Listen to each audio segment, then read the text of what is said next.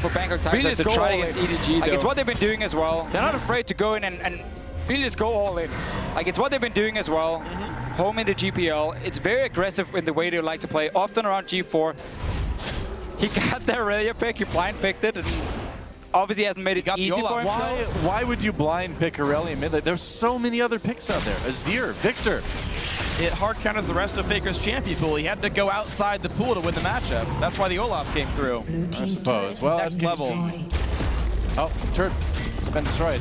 Yep. Just found out. Oh, Marin. Marin in a lot of trouble. I don't think he's getting out. No, Lloyd with the kill there. That's Soul Stealer. Yeah. Not paying off very well. 4 stacks at the moment. Now, under efficient. Really, just That is not value. Now, SKT, in all seriousness, Faker is in a little bit of trouble. He might have to pop that ult to get away. Taking a lot of damage from the ultimate from G4. Doesn't use the ult. Doesn't need it. This is still a World Championships group stage game. You do have to play a little bit seriously. It's very sloppy right now, but it looks like it's not going to matter too much, is it? No, SKT is pushing it to the limit. Yeah. And like that, chasing for some of the kills, but they also know what they're doing. I mean, that trade in the middle lane we saw earlier with Faker, he knew exactly what was going on level 1, level 2, so of course he just takes the kill for it. Marin with the Soul Stealer is a different thing. It's time for revenge. The flash from Lloyd, used right away. Equalizer, where does Lloyd go? Right into a Flame Chunk, Flame Spitter, Flame Chunk. What the heck was that? Marin. Flame Chompers. Flame. I think is what you're going for. Flame Chompers, maybe. The wrong champion. Flame Chunk. I guess that's a new move. Sick. I've just revealed it. It's the new Chips Ahoy flavor. That does not sound tasty. No, it doesn't. But Faker run. A bit tasty as well, though. Red buff on him, still walking away safely with the flask on. And now the engage onto the turret. 007X is going to have a pretty hard time on this one. Well, Bengi gets under the turret. Going to get taken down man. very, very low. Very sloppy stuff from SKT. What do you expect, though? BKT, Bangkok Titans pushing them back. 007 coming in. You know, I don't think they're going to win the speed run here. World Record's going to stay with Edward Gaming on this one. SKT dealing with the cannon in the front line. The turnaround. Oh no, G4! He's trying to run away, but there's one more attack. That's going to be Bang picking up the kill. 2-0-3 on him. Marin just yelled face melter. You know what I realized is that I've never really heard Super Galaxy Rumble in English before. This is the first time. Oh yeah, used to the Korean. Right. I've never heard it before in English. Wow. Oh, it's great. We need Lissandra in the game. Yeah, well, Korean Lissandra's the best. Oh, Korean Vi and Korean Lissandra are two of the most ear-shattering champions in League of Legends. Like, I don't know why in the Korean client they made Lissandra have to, like, make some noise like she's choking to death every time she auto. Look, she's made of ice. You think she breathes? How would ice sound otherwise? Not like that. Dude, I'm from Clink, Wisconsin, clink, Minnesota. clink. I know what come on, ice that sounds doesn't like. work. I mean, have you played Glacial Malphite? He's chilling. He just kind of still says, like, rock solid and stuff, right? Yeah. Ice hard. Doesn't work. Doesn't work as well. Never mind. Less, yeah. A bit less exciting of a line. Pending. All right, well. You know, SKT Bang is using the SK Telecom buy skin right now as well, I believe. Doing his best Piglet impression. He is. Unfortunately, Piglet, one of the 3 SKT members not returning to Worlds this year. Yep. Bengi and Faker are returning Season 3 champions. Maybe they'll make it Season 5 champions. Maybe. If they can take out Bangkok Titans, it's a big step on the road to the finals. It is a step. And in no way was that sentence overhyped. Overhyped like SKT. Oh. Uh-oh. Oh no, if you die, your government will disavow their knowledge of you. Be careful. All right, that's something 007 needs to watch out for. That's true, but yeah, right now 007 has to watch out for a lot as SKT are sizably ahead in this one. 10,000 up at 18 minutes. Not quite to Edward Gaming's record, but certainly SKT flexing their muscles on this one as they continue to play throughout the jungle. 4 turrets picked up already. They're overplaying the dives, but objective-wise, they're doing a good job of picking everything up they need. Dragons on spawn and turrets kind of all across the map being picked up here. They're basically just waiting for Bangkok Titans to go aggressive somewhere, and then SKT can respond. Yeah, pretty much. Because you got 3 lanes pushing down. Basically, all the towers are gone except for one Faker's trying on now. You can wait for the next dragon. You can pretty much do whatever you want. And Faker's like, you know what? I'm not going to attack you because I don't want turret hits. I can just do damage here. Fight in the mid lane. There's the ult used by Moss to get the knockup onto Bengi. Lloyd takes a big hit on his way out. Looks like SKT backs off for the moment anyway. Oh, G4 getting aggressive. There's a stun on Marin, followed by the Q from Brong. Wolf gets a knockup. Teleport coming in. Here comes Faker. Oh, never mind. He doesn't come in. But again, it means the fight's still going. I guess so. They're just going to walk away. The Faker's getting the bot lane right here. Easy game for Warlock. This is the fight that Bangkok Titans need. A knockback there from Vayne means no kills picked up yet. 007X still on the chase. They may kill Bangi for the third time, but Faker's up to the inhibitor turret. So Faker's still pushing on the bottom side, but again, Bangkok Titans, you know, you just have to go all in. Yeah, Faker's just abandoned his team completely at this point. He's like, you know what? I'm just going to split push. Nobody can kill him one-on-one. They know they have to just try and engage. Sadly for them, they only got one kill. Yeah. He's playing it like he is playing Master Yi, though, right? Ignore your team, split push all the time, steal all the kills, overdive. I'm sure he's flaming Bengi, too, in chat. No. He's like, stop feeding jungle. I'm carrying so hard. Undoubtedly. Bang and Wolf are playing it pretty much straight up, though. Low KP for Bang is he's not really diving anything, but he's being the big turret battering ram. Wolf's roams have honestly been amazing. Yeah, man. He's setting up a lot for SKT. I mean, keep in mind, like, Bangkok Titans are a team that have pretty well crushed their region. They crushed the, not crushed, but they won the wildcard tournament fairly well. And you can see, just, I mean, like, it was a weird tournament, though. A bit of a gap. It was a weird tournament without, they played in the group stages, and then suddenly they came into the playoffs and kind of surprised. Yeah. And won in the end. Goes to Worlds here. We heard in the feature before from Warlock saying, it was going to be hard no matter what. We know all the teams here are fantastic, so no matter what group we're in, it's going to be tough. It's just about get the most out of the games. Yeah. Here, obviously, again, they're trying to have a bit of fun with like their Aurelia pick and saying, I'm going to try and challenge Faker to a one-on-one duel and see what happens. Yeah. So for them, they know this is just about getting whatever experience information you can get in games like this. Yeah. I respect the bravery, too. Respect from G4, man. He's like, you know what? I'm going to take it. Yeah, dude. Got to go for it. But it's just interesting to show that, you know, how strong of a team SKT and Edinburgh Gaming as well from yesterday really are as teams. Like, their ability to punish every single overextension, every single mistake. You know, don't miss the skill shots. The roam's always on point. The turret push is always safe. You can sort of you can learn a lot here from a team like SKT. When they're not opposed, you can see sort of what their normal decision making can be. Yeah, the problem is just SKT is also, of course, fooling around. I know. So like, it's very difficult for you to really pick up anything. It's just more the individual fights. I think it's the individual players. Like, it feels like Bang and Wolf are playing this as though they're playing any match in the LCK. Sure. Intelligent roams, no deaths, no dives they don't need to do. Baker's definitely taking a lot of, learn a lot here. Risks unnecessarily. He's having some fun, that's for sure. SKT, starting Baron, backing off, baiting a little bit. 22-minute Baron bait here when you got to lead this big. That's when you start looking for it. Yep. Scuttlecrab's going to despawn here. I believe that was Bangkok Titans, so that was giving vision that SKT couldn't remove.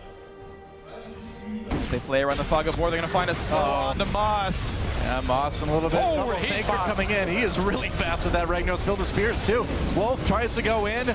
Bangkok Titans backing away. Bengi getting low there. Marin drops the equalizer very late. Doesn't do a whole lot, but it does push the Bangkok Titans back. Marin flashed over the wall with that flame spitter. Gets himself a kill onto Lloyd. 007 knocked up, and Faker is going after G4, who is trying to escape the fight. And there's another kill onto 007. 1 for 3 already. The duel in the jungle continues. G4 fighting Faker, gets a stun with that equilibrium strike. We're at 11 stacks now. Yeah, it's going to be about it. Tenacity's nice, but Permaslow's a little bit better there. Nice chase down. Oh, with that flame spitter, gets him to 7 in kills. Wow. Very bloody game. No kidding. That's going to be undoubtedly one of the bloodiest games of Worlds, that's for sure. Marin just taking down that tier 2 in mid in the meantime.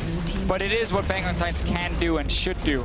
There's no reason to sit back and just try and farm and play it out passive. Yeah. Challenge them, see what happens. SKT obviously knows that as well. In the pick and ban phase, you highlight the Rumble, how, hey, get some more mid-game power in. The Sidestone is, or Sidestone, the Soul Stealer. Yeah. For Marin, definitely getting close to full stack. He's at 11 right now, I believe. He's getting there. Yeah, he's getting up there. We'll see if he can complete it by the end. It gives cooldown reduction, the only CDR item you'd ever see Rumble buy. If he did get it 20 stacks. That one, death not hurting him too much. They've managed to control their blue buff. Oh, but they're going to lose a dragon. Thank you, Red, on that one. This is going to be number 3 for SK Telecom here. Moss wants to steal. The sweeper actually didn't spot the ward, so he can attempt. Oh, Yeah. nope. Well done. Smited at 550. Make sure the Q lands first. Doesn't give an opportunity for a steal to come through. As far as jungle mechanics go, actually, I think it's correct to smite late when you're facing a non-jungle attempted steal. If you're gonna time 2 abilities together, err on the side of smite being late. Yeah. And you lower the chance of steals coming through. When you smite early and it's mistimed, it gets to 50 health, and that's when the steals come through. Makes sense.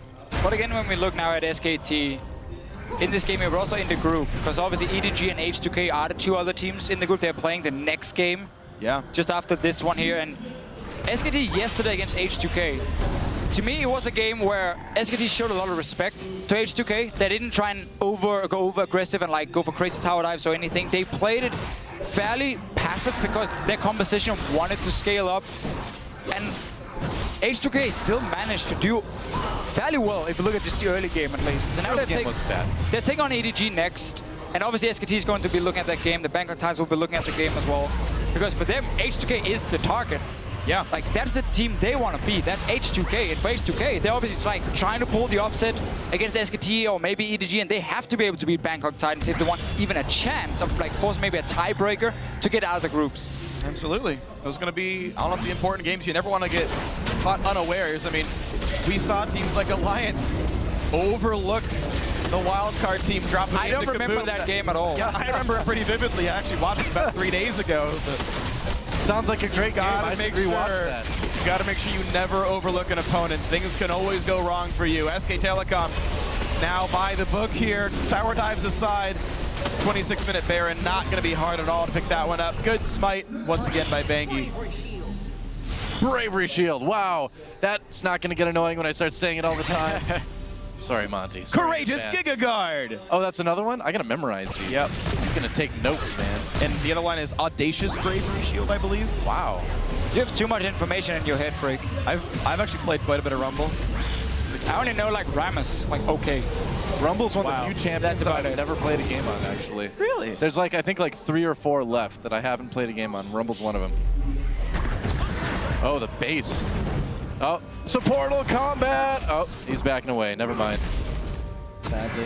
Oh. No fights here, no bloodthirst. Sadly, only one Yordle in this game. It seemed like SKT were enjoying the first 15 minutes, taking all these small fights, and then when Bangkok Titans started engaging onto them and got a few kills here and there, even though, of course, it's never at risk for SK Telecom, Yeah. it was enough for them to say, okay, guys, Let's get down to business. Let's, you know, get the Baron, let's look to close out the game. Defeat It's clean. the Titan. They're just playing it out methodically. Here we go, the Baron Siege. BKT's wave clear is mostly just Lloyd. Lloyd. SKT have very, very few ranged champions, Bang and Bangi. It's not the greatest siege ever. Marin's No. trying to do a bit of split pushing down in bot lane, Sure. but it's going to take him a little while to crack this base open, even with a gold lead like they have. Again, just playing it slow and steady. The team is obviously also thinking about the next match for them. Oh, here comes Faker. Going in with a bit of Try. speed from that Righteous Glory. They're going to use that to take out the turret. Now they're coming in, knock up onto Warlock. Moss uses his ultimate early. 007 in the back a little bit, but now Bang doing tons of damage unopposed. Warlock nearly goes down, but this is all SKT right now. Another nice knock-up pulverize coming in from Wolf, and that's going to set up the end of this fight. Warlock low, and Moss is going to make it down to Fountain, but just like Randy Moss, he's out of the game. That was an 3 American football kills. joke. That was good. 3 kills quickly and easily picked up, and now it's time to close the game out. 20 seconds of respawns, 5 versus 2, and there's no wave clear. It's just tanks. So SK Telecom It's over, T1 will take the game as they were meant to. A 28-minute win, 2-0 in the group stage. Yeah, Nexus goes down, and SKT takes it just like we thought. GG. Thanks so much for joining us for another episode of Korean Dominance. I mean, match history. And join us for more before Worlds Countdown every day.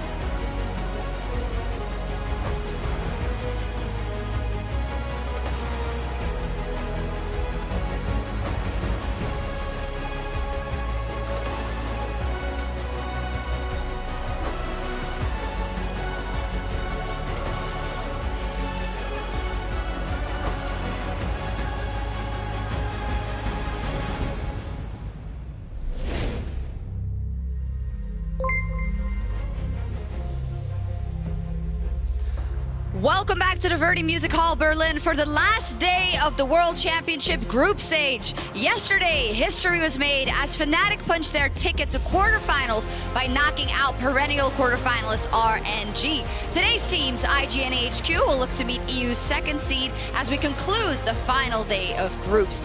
You're getting a look at footage from the Oppo Reno 2, a camera phone that is equipped with anti-shake and bokeh effect so you can catch all the best moments here in Berlin. Hello everyone, I'm Shox, closing out groups with Raz and Azael for the last countdown from the Verdi Hall in Berlin. And 3 days have gone by swiftly with a ton of upsets and craziness, and something tells me the same will happen today. I feel like that's the name of the group with Worlds every year. Yeah. You come into groups, people set expectations, and then it gets blown apart over the next 2 weeks. I was so confident this year. This time around, I had my pick'ems all set, and then it starts off with this Griffin and G2 just upsetting me. A lot of things going crazy, and yesterday not in the least. We will hit on SKT clinching of the #1 seed later, but yesterday we do have to talk about the miracle that happened in the group of death with not a lot of chances given to them. Fnatic trumped RNG, years of trauma really versus Uzi and RNG, and made it to This was so incredible. This was so incredible, not only because of the caliber of Fnatic's opponents, but also because of their week 1 to week 2 transformation. Rekkles not only showed up when it mattered most for the team, but he did it on marksman like the fans were asking for. And Europeans have gotta be feeling great. It's funny. Hilariously, yeah, though. because it was a week 2 start of day to the end of day week 2 transformation, I would say, where it started with Clutch Gaming. Yeah, they were getting into the day. And it was beautiful to see that transformation when they went up against SKT. It was a very smart game and a great performance from, I would say, Rekkles in particular. Yeah, Nemesis as well, pulling out the Veigar here.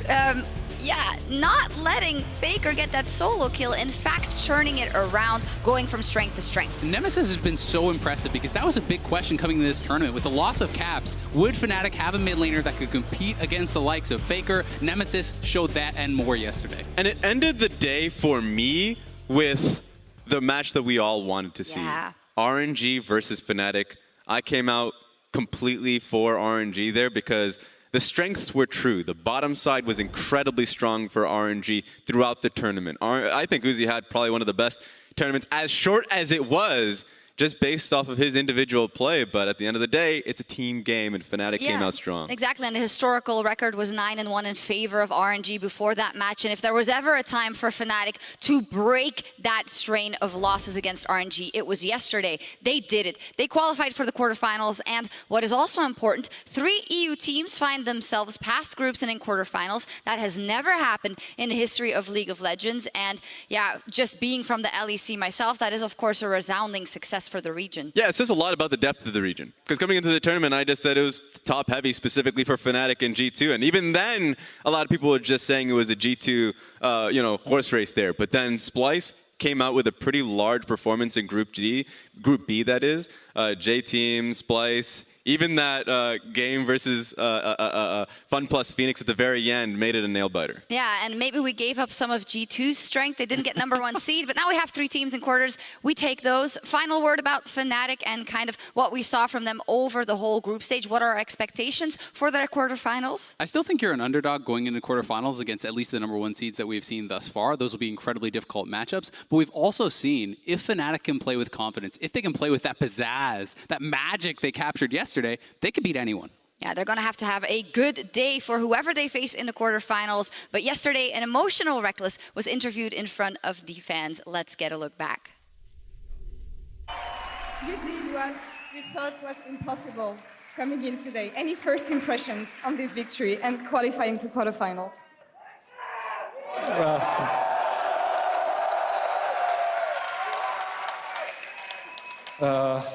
I don't really know what to say, honestly. I came in today obviously wanting to win like everyone else in our team, but now that it actually happened, it's just crazy. I feel like this group was way too much to ask for, and in a way it's just like strengthens us so much, because if we can beat these teams, we can win the entire thing, you know, so it's just a really great feeling.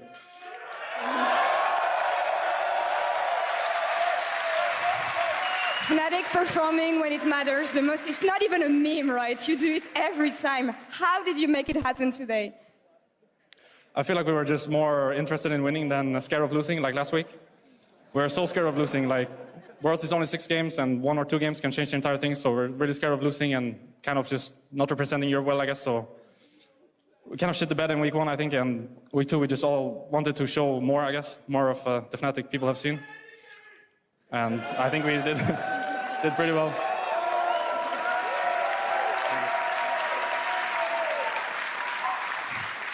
Do you know that now you have a 2-9 tracking record against Uzi? What was different today?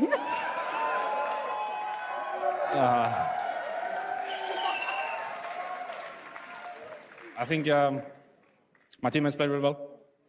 I honestly didn't do much, I'm sorry, but I really didn't do much, so I'm just really grateful for my team. I think they carried both of these games against SKT and RNG, so big kudos to them. Give yourself some credit here too, yeah. Please. I know the journey was not easy for you, and coming here today, this was do or die, basically. So what will you learn from this group stage to help you now in quarterfinals and in the suite of the competition? Playing ADCs, I guess, is a start.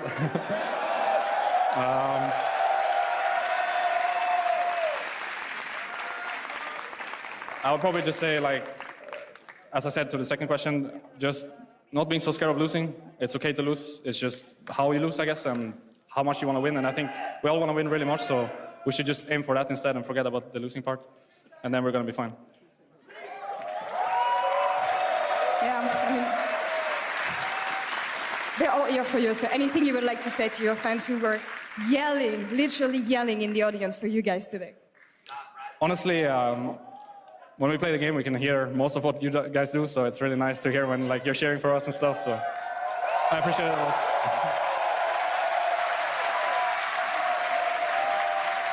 Thank you for the interview, Rekkles. Congrats on reaching quarterfinals. One more time for Fnatic, please.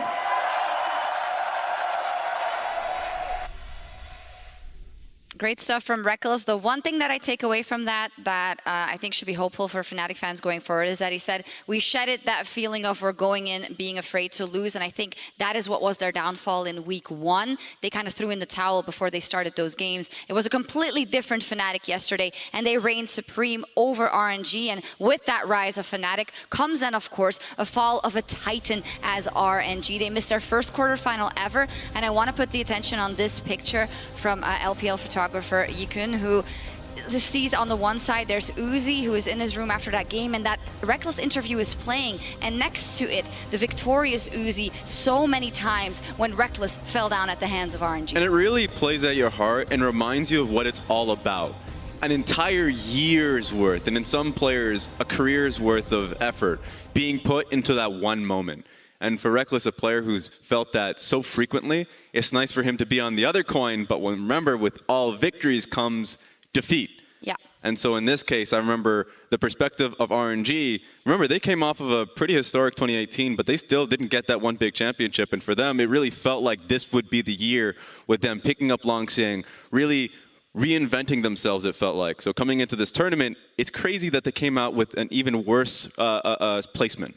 And this is the reality with the rise of the LEC, with another powerhouse region. You are going to get groups like this, where any of those 3 teams could be tournament contenders. Any of these 3 teams could be semifinalists or perhaps even above. But here we have Uzi going home early, and he'll be missed at this event. And Raz, he played his heart out again. He never has a bad tournament, and that's why it's so sad for RNG, but also especially for one of the best players in the world to again make an early exit. Yeah, he hit records this tournament. For how short it was, he still had a ridiculous group stage performance. And I talked about it being a team game. That's true. And for Uzi as a player, he still has more years in him. I believe that. And so I want to see, you know, what next year looks like for an Uzi's RNG. I do as well. Unfortunate exit from the tournament, but a team that did show up, and the undisputed best team in Group C, however, was SKT, who are on the way towards reclaiming their throne. First in the group, only 1 loss. What do we think about SKT right now? I think they look great. Yes, they did have a tough game against Fnatic, but besides that, the other 5 performances I think were very impressive. And one of the big worries people had coming in was about Khan, who has really been stepping up, who has been performing well at this event. And so much of these games have been decided by jungle mid 2v2, which Clid and Faker, it's just so hard to bet against them against any team in the event. What the replays have showed me, what the games, especially against RNG, has showed me is that this is a different SKT and an LCK team. Because they're not just a smart team pre-20 that gets to the late game and goes up against an LPL team and then starts to blunder. What they are, and what showcased, you know, for me here today, is that they're a fantastic team fighting team that even when you have outplay moments here from Uzi and all that, can still have great performances off the back of Teddy. And let's bring up that tournament favorites discussion, because I feel like you had G2 who has been knocked down a big peg after those games versus Griffin. Griffin had those fantastic games and that perfect day, but then the first half. SKT rather seems like the most complete team to call a favorite so far. Yeah, I think you nailed it, right? We talked about FPX, about G2, about SKT as kind of the big 3 coming into this event, the teams that would be challenging for the finals. Even if you're now adding Griffin into the bag there, they have never performed well against SKT, and I think that SKT had the most impressive group stage of any of those big teams we expected to be challengers. And what I'm thankful for is that there is no such thing as a perfect team, and the fact that they ended up losing to Fnatic, and what was a great Fnatic draft and execution in their composition, showcases to me when we get into the quarterfinals, SKT is still going to be a great team. Sure, but with the right amount of prep, you can still get the job done against them. It seems like, yeah, SKT is the team you absolutely don't want to draw, and Griffin probably up there as well. We'll see if someone emerges as a very strong contender today, because it's time for Group D to fight for the quarterfinals, with Damwon, TL, and IG all tied in first, all and 2 in 1. That is a distinctly different atmosphere going into this group than the ones we've seen previously. It's wild. I was waiting for this group the most, because out of all 3 teams, I know even AHQ, that conversation is going to have to happen.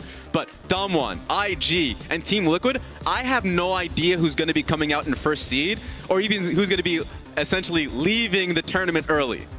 Yeah, Damwon, I think, looking at them, they have been, a very exciting team, focusing on the top side of the map. These solo laners, Canyon, their jungler, have all been performing very, very well. But their bottom lane, which was supposed to be this big weakness for them, has really not been getting exploited that heavily. Yeah, and I think people forget that while they think of this team as great young talents, sure, very talented players individually, but we saw from the first round robin, very young, have those moments of errors, especially when they went up against Team Liquid.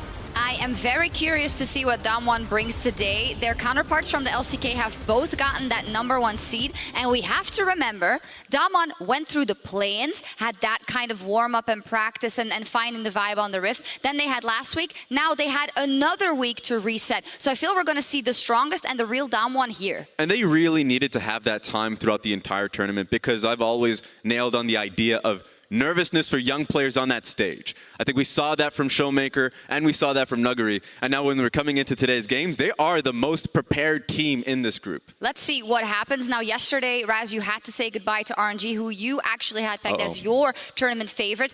Are you ready to put all your stock in IG? See, I'm a rich man, so at least now I can put stocks in a few other teams. Exactly. I agree. Buy. Buy them all. Invictus Gaming they are still the reigning world champions. They still have some insane players individually. And so we already saw great moments from the Shy, from Rookie. And that was really the story for me, was taking a closer look at Rookie as a player, because it was a tough split for them. In the summer split, they had some down moments, and it was specifically Rookie who as a player needed that time on the field. He got that time. He looked devilish. He actually looked so damn good going up against both Jensen and Showmaker. I want to see what he can do today. What do you thought, IG? I think when the solo laners are performing this well, you talk to pros, they are terrified of going up against the Rookie, against Shy. These guys have been so damn good. Yes. And it really makes you start to think back to last year's Worlds, where they kind of had this aura of invincibility. Anytime you have two players performing that well, I think IG is the tournament favorite. Yeah, and also last year, they even stumbled at the end of the group stage, right? But they became such a monster as the tournament went on in the semifinals and the finals especially. They are the reigning world champions. The other team we need to talk about in this group, the third #1 so far, is Team Liquid. And to start off the conversation, I want to catch back on to last time we saw Team Liquid when they earned a hard-fought victory against AHQ, and hear what Doublelift had to say. Right now, round 1 is done. You're 2-1. What are your expectations for round 2? If we play like that, we're gonna go 0-3 with the NA curse. But like, honestly, like I think we're capable of playing like a lot better. It's really crazy. Like I just can't believe how bad we were playing that game. I think the way that our team works is on our best day we can beat anyone, and on our worst day we can like literally lose to anyone. And like I think that game we really deserve to lose it. Like we were doing everything we could to lose it, and we're really frustrated with ourselves for sure. So, and after this interview, I'm going to go back and get spanked by the coaches. So we are definitely going to play a lot better in week 2. That's the goal. Well, he was very reflective, and that's the Doublelift we've kind of come to love and expect at these tournaments. Totally. This candid in interviews. People love it because everyone is watching that game thinking, what is this garbage, TL? This is looking terrible. Then Doublelift's going to come out. He's going to tell you the truth. He's going to give you his honest opinion. And I think that makes fans feel confident that they not only recognize it, but also that they can fix their issues. And I do want to take a decent amount of time to talk about Team Liquid, as they are NA's last hope, and you could have said before the tournament already, perhaps their best hope in that, Azael. This has been a build-up over the last couple years for TL. First, they achieved regional dominance. Then coming into this year, adding CoreJJ, adding Jensen, some of these missing pieces where they weren't always able to compete, especially in the mid lane internationally. We saw that pay dividends at MSI, them getting out of groups for the first time for Doublelift, making an international final, and they're looking to build on that. Absolutely, and I think it's maybe easy to discard, well, they didn't win the final and what happened there, but I don't think that's fair when you look at the project that Team Liquid has been building up. The fact that they've been dominating LCS for so long, and that was their best international result ever, including knocking out the reigning world champions. And I think this is how we need to look at this Team Liquid in this day of the group stage. They need to step up today and prove how strong they can be internationally. Yeah, because look at these moments. At MSI, I looked at Impact and said, my God, he's really good. Like, individually, in lanes, he's had some great moments. In team fights, it's been the same case. So for Team Liquid as an organization, when they get to these points in international events this year, they look better and better to the points that you have been making. I think at this tournament, my eyes have been on Jensen reliably, because while you're right, the pieces to the puzzle have been Jensen and CoreJJ. For the first round robin, that hasn't been the case for Jensen. That he has had moments, especially when they went up against AHQ with his Orianna play. And we need to have step-ups from Jensen against the likes of Rookie, because if you make a mistake against this guy, he will punish you so damn hard. In the game against IG, a TP bottom lane with the wave at his turret essentially snowballed into being down 20, 30 CS, being down a level. Rookie can take that mistake and end the game with it. Yeah, we see all similar things from other teams, you know, who have, or players who don't have the best days when they start, but then come back reinvigorated. And so much matters of how you do on the day. Azael, we saw 3 games from Team Liquid already, including a very successful one versus Damwon. How do you think overall they performed in that first round robin, and what do you expect? I think overall they performed well against IG as well as Damwon. The AHQ game I was not impressed with, but I think especially Impact and Xmithie, you have got to be proud of how these guys played. Impact was such a difference maker against Damwon. This solo kill essentially blew the game open for TL, got them the Baron, and Xmithie, despite even having bad jungle matchups, being up against Olaf, being your mid laner pushed in, he was actually getting more done against IG. and really, really impressed me. Where do you want to see improvement? I want to see improvement from the mid lane. We talked about Jensen, not always stepping up. He had the fantastic LeBlanc game. This was a big highlight, but the other two certainly left something to be desired. And when you're going to play kind of open book League of Legends, everyone knows what TL will do. Yeah. You don't get to make a lot of mistakes because you're not throwing a curveball. You're not surprising anyone. They're not going to flex pick. They're going to play towards bot lane. Everyone's going to be prepared for it. So you have to out-execute your opponents. Do you think there's a chance that something else comes in here? Because we've said that from TL for a long time, and it works more often than not. But do you think in this group you do need to take another risk? So I think we could get individual champions changing, but the style will not, right? Maybe you get a Caitlyn, maybe you get some sort of counter pick in the mid lane, but it's going to be play towards bot lane. It's going to be play around team fight for double lift, or I would be shocked. And that shouldn't change about this team, because what's going to make them strong in this group is the fact that they are a one-trick warhorse. Like, they are a team that comes in and they're so damn strong of being able to get their teams the post 20-minute structures. They can play around double lift and core JJ. They can play well around the team fights. If they have vision, you can't break them. Going up against young talents and going up against, in IG's sense, like coin flip players in a few of them. I think that is a strength that Team Liquid should rely on. Should rely on, but however, in Group D, Jensen and his lane... Jensen, I did it again. I'm not going to do it again. Jensen and his lane opponents could be the deciding factor for a mid lane check-in of Jensen. Here's Freak, Jat, and Spawn. Yet. Thank you very much, Sejox. Welcome to the caster desk. I was waiting for that. Yeah. I was going to say Jocks, but yours was better. Thank you. Yeah. Either way, welcome, of course, to the caster desk. Yeah, mid laners have been very interesting here. Of course, Rookie is a name every player should know. Rookie, probably the best mid laner in the world. Last year has had a bit of a slower run so far this year. Showmaker, arguably the best mid laner of the LCK. Jensen, no doubt the best in the LCS. Some of these players have had a slower start, though, at Worlds this year. Yeah, Rookie has been back closer to his 2018 form. You look at the laning phase he had against Jensen in the IG versus TL game. You look at the fact that he's been able to make big plays in these fights. I mean, this game was actually incredibly close before this fight. The Shy does the beginning zone, but the thing that actually wins the fight is the patience on that Shockwave. And this was the culmination of a dominating game by Rookie, where he not only won the laning phase, but he roamed bottom and got a lot of big plays done. And I think the thing about Rookie is that he will play these control-style scaling mages in such a lane-dominant fashion, and it allows the freedom for his jungler to be able to go for greedier paths, pick up more CS than you would necessarily expect. On the flip side of the map, though, I do want to also mention just how good the mid laners this guy is performing against, because it's always one of those interesting things coming into an international tournament. Are you a world-class player, or are you playing in a weakened pool?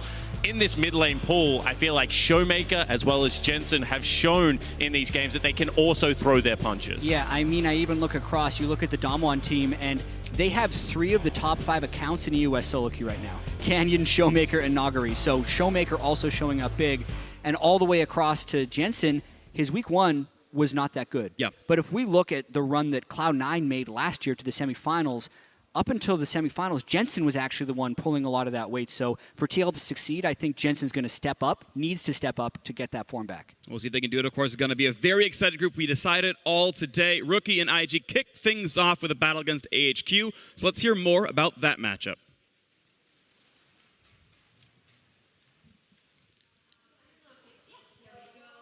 IG did conquer the world in 2018. They're back to defend their title. I feel they flown under the radar as far as that possible, because a lot of those FPX games garnered a lot of attention in the beginning. But the world champion seems to be primed and evolving towards or being in a good spot to take another Summoners Cup. I agree, and I think that for me, the spotlight on Invictus Gaming, the reigning world champions, was, well, Summer Split was pretty rough for them. It was only after Rift Rivals that they had the 5 players that went to World Finals, that picked up that cup, that were at MSI. So when they finally had the time to play and work alongside each other, you know, my focus was on the Shy and being able to see great stuff coming out of Rookie. But today we're going to be seeing a new face. Yeah, a big point here is, of course, that IG, after that shock of MSI, it wasn't all that smooth in summer. Yes. And for the playoffs, after some underperformances from Ning, Leon actually played all those games, which is why it's quite the shock that Ning is on stage right now. So Leon was a good reason for why they were here at Worlds to begin with, because that level of consistency is something that they direly needed getting past the gauntlet run and everything. But what Ning showcases, remember, he is the world's finals MVP, is that he has such a damn high ceiling as a player. And throughout the year in the LPL, he just won a lot of MVP for games and all that. So in a best of three, he can give you solo carry performances, or he could be the main reason why you lose games. So it's going to be pretty interesting to see what level of performance we're going to be seeing from Ning tonight. He's high risk, high reward, and that's why I think it's a little bit curious that they're taking out the more stable player in this best of one type of series and putting in Ning, who could get you a big win or could cost you the game single-handedly. It kind of speaks a little bit to the fact that they perhaps think they need something more coming out of the jungle, and they want that early aggression. I will always have the faith in Ning as a player individually. I know what he could do. We've seen him consistently and what he could do when he performs at that level. It's more so the pressure, right? Yeah. Putting him under pressure, what can we get out of him? And I think we'll see great things here tonight. We'll see how he performs based on what we've seen of IG so far. What do we expect from them, and how much should they be feared? I think they should be feared a lot. You know, my pre-tournament expectations were somewhat weighed down by the fact that Rookie, when he came back to the lineup in summer, he was having some shocking performances. He was not up to par, but we have seen the Shy dominant in groups, Rookie dominant in groups, and JackeyLove actually was a rock for them throughout that summer split. So if these guys are all firing, if they can get it all together at once, that's a World Championship caliber team. That's what made, expectations, pre-tournament expectations for this team really weird for a lot of people. You either had Invictus Gaming coming out as first seed, or you just didn't think that they were going to be getting out of groups at all. Because at the end of the day, if they come at 2018 performance at Worlds, then they could very possibly have 3 of the best players in one team in one tournament. And I think that says a lot. How do we feel about JackeyLove, who was a very, very big point in last year's World Championship run for them, but I don't think has had the best performances so far? He hasn't had the best performances, I think, in the first 3 games, but over the last year, I have seen such growth from JackeyLove. When you look back to last year, he was really high highs, he was really low lows. When you think back to 2018 summer playoffs against RNG, solo costing them some of these games, I didn't see that in the LPL from JackeyLove in 2019. He looked like a rock, and I do expect him to get back to that level because he has shown me so much consistency this year. Yes, throughout the year, he has been the player for this team, and even coming into this tournament, it was a big kind of juggle of who was the best AD carry so far in the LPL between Uzi and JackeyLove, and that says a lot. And this IG is so interesting to me because they are world champions. Ning is back in the mix. We also know that from Worlds last year, that Happy Games meme, that is where that started rolling, so to say. But then after MSI, they had to take a step back because, of course, they got flamed so hard for not winning versus Team Liquid. So I think they're going to bring a new seriousness to the second day in the group stage. And they're up versus AHQ in their first game. And AHQ is also a hard one to read because the 0-3 scoreline does not tell the whole story for me. Yeah, I think AHQ, we've already seen the games that they had versus Team Liquid, and honestly, this is a very close group that we've seen just based off the games alone. They're the most well-rounded LMS team coming into the tournament. Ziv has been strong, but my eyes focus solely on Rainbow and Alex. I've seen Alex play. He was in the LPL with FPX in 2018. He is a great early game jungler, and he got the job done early versus Jensen in that game. Also against IG last time around, we actually saw them combine to get Rainbow a couple of early kills on the Akali. They did actually have a gold lead post 20 minutes. So this is a team that can make a splash in the group, and as much as people are counting them out, hey, maybe they're not going to get it out of the group, but if you lose to them, maybe you aren't either. Yeah, I think when we talk about miracle runs, it is possible. We saw it just yesterday. 0-3 is very hard, but I'm not going to count anyone out after what we've seen in the group stage so far. And as AHQ is also the last LMS representative, we also know what's on the horizon for the region. So hopefully they can pick up some wins and bring glory to the LMS on this last day. Yeah, it's a new chapter. I love stories like these just simply because we already saw what J-Team was able to do based off the level of Fofo's performance. So it's nice to be able to see the talent that's coming up, rising up. And for me, when I look at AHQ, it's certainly going to be Rainbow and Alex. Is that how they win it? Is that their only win condition for this game versus IG? It's not their only win condition. Their bottom lane has been a very strong form for them in the LMS itself, so we might be able to see Ysera. I think he's a great support, be able to have great impact in roaming towards the mid lane. Yeah, Ysera and Waco, I think, were probably the best laning duo in the LMS, so this is a team that can get their bottom lane going and win through that. But I think they really need to focus on their mid and late game. That is where they struggled in the first 3 games. You don't get to make mistakes against some of these other squads and come out with a team fight victory because all of them are absolutely immaculate in team fights. If we look at IG as a possible tournament favorite at the end of the day, Azael, what do you want to see from them in the games they play? I think to call them a tournament favorite, to put them even above SKT, you need to have absolute domination, right? You need to have them coming through and smashing 3 straight games, getting out first in their group. But we know they can have high highs. We know they can have low lows. So they're always going to be a threat no matter what, as long as they get to the quarterfinals. I need discipline. I've seen too many games where they have leads and then,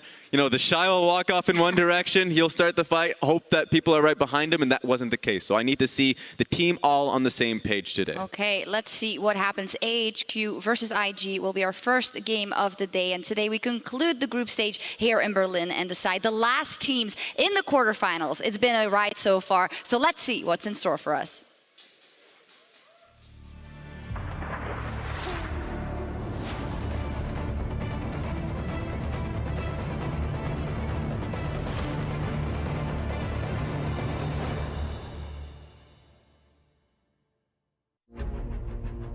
챌린저스부터 롤드컵까지 왔다는 건 되게 일단 좀 개인적으로 되게 의미가 있다고 생각하고요. 이렇게 멀리서 보면 되게 뭔가 어떻게 왔나 싶기도 하면서도 되게 지금 잘 해 나가고 있는 것 같아요. 지금. Seismic shove gets him out of the dredge line and another kill for Damwon.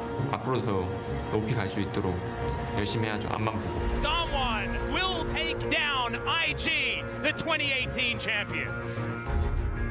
如果是没有进入到小组赛，其实就算仅仅是作为 LPL 的3号种子来说，也是很不合格的事情，更不要说去年的世界冠军这个头衔。Invictus Gaming! Ysera's going to dive in. It's a brilliant equalizer. Careful, Xmithie here looking for the steal potentially. Yep, teleport is going to go in. They're committing. And AHQ, they were winning until they lost. The best showing that we have seen from AHQ, and a team that can perform to this level can be dangerous in the second round robin. Man, last year we were 1 game away from making it out of groups.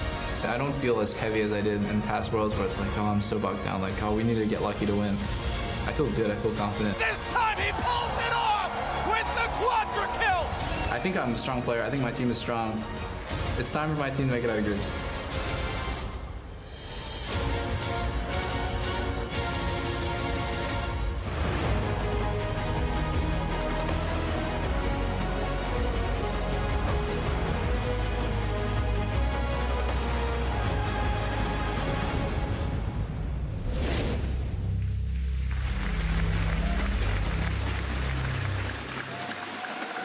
Welcome back. We are live and almost ready to go into the first game of the day. We are closing out the group stage. The last 2 teams will join the quarterfinals. And up first, we've got a team against the ropes in AHQ 0-3. A loss means their tournament life is over versus Invictus Gaming, the reigning world champions, an expected favorite here. And we've been talking about it the entirety of this group stage. It only takes one play, one moment for either of these teams to be able to turn it around. We've already seen a couple of teams go 3-0 on their days in this group. AHQ would be hoping for a miracle and a continued messy group. But for someone like IG, they really need to start performing at that caliber that we know they can if they want to reestablish themselves as a tournament favorite. Absolutely, and I feel like coming into the previous 3 days, we've at least known one team that everyone was pretty sure was going to get out, with FPX, G2, and SKT. All those teams ended up moving on. Today, I can't say for sure that any of the teams is getting out because of the 2-2-1 we have at the start of this group. So every game's going to matter, even the ones against AHQ, because when you're this close in a group, dropping a game to AHQ could be the difference to getting through the group. Yeah, it absolutely could, which makes the substitution of Ning, the coin flip jungle player coming into this Invictus Gaming lineup, all that more confusing because you already beat them with Leon, Mr. Consistent, the person that got you to Worlds when you did bench Ning in the first place. This is a risk for Invictus Gaming fans. They obviously want to reach a height, but that is the danger of going with a player like Ning. And we were talking about this earlier. Is Ning being subbed in a good sign for IG? Or a bad sign for IG, because he didn't play with them in their regional qualifier. He didn't play with them in week 1, and they went 2-1 with Leon, even if Leon looked a little bit questionable. And I think Spawn and I have slightly different opinions on this. My opinion was it's probably a good thing because they did go 2-1, and you don't think they would make a substitution unless it makes them better. But Spawn, what were your thoughts? Yeah, when I have a look at this, I think that AHQ probably the weakest team in this group. Yes. Ning is a player that if he's in form, will be a positive. Play him now. Check that form. It is going to be a lot of the games played on the same day today. So just have that stat check at the start. If he's good, keep playing him. If not, go back to the consistent rookie. So you're saying tune-up game. You're saying, hey, you know, is Ning back on form? Of course, this was the starter when they won the World Championship, right? This is the starting five that was the best team in the world. So look, if he's back on form, if we're ready to go, that's our lineup. Let's do it again. Yeah, absolutely. And I think that he will be in better form now that Rookie is playing well. It is so much easier to play jungle when your mid laner is smashing people. And if Rookie's able to guarantee that shove, we know that Ning is a skirmish-heavy, invade-style, get-in-your-face jungler. That should help him out. And we also have to remember the first time these two teams played against each other, AHQ had about a 2,000 gold lead 15 minutes into the game. So they actually played a very solid early game. It was only in the mid-late game that they ended up faltering. So IG can't take them for granted. It was the closest game that ended before 30 minutes. Yeah. It looked like it was so close until it was over when IG took that last team fight. Let's see if AHQ can run it back, give us another good game. Well, Champion Select has begun. Of course, teams switching sides. We know Pantheon is 100% ban rate in the group stage. It's got to be banned first round right hit every time. So Red Team does get slightly stymied in pick ban, having that sort of required ban, but otherwise a lot can be left up. It's also been over 5 days since these teams have played on stage. They're likely not scrimming against each other. They've been scrimming against the other groups. So I expect different picks coming out this round robin than we did in the first. What's more, this was the very first game these teams played at Worlds. This one and the one tomorrow were the first games these teams played. So there is a week and a half of learning to prep, re-prep Champ Select, watch over the VOD, and see what else everyone else is doing to show us a different game here. And that's always can be a bait. We've seen in previous Worlds that if you come in and you play an off-meta pick, you don't have the exact read, maybe you have a certain scrim group that's going one way. I mean, Kayle seems to be that pick this Worlds, but it can blow up in your face. And the LPL teams are real famous for having these really terrible reads on the meta. So I hope that this isn't one of those times. Well, early Gragas comes through, definitely has been a premier jungler here at Worlds so far. The Jace rookie had a phenomenal set of Jace games last week. Yeah, one of the only teams in the world that still has that Jace as a legitimate flex pick, being able to pick it up in the mid and top lane. I think that rookie on Jace also is incredibly aggressive. However, can look to punish it, so I already like the jungle pick here for Alex. See whether he can catch rookie off guard because he has been very aggressive. And the Gragas is something that IG used to get most of their mid-game initiations the first time they played. Looking across at the jungle Olaf as well, seems like a fairly IG-specific pick at this World Championship is now not only has Leon played it, it's what Ning locks in his first game. It's going to be exciting. Kai'Sa Nautilus down into the bottom lane, and I am curious when Invictus grabs some magic damage. Vladimir as a top laner, and then some bans to make the matchup look easier. Could be the case. No, it's going to be Xayah locked in, so physical mid could be top. Keep in mind the Shy, of course, can play it, but physical jungler, physical bot lane, going to see some magic damage somewhere. Yeah, absolutely, and I think that when you have a look at the LPL as a region, Xayah was 100% priority, just banned all the time when these guys were playing in playoffs. They certainly still seem to favor it over the potential mixed damage that you can get out of a Kai'Sa, just because in team fights, the safety and self-reliance of Xayah is incredibly high. JackeyLove, certainly a player that was very consistent throughout LPL summer, needs to put in a good performance on one of his signature picks. I also don't mind it as the final pick of the first phase because it kind of forces that Rakan ban when they're still likely looking to counterpick their final top laner for the Shy. So that's one fewer top lane champ you're going to be able to ban. Looking at the bans, we might just end up seeing a GP versus Vlad matchup, and that's why AHQ ended up going for the Vladimir ban. Of course, AHQ's go-to blind top laner is Rumble. Played it twice so far already. Yeah, I really like this actually because Invictus Gaming wouldn't want to blind pick the GP because then it'd be all physical damage. So AHQ is probably likely to get the GP onto Ziv, and they've already removed one of the counter picks in Vladimir. Yeah, but then the Ryze is available, and we've seen Ryze be a very good matchup. The Shy, certainly a good Ryze player in his own right. Both. They could take both right here if they wanted to. Oh, hovering over some of the options right now. They do need both solo lanes. Nautilus goes somewhere a bit unorthodox. Victor there it is. Locked in for number one. I think that's the first victory we've seen at Worlds. And GP. I think Mammoth's mid laner Triple might have played it. I don't know for sure. Someone asked me this the other day, and they Yeah. said, do you think Victor's going to be seeing play? And I think at some point, but it's not going to be very likely. I would have preferred to see a Rise here, but I can understand maybe if Rainbow has more comfort. And both of them fill a similar role, I think, in this composition. If the Shy goes towards an AD champion or Rookie in the same vein, then it could be that kind of hybrid tank Victor that we see. However, there is going to be some balance given to this comp. Orianna, for Rookie, has so far been a very good pick. Has been very strong his second Orianna game. Of course, won the last one he played it around, and we'll see now. Not going to see any more swaps. That Ori's mid, that Victor's staying where it is, and everything else. So this is going to be the most standard bottom laners here. Xayah versus Kai'Sa, no surprises. The Victor, a rare sight. Gragas, you know, of course we expect to see him, but Ning on the Olaf. That's the real trump card here. That's going to be the spicy part. Ning back in the lineup for the first time since August. Can he pick up the win here?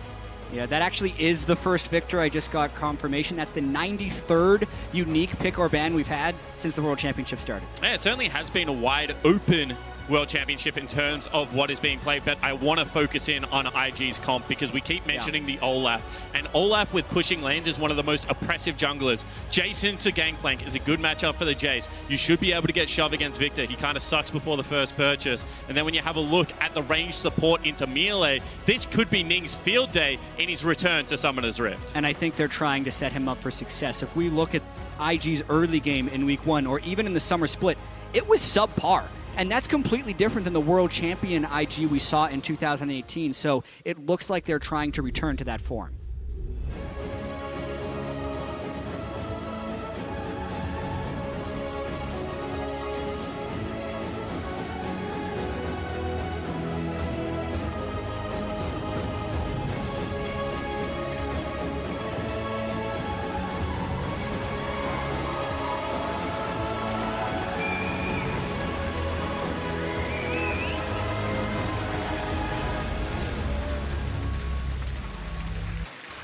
Welcome to Summoner's Rift. Tournament lives are on the line. AHQ, the last remaining squad from the LMS, up against elimination. 0-4 is not a start that can make it to the quarterfinals anymore. They must pick up this win. Invictus Gaming back to their old starting jungler in Ning. They benched him ever since their first round defeat in the LPL playoffs. They put him back in, say today he's going to bring us to victory.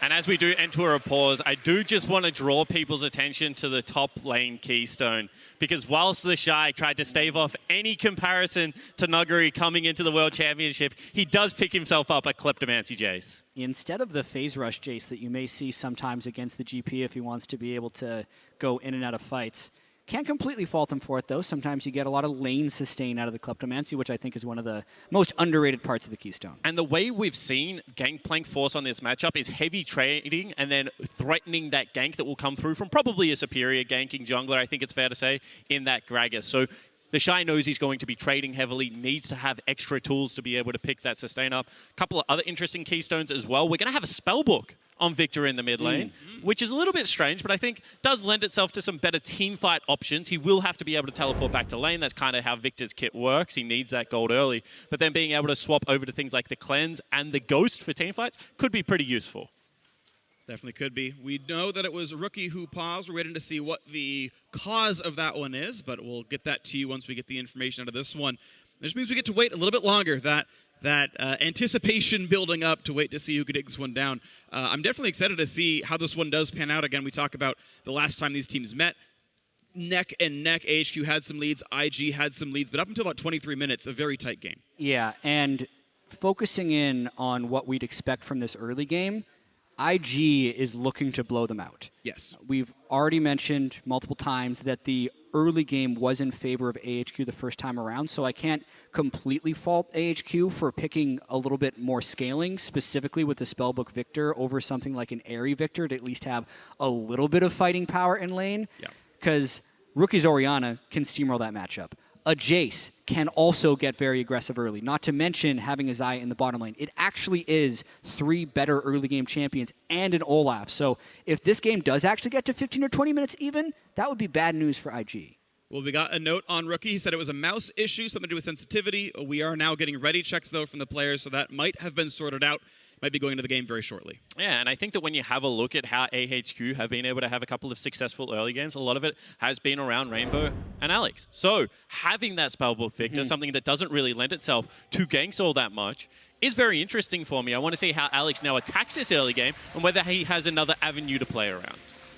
All right, early sweeper. Going to share the XP. That should help the Soul Lanes a little bit there. 10 gold apiece. Not only that, you just get level 2 off the first wave, which seems to be a pretty big deal for mid laners. I know that they yell at each other in scrims to try and get that one over as quickly as possible. So I think that that's interesting because what I've seen from Rookie that makes me think he's back in form is his ability to leave lane if he doesn't feel like he can get that solo kill. And we saw it against TL when he was playing this Orianna into Jensen's Akali. His ability to shove, roam, impact bottom lane on something as simple as the Orianna was certainly a very key fact in that victory. All right, well, early inning has begun. Rookie already playing pretty aggressively. Ziv in a fight with Shy at the very beginning of this one. Trading a little back and forth. Of course, Grasp, not bad for this one. The Shy forced to run away, but they're going to have another Q, more damage. Ziv won't keep the chase going. Nice. That juke in the shock box helps a lot with keeping the laning phase going well. Yeah, Ziv didn't want to chase through the minions right there, but that's always what GPs look to do, is wait in that brush to get the early trade. So I'm a little surprised the Shy did decide to run right through there rather than going the safe route. On the bright side, he probably got a little bit of Kleptomancy gold, but it cost him with his health bar. And the reason that's very interesting to me is Hook lands. Yeah, Black Shield's still on cooldown, of course. Nice couple of trades right there. Early health lead goes to Wako. Yeah, really nicely played there. But what I was going to mention is the fact that the Shy does seem to have a ward on the blue buff. So he knows right now that Alex is pathing down. That makes me think that playing as aggressively as Ziv was, burning through potions, isn't necessarily great unless he can get that wave into turret, because could open him up to Ning's ganks on this first clear. And I'm going to be tracking how Ning synergizes with the solo lanes. Because one of the big reasons it was rumored that Ning wasn't playing anymore is just his synergy with either Rookie or the Shy and how out of sync the team ended up being. All the lanes wanted to play aggressive all the time, but Ning also wanted to get his too, and it just didn't work, which is potentially why getting in a 17-year-old jungler like Leon was beneficial to the team, because they could kind of dictate where he pats. Ning's not that type of player usually, so I want to see if he ends up actually camping for the Shy, for instance, in this game. Well, turbo clear right now for the Olaf. 4 camps in, doing Krug. Sorry, 5 camps in. Krug's number 6. As right now, Alex is down to this bottom river, but not going to find a gank for himself. A full 3 camps behind the opposing jungler. So Ning, with you know, kind of what you expect with Olaf. Don't get me wrong. This is a little bit par for the course, but going to remain up those camps, and you might see him poach a couple of these up here. And he might even invade, because that's actually a Ghost Portal that got left behind off of the early ward they had on the blue buff. So actually skips the Scuttle Crab and the blue buff to take a look up here. And the sweep, too, because it was actually uncanny how Ziv backed away right there. Absolutely no vision, really just playing the timings. I think what would have given that away is the fact that bottom is seeding so much in a Morgana lane. They're not actually fighting for the priority at all. They're not dropping the W on the creep wave and trying to push out. So Ziv knows that he's the one lane under threat right now. So playing respectfully, playing the matchup appropriately, and looking for the vision. They can collapse on him here. He hits the... Oh.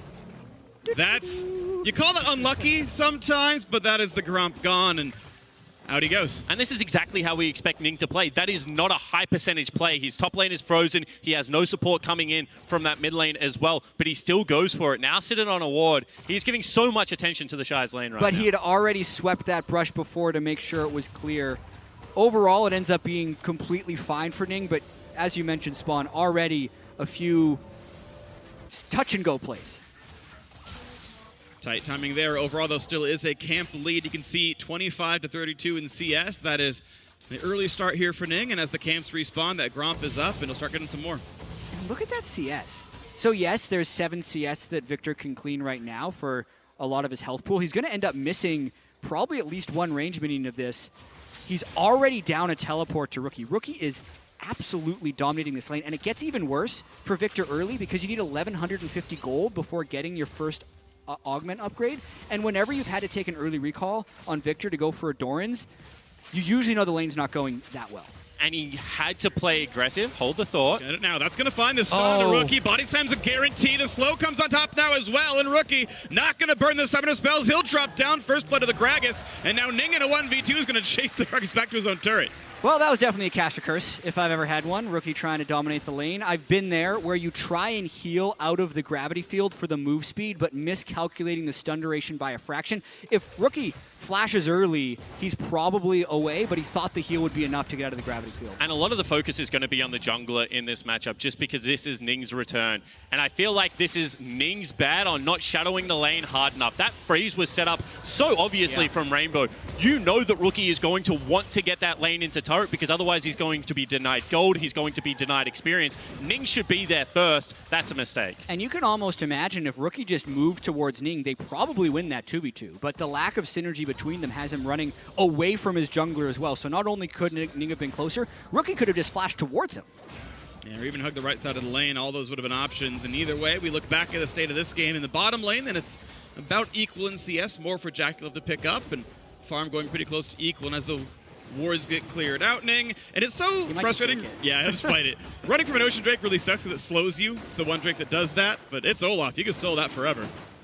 This is what priority gives you. This is what the ability to push allows you to do as a jungler. Being able to pull over your support early. You can see already Rookie cheating into that fog of war. However, Ning is very low. This could be a fight. Oh, this could be a smite fight at the very least. Here comes the attack on in. Shotgun hits only onto one. That's forced the flash out of Ning. Battleline over the wall now as well, but Waco's going to burn down, and Ysera can't find the damage. Flash to chase, can't get the kill. So it's Rainbow's turn to do that instead, and finally does knock down Ning. Drake resets. Fight might still continue as Battleline over the wall finds the root. Rookie, though, without an ultimate's not going to find a lot of burst damage there, so instead you turn back to the Drake and you pick up this kill. And the question we had coming into today was Ning subbing in a good sign or a bad sign for IG? The read off the first 7 minutes is not great, because we haven't necessarily seen synergy with Rookie. We saw an incredibly high-risk Ocean Drake right there, pulling it in vision of a control ward and going down to 25% health. So by the time AHQ does collapse in, Ning can't be involved in this fight. So it gives AHQ an immediate numbers advantage. Yes, Rookie is able to trade back one kill, but it's an early Ocean Drake over to AHQ. And I think the aggression here from Rainbow saved this play. If that had have just been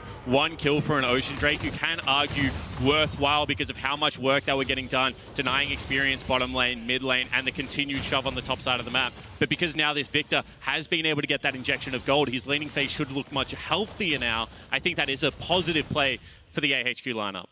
Other side of the map, though, we just looked at top lane. Invictus Gaming up in gold despite being down in kills, and a lot of that is 16 CS with Kleptomancy for the Shy. Just knocked down a turret plate as well. You can see richest man in the game without being involved in any kills, but he is just pushing Ziv around. And he needs to wait for Ning now. You already see he takes a very proactive trade. Everyone is rotating into this top side of the jungle. They should be able to deny this wave all the experience. Ziv's still sticking around. This is very strange. Could be 3v1 dive. No ulti, I believe, available for Ziv right now to wave clear. The Shy pushing up forward. Here comes the attempted dive, though. Big explosion, and it's just going to be the kill. No problem. A shield from Rookie guarantees it. No way out from that one. And sometimes greed is good, but a lot of the time, greed is bad. And that time around, I feel like Ziv knows he's playing weak side at the moment. Yeah. Just overstays his welcome. Yeah, but with every time you roam a top laner up like that, or a mid laner up like that, HQ can try and make a play on the bottom side.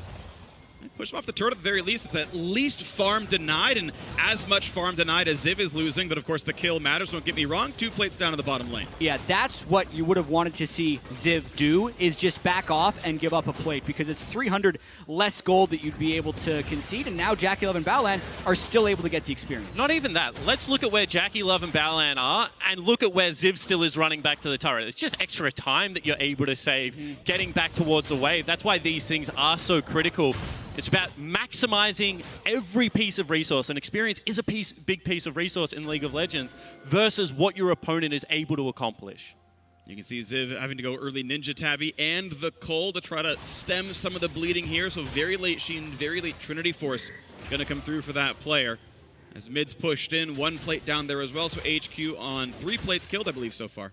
And I gotta say, Rainbow's probably feeling pretty good about this early laning phase. When you looked at the CS early on and it was 41-18, that wouldn't have been great, but the fact that he's been able to pick up a kill and an assist, get his first augment upgrade, so now he can just wave clear pretty well, he's been gonna be feeling all right. Rainbow's gonna hit a little bit more, but no more slows available. Burn Spellbook, Summoner, heal, and back into the lane he stays. And potentially a big cooldown there expended from Rookie just to get a heal out, given the fact that it is 10 minutes into the game. With an Olaf, you would love to be able to take yourself something like a Rift Herald. Top lane is certainly in a position where they should be able to go towards that objective. But now without a Shockwave, it does become a little bit riskier. And we can also see that IG is still just dominating lanes. We're being fairly critical of them because of how early game their composition is, but they're still up 1.4k gold. They're going to find so much damage as Sarah finally burns a stopwatch, but just able to walk away. The stun buying a bit of time as well, and nearly a kill. And that's just straight up 2v2 power. Yeah. And you can see that the pain isn't going to stop anytime soon. Ziv once again in trouble.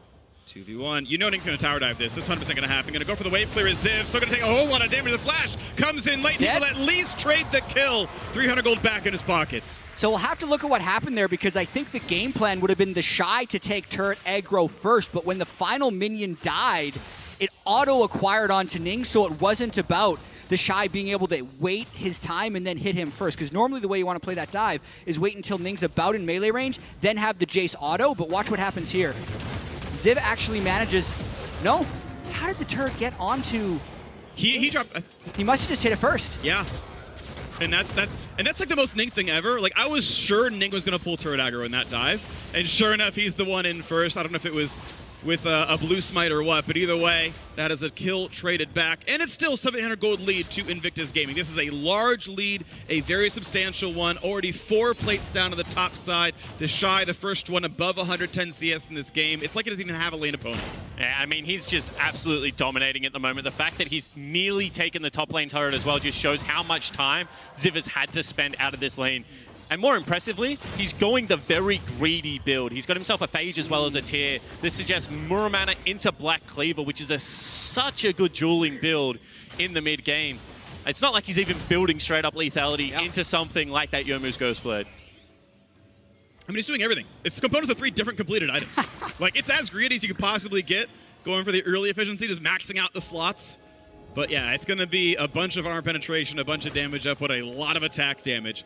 And the Shy's rich. He is completely smashing lane. He's doing well on CS and plates and everything else. It's going to look very good for him. Now looking down onto this bottom side as Ning again to invade in and walks away as Predator gets popped. And this is what they need Ning to be able to do. Look at the amount of control they have over the bottom side of the jungle, and because the Shy has already been the beneficiary of so much attention, he can just sit top lane and control it himself. That means that right now, they have starved AHQ out of nearly every quadrant of the map. And this is what we want to see IG doing, playing past their waves. You know, that confidence that we saw from the 2018 World Champions looks like it is starting to return. And basically all of IG's gold lead is concentrated on the Shy. He's 2.4 thousand gold up on Ziv in this game. It has been 2 ganks, maybe 3 sent up towards that top lane, but most of it has just been through his dominating play. Now he's taking over that entire top quadrant of the map. And what a better player to have a lead on than the Shy. This is a guy that pushes everything to the nth degree. Can it explode into his face at times? However, you can see right now playing on that edge, zoning away topside jungle and allowing his team to pick up a Rift Herald. And it won't be summoned in time for extra plate money, but can still knock down the second turret of the game as Ziv just does his best to wave clear under his tier 2 turret already. And I still think that Herald will be big in this game, because the one thing about Victor, he's been out of the game for a long time, but his straight line wave clear means taking mid lane turret becomes an absolute pain in the bum as the game progresses. So being able to have that Herald to just drop down mid, try and take that turret, open up the map, free up things like the Baron. We already said this team comp does need to get the game finished relatively early, only going to help that objective. Yeah, I think if IG uses that Rift Herald anywhere but mid, it'll end up being a mistake. The turret is still at about 3/4 health if we think about the mid lane, so Rainbow should be able to still keep it alive unless IG win a fight around a Drake or find a way to rotate multiple people down. And you can already see on the minimap, Jace running down, killing the Scuttlecrab on the way, and then I wouldn't be too surprised if IG group up to try and get that mid turret. And Ziv has ult but no TP to join the fight, so if IG does pull the trigger and attack this bottom river, grab this Cloud Drake, there's not going to be a full answer for the opposing top laner. So I want to see how AHQ now try and problem solve this stage of the game, because we've already mentioned they do scale quite well. They are looking for those mid-game team fights. So how do you cede as little control as possible, not lose these mid and bottom lane turrets? You know, you can give away an Ocean Drake as not ideal, but it would be acceptable. Instead, they're going to look to continue to try and force. With no TP on Ziv, they'd be looking to take this fast, because if IG actually make it in there, they'd probably win the fight. Got about 6 seconds. They're still walking over. Ning jumps through the wall by himself, gets a black shield. Ults runs away, but his health bar is very low. Loses the flash down to this one. The shot go for the burst. It's going to be smited though, and AHQ managed to grab that one. No that casualties. was one of those greedy plays that ended up being good for AHQ, because starting up a Cloud Drake while your top laner is top lane without TP, massively risky, but IG didn't necessarily have the coordination or the timing to be able to get there. They caught Rookie in the Shy during a reset. Ning wanted to go in, but his solo laners weren't there, and he ends up going anyway and having to flash out. And I think that if people were wondering if the time on the bench taught Ning anything, that play right there allayed any doubts. He's still exactly the same player, willing to go over the wall, blind off just a connected bind, has to burn his flash to get back out, but still that raw aggression that we love to see. Cloud Drake's definitely plenty good, running away from things like Orianna Balls and Olaf's pretty useful. Shockless comes in, still spited away. Alex grabs that, but now Ziv has to be careful. Not an easy way out. Shockwaved in, flashes, explosive cast, but he's burning, and a blue spike claims that kill. Invictus Gaming on their 4th kill of the game. And another just invade into this topside jungle. You can see what those early game turret dives gave to the IG lineup. They have complete control over this side of the map. And we'll have to just continue to track where the Shy goes and if AHQ can stop that. Still waiting for Ning to find the window to use that Rift Herald. Now would be a decent time, but again, IG's not necessarily seeming like they're that much of a team right now. It's like a bunch of lanes playing, and then they happen to have an Olaf. A more coordinated play in this instance would actually be JackeyLove running out mid lane, dropping the Rift Herald as the Jace push to the top lane, and getting that inner turret. Instead, it's just kind of everyone farming at once. But at the very least, they are farming really well. 61 CS they're still the winning. Side. Yeah.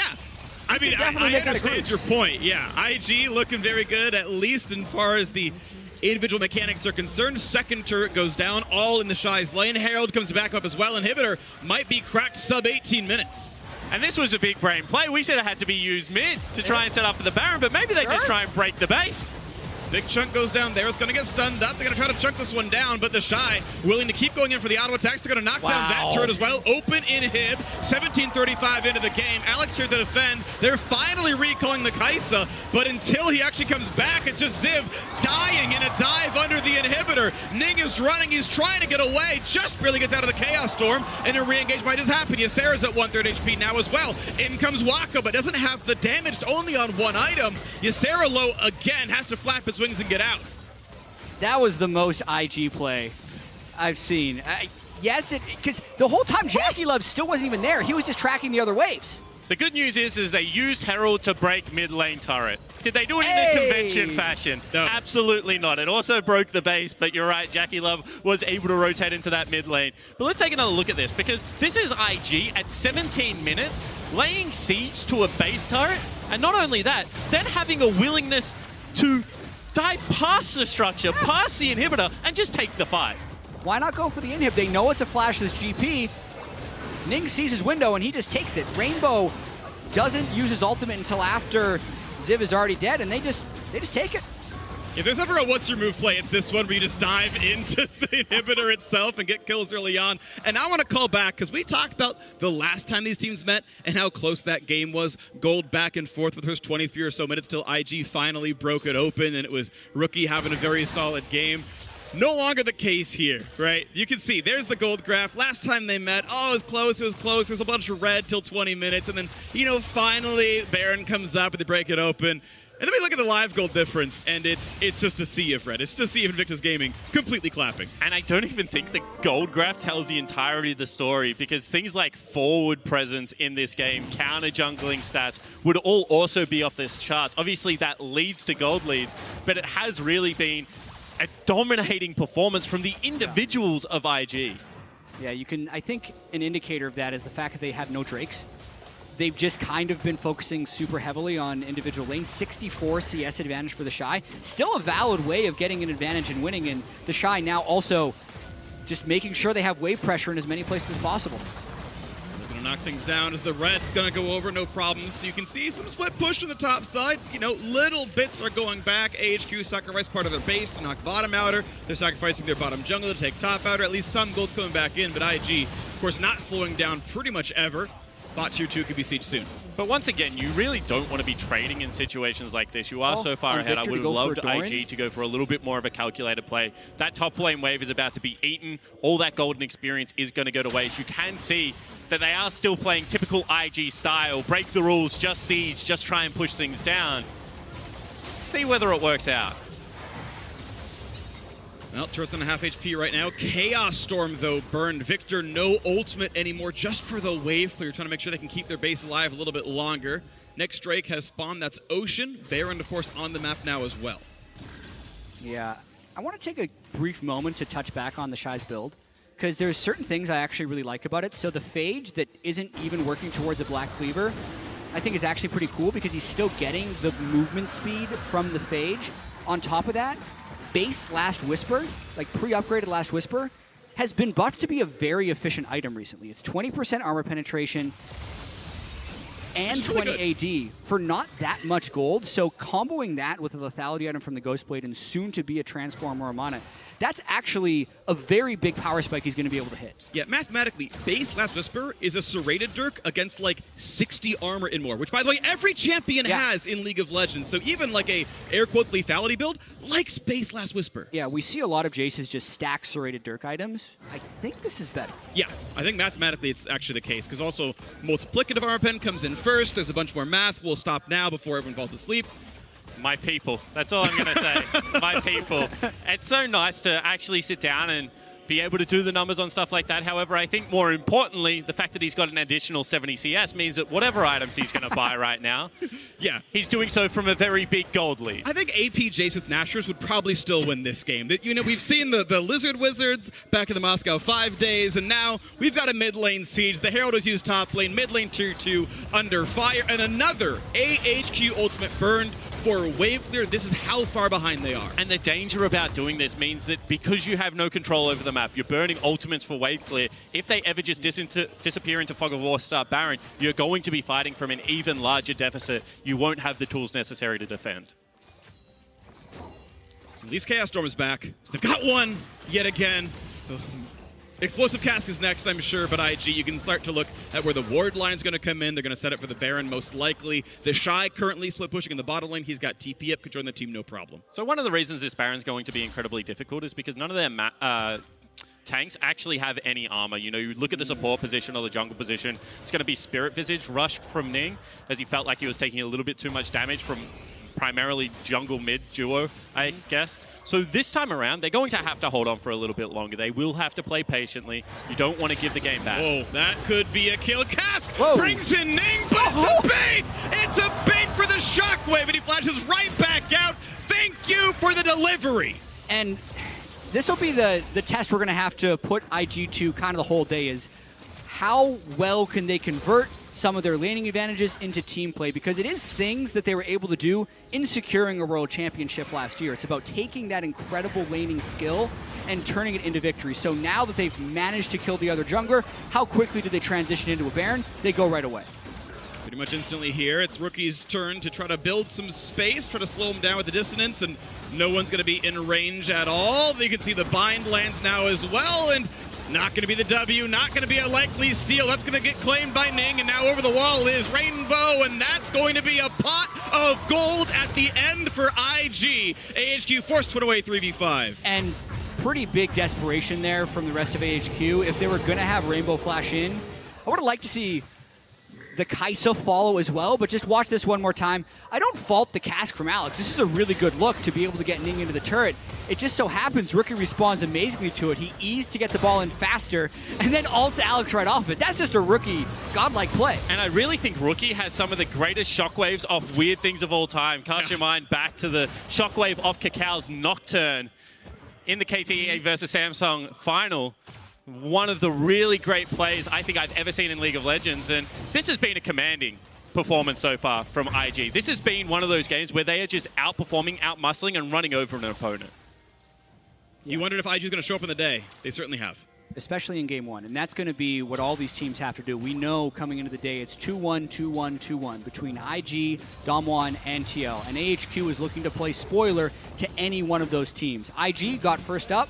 this is a good tune-up for the rest of the day for them. And more than likely, you're going to have to beat the other 2-1 teams to guarantee first. But the easiest way to drop out of the race entirely is by losing to AHQ. This is the trap game. So the fact that IG are playing it a little bit more methodically, while still very aggressive, is a positive sign. Well, bottom, mid, both broken up past the tier 2s now. Top inhib is still open, but they'd rather siege for the turrets themselves. Hook's not going to land. Black Shield was in time anyway. And Ysera, it's going to be almost the kill, but just can't quite nail it down. Meanwhile, on the bottom side, actually, a nice engage has happened, and the Shy is gone. And that's poor play from IG. They're sieging on 2 angles, trying to fight both at once. They also lose both the battles. The Shy falling down, no flash available on JackeyLove, also no ultimate. This siege is pretty much done. The Baron's probably going to expire before the next push can come in, and I feel like they wasted a lot of time there. Yeah, that's Baron power play kind of down the drain. They'll be able to take the Mountain Drake on the way out, but based on the death timer and the flash result as JackeyLove, as you mentioned, Spawn, we're in here for a little bit longer. This isn't the quick victory that you thought maybe IG would be able to close out. It's an easy Drake picked up right there. Let's watch replay that kill. And this was just Ziv and Wako being able to go for the kill. The slow lands, Wako lands a W, can just get straight in there. And yeah, the Shy thought he might be able to burst out, but dies, ends up being with flash up. Can't quite get anything done. We reset on the game. Baron power play, only 2,200. Maybe a bit lower than you might have hoped. With that kill coming over, makes it a little bit easier. You have to imagine the Shy had a pretty big bounty with all the farm he was getting in this game. Pretty well above almost everyone else in the opposing team. But the resets come through, and we'll see what can be done with the last 30 seconds of this Baron buff. 7,500 gold lead. IG have incredibly slim odds of losing this game. However, if they are going to lose it, and it is slim odds, as you mentioned, Freak, it is the fact that they are running a tankless comp, and this is a pretty fed Kai'Sa. Kai'Sa's very good at being able to shred through carries as well. She has great mobility and is hard to deal with in teamfights due to the stealth. So if Wako can get one of those fights, and this is what AHQ lent on heavily in their regular season, it is possible because he is still equal with the clock. And you add that to the fact that Victor can wave clear very well. Even with Baron up for the last little bit of that push, they cleared everything but the cannon fairly easily. And if Victor ever does eventually get to the 15,000 gold build, he starts to just one-hit people with QE auto attack. But we're so far away from that point, it's a very slim chance, and IG is going to try and keep the pressure up before the next Baron, or if they can get a pick now, just win. On 2, and Rainbow is gone already. The turret's next up. That should fall. A little bit of HP left. But next wave, you have to expect IG kills it too. And once again, decisive play from IG. They read it as well, so instead of split pushing, they just group up. They're going to break the base in a second place and look to try and push in. The one person that couldn't die for AHQ gets hit by the Dark Binding and immediately comboed by IG. And now they go onto the bottom lane as well. They've got a Cannon in there to tank it up. Plenty of damage on towards Ziv. Cannon still alive. Ulti burned for, again, the wave clear, and just barely that stays alive. Ning, a bit by himself, does have ulti. No hard CC onto him, so he's going to finally walk away. And IG reset with 80 seconds till Baron, a large gold lead, and a broken base. However, that is just going to be mid lane inhibitor. It's not the most important inhibitor on a Baron setup. You can generally push that out as 5, as a team, and still gain access to the vision. Let's see what AHQ go for, whether they do decide that they need to shove this wave as far as possible out, or whether they try and catch IG in their setup. I love at this stage when a team like G2 will just run as far into the enemy jungle as they can, look for the skirmish, because you can nearly guarantee if the waves are prepped that IG will win the game. And I think, though, at this situation, since AHQ used Victor and GP Ultimate in base, they can't make that play right now. It would be a nice idea, but it gives IG a little bit of time to properly set up this Baron. All right, once again, pushing through the jungle, getting rid of these wards. Sweeper on for Ning, walks around, says, are there wolves? Are there wards? None of the above. Okay. Fog of War for AHQ. I don't know if they can give up a second Baron. I don't know if they have the choice, but it's already an 8,500 gold lead, and Baron probably seals the deal. And Poke likely to come through from IG. Level 16 on Rookie's Orianna. Also, gone for the Spellbinder again, so can get a bigger one-hit Shockwave if he procs that active at the right time. Might even just go for a flank. Baron up in 8 seconds. They are pushing down the mid lane, ensuring that HQ to play farther and farther back. Ning's already there to siege, leading the charge. Cleared away by the barrels, but still here to push down the minions at the very least. Hook's not going to land. Ysera yet to awaken in this game, but Siege continuing. And I guess IG says, why even bother with Baron when we have 2 exposed inhibs? Let's make sure we get both of them down, and that'll make the Baron even less likely to be contested. Or if they try and contest this inhib, IG thinks they could win a fight and just win the game off of that. A little bit of poke towards Ning, but now it's time to back on up, and they can go through their army of control wards. The Shy waits around to poke a little bit. They're not the ones to kill the Baron as fast. Let JackeyLove do most of that work. AHQ push down the mid lane, kill what wards they see on the way. And they know to be afraid of Baron. Blue Trinket just burned right there. They see, okay, they are on it. Shockwave! Oh, and that is Alex gone. Baron still being taken by 2. IG guarantee there is not a play to be made. They clear the way. They take the Baron too. And just a beautiful setup from the solo laners of IG. They know that as a 2-man unit, they are able to chunk someone out. They look for the pick in the jungle. They make sure it's an uncontested Baron. And this is getting very scary for other teams in the group because it looks like the Shy and Rookie especially are still continuing that week 1 form. Yeah, to me, it's tricky to kind of put my finger on it because, yes, the Shy and Rookie are on that week 1 form, but Ning has had good moments and Ning moments where he would go too far or the sync wasn't quite there. It's hard to fault them in this game, 10,000 gold up, 31 minutes in, never really in danger of losing. It just tells me that this is still going to be a very exciting group. And I think that that is something that is underrated in League of Legends. Playmaking, the ability to generate action. And I feel like IG as a team thrive in action. They accelerate the pace of the game. They pick up more gold. I mean, right now, the Shy's pretty much done with his item build. We're only 30 minutes into the game. And I feel like Leon, whilst a stable jungler, wasn't necessarily the jungler that IG needs to win a world championship. They need some of this chaos that Ning brings to Summoner's Rift. Low Rookie flashed to look for the shotgun, couldn't find that one there. Backs right out, still finds a 2-man though, and it's time for AHQ to run backwards. No, instead they go in. Wako tries to find the kill, 2 autos. They nearly knock the kill, but they blow in 1. That could be a pickoff. The feathers fly, JackeyLove stays alive, gets the shield, walks out, chases in, flashes after Rainbow, but the trade flash, it's actually Alex picking up 1, but we still have a bit of a siege. He's got nowhere to go. It's a trade, it's 4v4, and the siege is still going on. AHQ heals up inside the fountain, but IG look to knock down the turrets before the team can regroup. A bunch of poke comes down, not quite getting a kill into AHQ. That turret at a sliver of health, and 1 finally does go down, and they keep on pushing, looking to find that last little bit of damage. The gold lead's certainly large. They can hit him with the bags of gold. Wako pushed back yet again, and the siege keeps going. The minions, the 5th man, they knock down the 2nd turret. Another hook in, but Ning is going to stay alive. Ysera nearly falls, and that's the Nexus. That's IG picking up the win and eliminating AHQ. IG takes care of business in their game against AHQ, moving to 3-1 at the start of the group. Ning gets his first game at Worlds, and they set their sights on the rest of the group. And they did look a little bit more like IG. I don't know whether that's a good or a bad thing, but they did look a little bit more like IG. Heavy topside play, playing around the Shy, diving his lane multiple times, setting up for risky objective takes. This is reminiscent of the team that did win that last year's World Championship. Now, the question is, what's the ceiling this time around? And I think you just don't know with IG. And we didn't know last year either with the way they made it through the run. We also didn't know at MSI when they went 9-1 in the group stage. So I think the fact that they came in with Ning and it wasn't a disaster is a good sign for IG. And that's all we know for now. And to me, this game looked better than last week's games. And last week's games were enough to tie for first place. With a domination like this, with the Shy completely clapping Ziv, with Ning willing to trade his life for a kill so that the turret could be solo pushed some more. That's all part of that puzzle. That's all part of that IG championship mentality. Now, the problem I have with IG is that was a pretty commanding victory. You know, they pushed in, they did play that solo style. I don't know whether this is a team that actually even carries momentum through games anymore. Like, you kind of just show up and you get a variant of what we know is just going to be an aggressive lineup. If the early game works, then it looks great. I mean, after yesterday, is game-to-game momentum real? Right?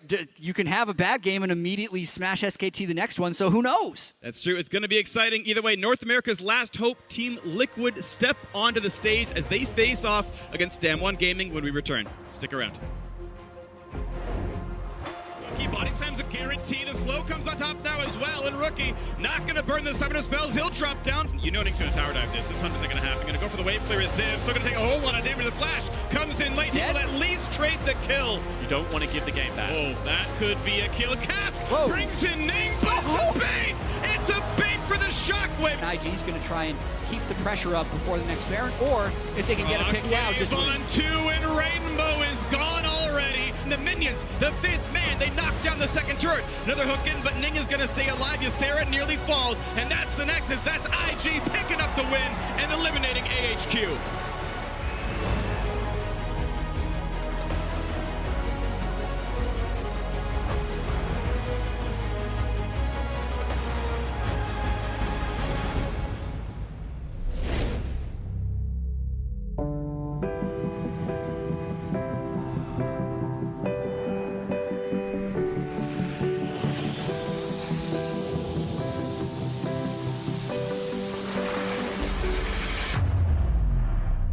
Behold the World Ender!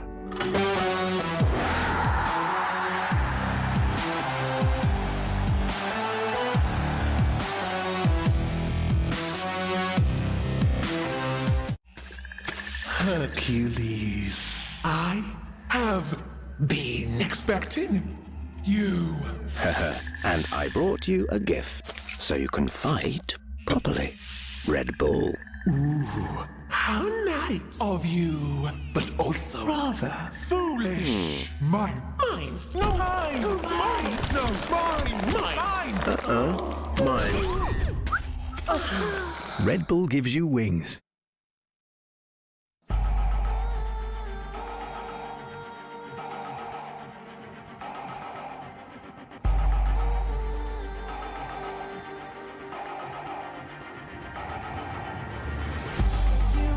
To hold our heads up high and beat the drums to what we love. Risk the fall, oh, we have felt it all come crashing down from far above. Stars are rising, countless worlds colliding. Only one will take it all. Can we bring to fall the giants? Can we make the final call? We are the ones to ignite the darkened skies. The champions of a world that we defy.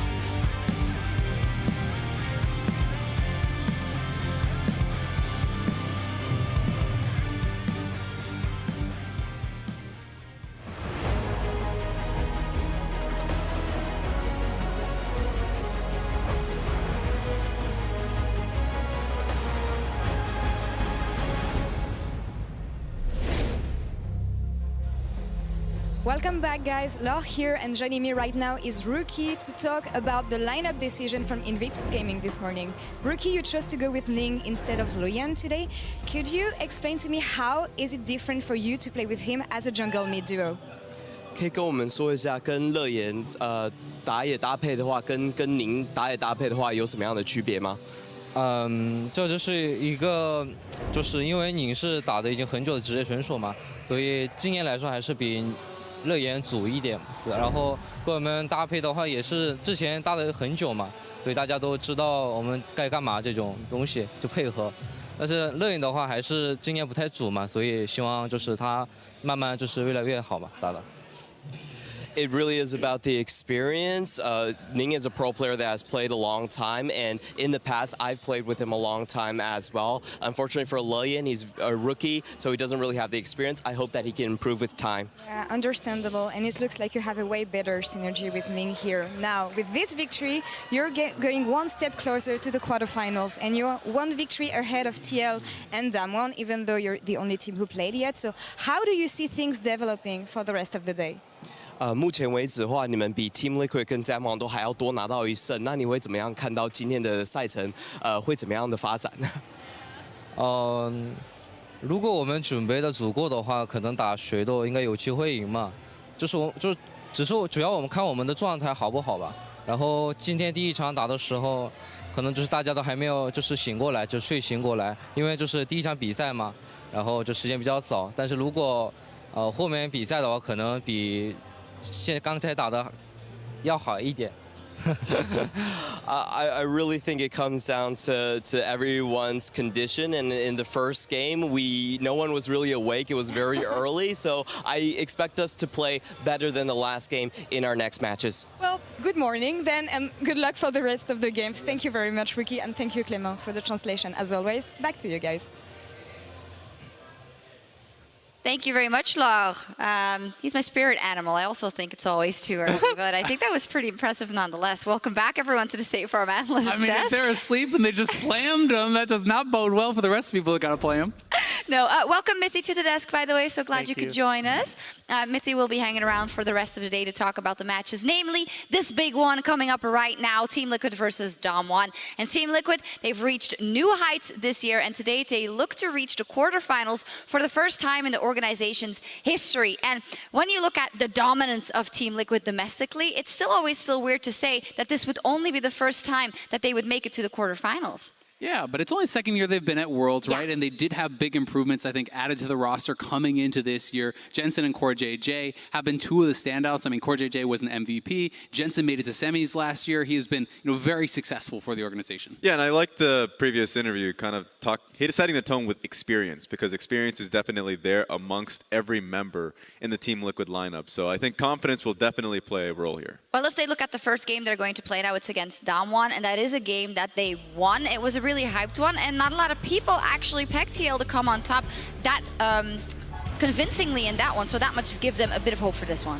It was definitely a close match, but I do think that the two big difference makers for TL were Smithy in the early game, getting them priority to actually get the first Infernals, and then Impact, showing up huge with Nagari being so hyped. He was able to get this solo kill that allowed TL to run rampant in that team fight and get a Baron. Yeah, for a good majority of I would say the first 15 minutes of the game, I really liked what Damwon were doing in that one. They had a pretty good advantage. It was when that one misplay happened. This is just great from Jensen. Team fighting when Team Liquid had the advantage and the full control in the topside river looked spectacular. Mithy, what has been your impressions of Team Liquid in summer and in the World Championship so far? Yeah, so I was very surprised with TL. I thought they were a much slower team than they actually showed up to be, and I was also very unimpressed with Damwon. I heard very good things about them. I saw that they were also very, very high in the ladder in solo queue, so I expected them to roll over TL solo lanes, but yeah, it didn't really come out as I expected. Can you speak to Damwon a little bit? Because we often have this, you have these hyped players on Nagari, like Showmaker. We see this across other teams as well, like FPX. They're so hyped. But it can be very different when you step on the world stage and all of a sudden have to play these teams who've been in this position before and are very experienced. I mean, yeah, TL definitely, has a lot of experience, but they played play-ins. They should be ready. And yeah, I was just very unimpressed with the first week. Yeah, I expect more from Damwon, and hopefully they pick it up for this week. I think that's super fair because with the craziness we've seen in the last couple of days, you really want teams who advance it to make a statement. So let's check in with Damwon, the new wave from the LCK, the first team ever in Korea to make it from Challenger to Worlds. They've now played through play-ins. Yes. They've played through the first week. We're going to have to start seeing the real Damwon. Yeah, so we'll start off with Nuguri for me, because for me, Damwon is about the players. High solo queue, individual talent, Nuguri and Showmaker being incredible talent. But Nuguri is somebody that kind of has that swagger of saying it doesn't really matter what I do in the early laning phase, because he goes for the Cull, Klepto, Vladimir. He tries to make the riches go into team fights, and his team fights, for me, is this standout. He is an exceptional teamfight performer, and I think if he can get past the first 5 minutes, he'll do a great job. It's a feeling of inevitability. When you're playing against a guy who has the mechanics and the laning prowess to actually be able to pull off Coin, Klepto, Cull on Vladimir, if you do not dominate that guy, it's putting so much pressure on your opponent, right? Whenever you play against a good top lane Vladimir, that's so scary. It's like the ticking clock. You're like, kill this guy or we're screwed. He gets a death cap. It's like, guys, death cap, it's coming. It's all over. It literally reminds me of Rift Rivals when TOP went up against them, set up the camp, literally didn't leave the lane. 15 minutes later, Vladimir in a team fight. It's like, what happened? I thought we put him out of the, like, it didn't make any sense. But that's what Nuguri can do. Exactly, that's what Nuguri can do. And I think when you talk about Damwon, you talk a lot about their solo laners. But I think there's an edge for Team Liquid in the bottom lane, the strongest part of their team in Doublelift and Core JJ, Mithy. I mean, yeah, Core JJ is a world champion. What else is there to say? I've seen a lot of his POVs. He always plays super solid, super well. It always impresses me. So I expect a lot of that bot lane. I don't think the Damwon bot lane is bad at all. But yeah, I do think that the way also TL's playstyle, right? Like they do play more around bot than Damwon does, so I expect them to get a little bit ahead. It has been interesting because people have been expecting Nuclear and Beryl to fall apart in the laning phase. That hasn't been where they have been weak to me. You know, when you look back specifically to the TL Damwon game from last week, they were fairly even in the laning phase, but it was the teamfight contributions where Nuclear actually did fall short, you know, doing very little damage. I believe Doublelift did over triple his damage in that game. So despite going to the mage, despite trying to play passive, you have to be able to have a contribution in the later game teamfights. That's the scary aspect for me, because looking at the stats there, if Team Liquid is completely playing through their bottom side of the map, it makes sense that Doublelift has a 12 CS differential. The fact that the bottom side of the map for this squad has Nuclear having -1 CS difference when he is the weak side consistently is actually exceptional for him. That's great. He can go into team fights, and the fact that he's misplaying is unfortunate, but I do not expect for him to play as poorly as he did in the first round robin. I saw glimmers of great play from him going up against AHQ, so I think it's going to work out well. And as much as people say, you know, Doublelift gets all this help, so that's why he's doing well, I believe he's actually the most focused as far as the jungle from the opposing team of any AD in the tournament thus far. People have been going down there nonstop. Yeah, and you have to be fair to Nuclear and Beryl as well. It's just the way the team plays as well. It doesn't matter if they fall down a bit in that lane. What are your predictions for this huge game? Of course, TL is the last remaining NA team in the tournament. Raz, are they taking this first game? This was probably the hardest one for me, because I was been flip-flopping. People are probably upset because they've heard me say Team Liquid. I've ended with Damwon. I think Damwon is an incredible, talented team. The last time we saw them face up against Team Liquid had the better draft, I felt. Had the more, like, the easier of execution in their draft. I think it's going to be different when they go up against them now. I'll be quick because I don't have a lot of time. I am going to go TL. I think that the bot lane advantage is enough. Yes, Nuguri is an incredible top laner, but we have not seen Impact get exploited at MSI. Hasn't been here. I think he's going to stand tall. Player's about to go in draft, so Mithy. Yeah, I'm going to go with Damwon. There you go. You want to add something, or is that just it? No, let's just, That's just it. I'll just go with We'll Damwon. check in with you after the game, and we'll see how Team Liquid and Damwon start their day as we send it over to the casters for Game 2. Thank you very much, Shox, and thank you, Mithy, for showing your expertise. Team Liquid and Damwon Gaming tied in the standings, and I want to quickly posit that if IG keep the form they had in the first game, they look like the favorite, and this to me looks like, at least just to me, the battle for the last spot in the quarterfinals. Of course, there's still more to be played, but this is the tight one. Yeah, I'm not willing to say anything after what we've seen so far in this World Championship in terms of favorites. One thing I'd want to point out, though, was the early ban Renekton by Team Liquid on blue side. I think quietly Renekton has gone under the radar as the second strongest champion at Worlds. Second highest presence is actually 9-1 2 when he goes through. But specifically banning it on blue side tells me Team Liquid's not confident in flexing that pick between mid and top, which is going to hurt their overall flexibility. Additionally, when you have a look at something like Kiana as well, which we've seen in mid, top, and jungle, this is an old pitfall for the Liquid lineup. They don't necessarily have the most flexible solo laners, but when they are on their picks, they do have great impact. So I think that this is to the game plan. This is what you should expect. And Liquid has a lot of games that have gone to script so far in Worlds. Their game plan is very difficult to disrupt. I feel getting the best marksman on the patch for Doublelift is certainly going to be a step in the right direction. And I think it's even better for them to first pick this because Nuclear is so comfortable on Kai'Sa. Looking at this group overall, I feel like Damwon and ID are somewhat similar in the fact that they're very solo lane focused, and it's based off of having the same coach. Coach Kim was ID's coach in 2018 and Damwon's coach now. And Team Liquid is much more a bot-focused team. Well, we've seen the Yasuo Gragas. It was just last time these two teams met, I do believe. Yep. That's going to be exciting. Last time it was Showmaker on the Yasuo. And it certainly was. However, in play-in stage, for the first time ever, Nuclear and Beryl picked up the Yasuo Gragas in the bottom lane. So I think this team has shown flexibility with it. They've also shown the propensity to take a mage into the bottom lane if they need to be able to balance the composition. So certainly is a very nice start to what could be a skirmish-heavy lineup for the Damwon team. It's keeping the flex picks alive. It's one of the most flexible first 2 picks you can have, especially because it's not often you have a support jungle flex and that's also a mid-bot flex. Lee Sin is going to come through here for Xmithie with his Gragas taken off the board. It's going to be Lee Sin, and Xmithie has been exceptionally good so far at Worlds, I would say. Huge performances for him. He's been out jungling his opponents so far. The question is, can he keep up that level of play? First time they played, he played Jarvan with a support Galio, and they pulled off some good combos. That's not what they're going to be able to do today, so mechanics will definitely be put to the test for Xmithie. Now, I've been really critical of the Kayle pick throughout the entirety of this World Championship. I think I tend to agree with Yamato that it has turned into a little bit of a bait. However, the conditions for Kayle, when she is going to be successful from what we've seen, is the ability for the carry you're going to ult to get themselves into the fight. Now, who better than a Gragas Yasuo combo to be able to set that up? If this is going to be a mid or a bottom lane Kayle, we've seen it can be protected in the short lane or with the support, and with the right amount of items, could certainly set up a very potent dive comp. I think this is likely to be a mid lane Kayle. If we look at the performance from Jensen in week 1, I think it's a risk that Damwon would be willing to take, that they don't think Jensen would have to outplay it, and then that would push the Yasuo Gragas bottom lane. So if Team Liquid is kind of trying to guess where this stuff is going, I think that's the best bet they would have.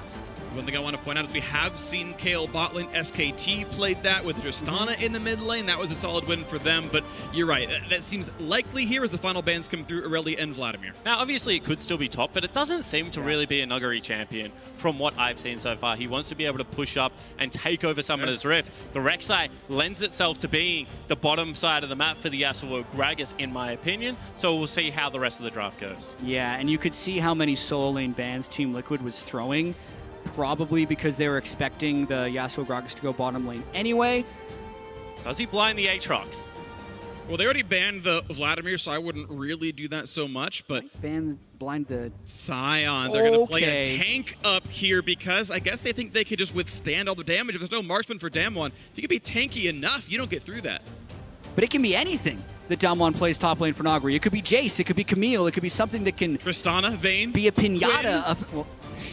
Cassiopeia? It could be anything. I would expect... Okay. Team Liquid, they've been off on the moon scrimming because no one else has been bringing the meta over here. So Sion Anivia in an all-important game at the start of week 2. And that's really interesting to me because the amount of control they now have in these fights is going to be incredibly potent. However, Anivia historically has not dealt well with anything that can force on top of Anivia if you interrupt the ultimate. Can lead to a bad time, and that actually is going to be Nuguri playing Kayle top. Well, they can do it now because the Sion isn't going to be a lane bully, so potentially... You say not a lane bully, but Spellbook Sion hits real hard, and if you take Ignite and you have something like a Lee Sin for like the follow-up 300 damage that leaves, I think that you can potentially fight around this top side of the map. I'm not sold on Kayle in a solo long lane. 94, champions picked and bans at Worlds so far. Thank you, Jensen, for giving us yet another one here. Corki in the mid lane. There is a marksman after all, chat. I thought about all the top lane and physical damage ones, but Corki, of course, an obvious one. Showmaker's played plenty of times. This is going to be a very exciting draft to see, because Impact, part of the reason TL won last time was that Impact was so much better than Nuguri. Several solo kills. Zion, I feel like, is less likely to be that. Yeah, one solo kill, but it was a very important one. Very important one. Yeah, he'd burned his flash previously. I'm still kind of trying to make this draft in my head, because also Corki mid has greatly fallen off, but Showmaker would be confident in this Corki versus Anivia matchup, and we're just going to have to see how the early game plays out and whether or not those solo laners end up being volatile. Exciting matchup here. Team Liquid and Damwon Gaming hoping to keep pace with Invictus Gaming to get out of the final group stage here at Worlds 2019.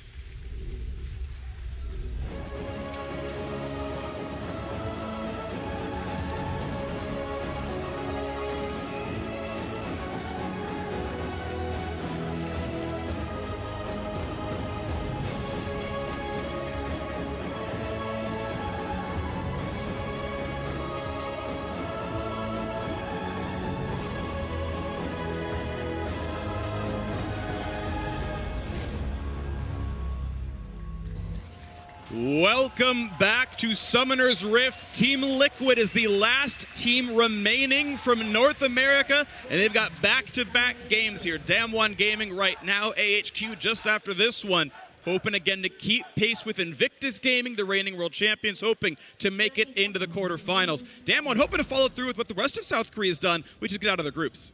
Yeah, absolutely. And as we take a look at these compositions one more time, I do want to throw back to what Mithy said on the desk. He said he's been surprised at which the pace that Team Liquid has currently played the game. He thought that would be much slower, much more reserved, much more about their team fight. Well, if there is a comp that is built for that, I think we have located on Summoner's Rift. Absolutely. And to Mithy's point, Team Liquid did work on their ability to close games quickly in the LCS. They had the lowest average game time and the best early game of all the teams in the LCS. So even though they play more controlled, that doesn't mean that they haven't been able to close out games quickly. And on the side of Damwon, they too close out games fairly quickly, but typically not with early game strength. Is this a lane swap? Are we seeing the lane swap? You can see the level 1 invade coming in on the top side of the map. Sion is taking Raptor Camp. It's a lane swap. Low-key esports have changed the meta this world. Woo! And that's going to be a red buff taken away. Impact's going to be rich. So listen, Loki Esports beat Damwon in game 1 of their best of 5 with the lane swap. It's because Nuguri was completely disrespectful to the strategy and allowed himself to get dove. This is just Impact taking the red buff. This is par for the course. Don't worry that he died to red buff. This is planned. So he'll be closer to level 2 by the time he heads bottom lane.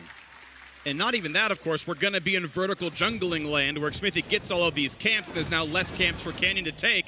Red buff Lee Sin going to battle Nuguri here, going to fight over some Krugs. And Canyon will be sad to see that there's no red buff to take. Well, there we go. That's what the silence for. I mean, crack the code. It does make a lot of sense because another thing that... Ooh, if he greets for this.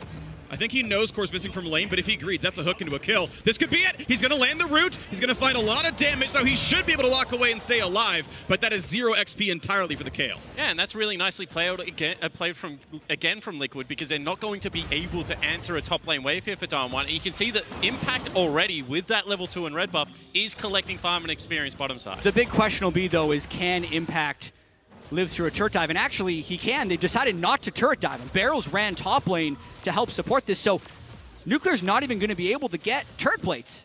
The one downside you do see of lane swaps, this was the change that was made to make lane swaps less likely, was turrets take half damage in the early game if they're not in bottom lane. TL's still going to plate for it. They're still getting some money out of this one, so the penalty for lane swapping is less gold, and TL have more gold. And right now, Nuguri is level 1 and going to struggle to farm up on all of these creeps. Impact is 20 CS, the top in the game. Yeah. And has just been able to farm fine. Now against the Yasuo with the red buff, with Glacial Augment. This is actually a difficult lane, I feel like, for Nuclear to be able to play. Yeah, A+ for me for TL on this early game strategy. Just the fact that they've decided to lane swap, knowing that Damwon isn't that drilled against it, because they actually showed on an early ward in jungle. If Damwon wanted to make an immediate adjustment, they could have, but they were slow to it. Naguri got completely starved with the first 3 waves of the game, and it gives TL a 300 gold advantage to start. And not only does it change the matchups around, where you talk about Kayle getting a safe farming lane against a Sion, but even the players are playing unusual roles. Nuclear is now essentially a top laner playing a 1-on-1 against Impact, who, by the way, has thousands more experience in a game like this, and you've got Nuguri on the other side playing a 2-on-2, which is not as likely for him either. And the last thing I do want to mention about it is the fact that it isolates the mid lane. Now, this is the area of the game where Anivia is so vulnerable. She is so slow. Her wave clear at this stage is also lacking. She really does struggle in the early stages, especially if you get jungle pressure towards that lane. Well, the ability to split the map, give Jensen a side of the lane to play towards, and now farm up towards that level 6. He's going to have the teleport available, has completely negated the area of the game that you want to attack this mid lane. I don't think there's a punish here. He is recalling onto a ward. Nuguri not looking like he's going to try to stop that one. So TL going to put themselves back onto the bot side 2-on-2. Now that the pickaxe and some extra mana is there for Doublelift.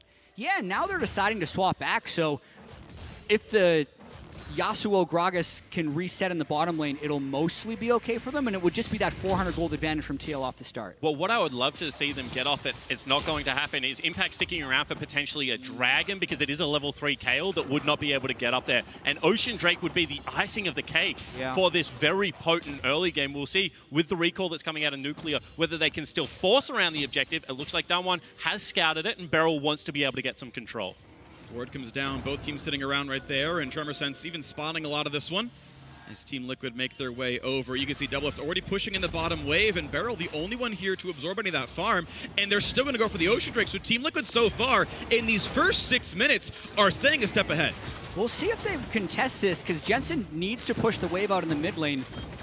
They might decide to fight this, even though Kayle is only level 4. This might be a little bit scary. 1,000 HP. Beryl is around. Here comes the dive in top of this one. Looking at the kill. Doublelift out of the wave, and a nice smite comes through. Good pickup there for Canyon. Nuclear on the chase. Finds first blood. Showmaker in for number 2, and Damwon step right back in. Canyon may be traded. How about Beryl now? Because CoreJJ is running out of health. The Nuclear explodes onto him. Now more kills coming across. Jensen does have flash. Waits around for more. Impact not going to be in a good spot. He's going to lose his life, and Damwon pick up a 4-for-1 as well as the Drake. It's a disaster on the bottom lane for Liquid fans. You can already see Nuguri has not moved from that top side of the map. They win the fight. Once again, Canyon outsmite Smithy, and they take everything away from the Liquid early game. That went pretty much as bad as it possibly could have for Team Liquid, when you consider that they burned the teleport to actually try and force the 5v4, but they weren't willing to preemptively force the teleport,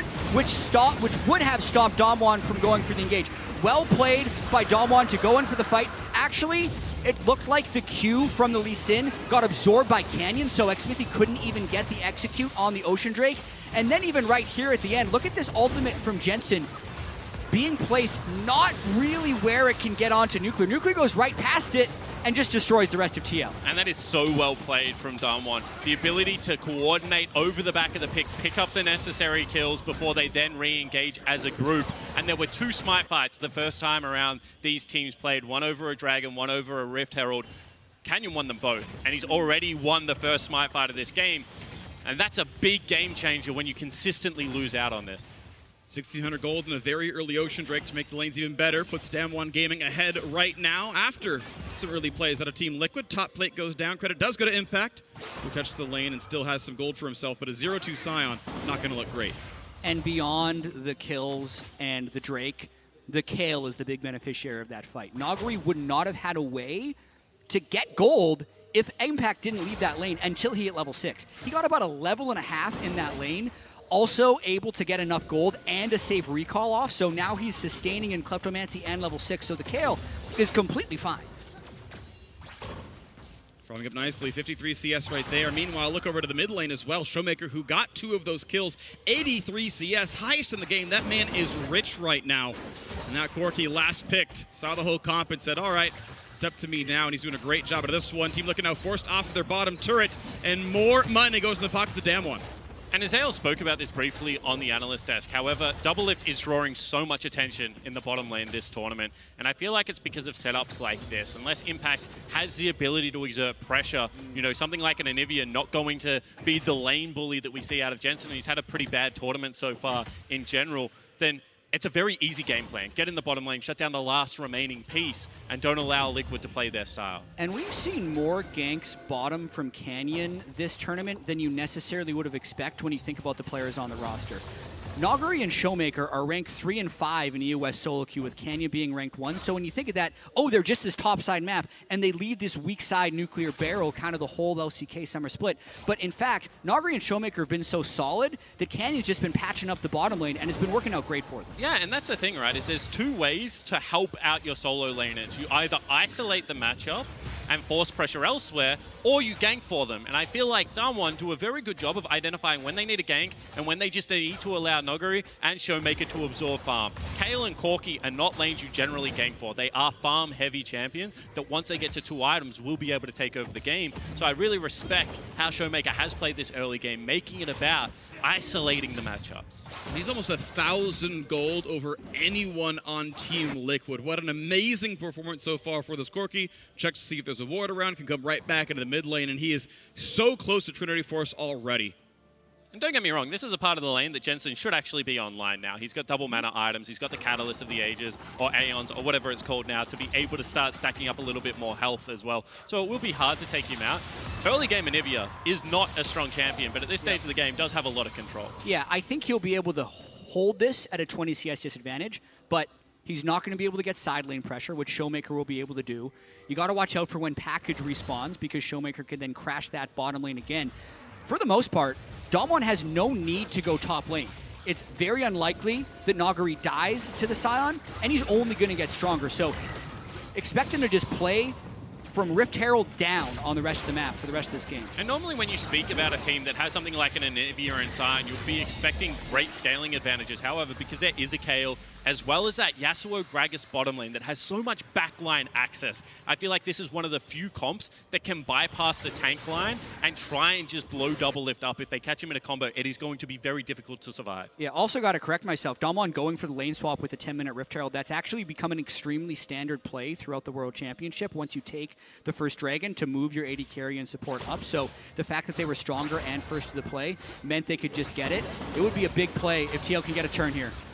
They're going to flash wave then, puts down the wind wall, but it doesn't stop this one. The knockup is there. They're going to find a lot of damage. He's still jumping away. Will finally no, get the shutdown. Credit goes to it. Scary, 1,000 HP. And that's the type of play that Team Liquid would have to do, but Damwon is probably fine with it. Nagari has actually been able to pick up numerous turret plates with early game Kayle, so the gold is going to stay pretty advantageous for Damwon. And they're going to win in multiple areas because they're going to grab 3 plates most likely in this mid lane, plates in the bottom, and a second of those Ocean Dragons. If you want a prolonged, extended laning phase, you know, getting the additional gold now is great, but the second Ocean also just going to leave you very topped up. And I cannot stress this enough. The range advantage that you're going to have on something like a Corki is very frustrating to play around as a short-range comp. And then you add something like... Oh, hold the thought. There'll be a decent amount of wave clear in the dive. Not yet there, but now with 3 alive, maybe Impact needs to be a bit worried. Does back up. Looks like the first turret may well go to Team Liquid's side as they try to get the gold a little bit close. You can see the gold difference. 2,000 will shrink somewhat as this goes down. Equally shares the gold. Now it's only 1,500, but Damwon Gaming going to easily respond to the bottom lane. They'll claim the 5th plate on the bottom outer turret. The only thing they lose is the 150 gold per first turret itself. Yeah, so overall, that's decent for Team Liquid. I also don't feel like it's something that Damwon will be too broken up about, since they could get solo turret gold to Nagari's Kayle. But watching this one more time, it was a good setup. You're expecting a reset from TL, so that's why our Nuclear was going for that. He burns his wind wall very early, and it ends up being fairly ineffective, and then smartly Doublelift ults through. The one thing that I would have liked is if they could have been a little bit more deliberate about getting the gold onto Doublelift, especially since it was shut down tier gold, but the kill is a kill. Kill almost got cast by Barrow, would have stopped Doublelift mid ult as well. Might have actually saved the teammate. Couldn't find him though. Doublelift held on to the killer instinct. And we keep watching this mid lane. It actually has shrunk a little bit. You mentioned it being a -18, but it's actually down to only about -10. So at least something going Jensen's way. Still though, make no mistake, a very, very good game. 2,500 gold puts Damwon Gaming ahead. And I feel like the fact that all of this early game was based around shutting down Nuguri and trying to disrupt the isolated top lane matchup is the biggest disaster. If you look at what the game plan was, it was a lane swap, injection of gold into Impact, and the ability to kind of shut down how Damwon like to play around their solo laners. Well, right now, Nuguri is 30 CS up. He's found himself the completed item on the Kayle, and as you mentioned, he is getting share on all these plates that's falling down, if not isolated. So I feel like the split objectives right now is actually falling very heavily into Damwon's favor, and Liquid would be quite upset the fact that this game plan didn't work. I think it'll be interesting to track with how Doublelift can use this gold, because as we mentioned before, the range disadvantage Kai'Sa will be at against the Kayle and the Corki is going to be difficult for him to find his windows. So yes, he's getting a lot of turret plate gold, and oftentimes you can say it's a good play as the team that's behind to trade objectives. I think that's where TL, like I can't really fault them for doing this. It's just Damwon also is okay doing this because of the Kayle. Yeah, I mean, once you've already botched the dragon fight, this is all you can do now, right? Yes. You don't want to go back into the standard lanes. You have to keep trying to accelerate the pace of the game and feed gold. And, you know, you can see that Jensen is actually up in CS now, so he's doing a fantastic job of playing towards his strength in the composition.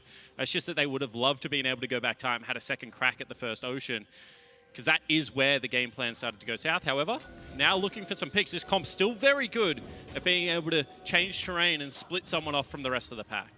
Team looking hoping for a little bit of an ambush in that brush. Doesn't find anyone though, and an easy set of wards getting traded back and forth. The game state now still 2,500, really not moving around too much just yet. You can see 10 plays to 13. A lot of this has been the teams handshaking and switching different sides of the lane. 3v0 one side, 3v0 the other.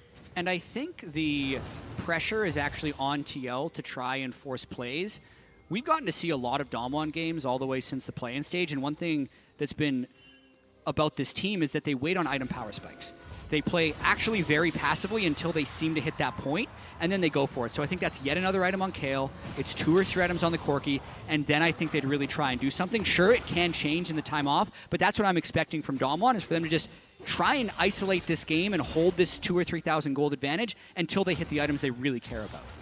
On the flip side, I think that Liquid are also okay at the moment to say we still have 2 item spike as well as transform coming through for Doublelift. We have the second mana item stacking up right now for Jensen. He's going to become even more difficult to deal with and more oppressive in these fights. And their Baron, especially if Jensen goes towards something like Liandry's as his third item, is maybe the quickest Baron you can get in the game. Anivia does so much damage to Baron just through the repetitive E spam as well as the ultimate being put down, and is one of the better champions at keeping it safe. The turning tool of the Q is very undervalued in Anivia's kit. So I feel like there is very clear win conditions left. It's just about whether you can get towards that state of the game before Damwon start to take away more gold. And they also already have river control for this Infernal Drake, which would be so beneficial to the triple carry threat that Damwon has. And arguably all 5 care about as well. You've got the Warrior Enchant on the Rek'Sai, and even Gragas is going a little bit of AP. Not a ton, but it's going to matter somewhat there. And it's spawning in 8 seconds. Team Liquid and Damwon Gaming going to fight over mid-control. Everyone is on this side of that. You can actually see them all on your screen. And this is very interesting because Showmaker does have package, and you mentioned this, chat. This is actually one of Corki's strongest spikes. When he's able to have the mobility, uses it to split.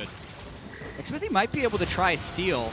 He's going to Q over the wall, go in for the smite fight again. It goes to Canyon, and the fight begins already. Stopwatch burn by CoreJJ, same for Nuclear. What's the re-engage? Flashes to safety, but Impact can't go that way, so Damwon not only claim the Drake, they also grab a kill. Another smite fight goes over to Canyon. Nerves of steel on that guy, and then of course, Damwon is going to likely win that fight in the river since they already had a lead. So 5 strong with Impact down. They're looking to break mid. And with a split on bottom lane, Doublelift's not here. Look for the body slam into the knockup. The ult comes across as well. That's an egg, and that's going to get poached as well. Turret falls. Damwon 2 straight kills. The Drake, the outer turret. Tier 2's next up on the plate. And that's just disrespect coming through from Liquid. That's too much confidence in what Anivia's wave clear is able to do. We already mentioned the dive tools that were not expended in that fight. And you can see that they run over the mid lane. Take another look at the Dragon, however. I really want to see how this goes with Xmithie because I thought he was down in levels. He's actually equal. Yeah, and also the package was used a little too early. So watch this smite right here. He takes Q in, but now he no longer has the Q execute. And it ends up being both of them pressing smite at 900. And Canyon just really played it better. I don't even think he timed that with his E necessarily. And then Impact kind of field goes through the rest of Damwon. TL not willing to fight. And a couple of things to look at in that fight. Windwall from Nuclear did separate a lot of the damage sources that was going to come across. And because already the fact that Impact was so low, Doublelift didn't want to get backline access through his ultimate. So that was a very split fight. Certainly not the way that Liquid want to be fighting, I feel, in this game. If anything, they want the front to back. And I feel like Damwon want to be playing more of a dive split up game. And this has turned into an incredibly one-sided game. 6,000 gold and 3 Drakes at 18 minutes. Damwon kind of just needs to run their playbook and execute here. Make sure the side waves are prepped. Make sure they get a little bit of control on the Baron buff. And then just look for picks in that area with the Gragas Yasuo, which is a great team fight initiator. So Damwon's looking very comfortable at the start of the final day of groups. Yeah, and it's not surprising because with the maturity of League of Legends as kind of a sport, you have 2 distinct styles coming across. You have your G2s, which are more of your, eccentric artists that like to keep the map in a fluid state. They like to be able to change the rules and kind of bend how the game is played. But then you have teams like Liquid, and they are the scientists. They have the recipe on what success looks like, and I feel like they do tick all the boxes when they go for these plays. But that means when something goes wrong, it is much harder to combat your way into a game because you need so many things to line up before they will look for their play. Well, items going to completed, and Team Liquid looking to find their way back in, but a Baron steal might not be one of them, even though it is how they beat AHQ last week. And we can see a 6,000 gold lead, ward control, Drake control, Damwon Gaming, with Baron spawning just now to set up that left side river. And as they push in, the wards come down, the other ones get cleared. And we were talking about item power spikes before. Damwon's hit them. They have the 2-item Corki, the 2-item Yasuo, and the 2-item Kayle. So if any fight prevents itself, I expect them to be able to go for it. Once again, it's Fog of War mostly. Team Liquid sending Impact to side lane against Nuguri, which is still a solid matchup here for the Damwon side. Let Kayle scale.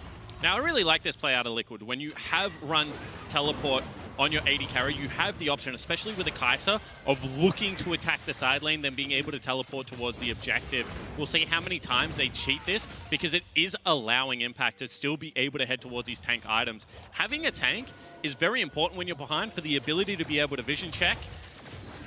And I feel like that is going to be Impact's role for the majority of the rest of this game.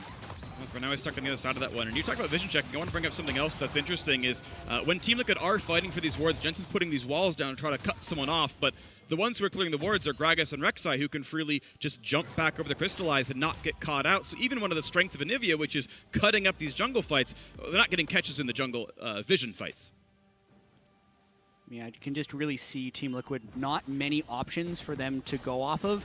Even the Kai'Sa in the side lane, I think, is a risk for them because there's a chance Nuguri at level 13 Kayle and Gunblade active can just force a flash or ult of Kai'Sa away, right? He's an incredibly strong duelist. No one can really step up to him, so they're taking their vision checker and Impact, running him back and forth in the mid lane, which means they can't actually get control of the Baron River again. And very importantly, I mean, even Doublelift at this stage of the game has fallen behind in CS. Sure, there's not as much available for him. And he's also still waiting on that transfume of the Manamune. So not going to be at a stage of the game where he wants to fight. And if you miss a spike, it generally puts you behind another item towards a 3-item spike of 80 carries. At that point, they just do a lot of damage. It becomes largely irrelevant of who they're hitting. But I feel like this is going to have to be a mistake from Damwon for TL to be able to get their way back in the game. As I already mentioned, I don't think scaling is an advantage. I think ease of execution is also in Damwon's favor just because of superior range. So then you're coming down to very small windows that you can look to punish. And unfortunately, Damwon just look very patient in their setup and are taking those windows away from Liquid. Triple Ocean even benefits patience as well. I don't think it's the strongest Drake setup, but it does let Damwon shrug off pretty much any offensive TL puts in. If you win any fight at all, you are always healthy enough to Siege or Baron. You will get enough health back that you will not get one shot off some random poke. So it lets them stay on the map kind of forever. It lets them really easily play these setups.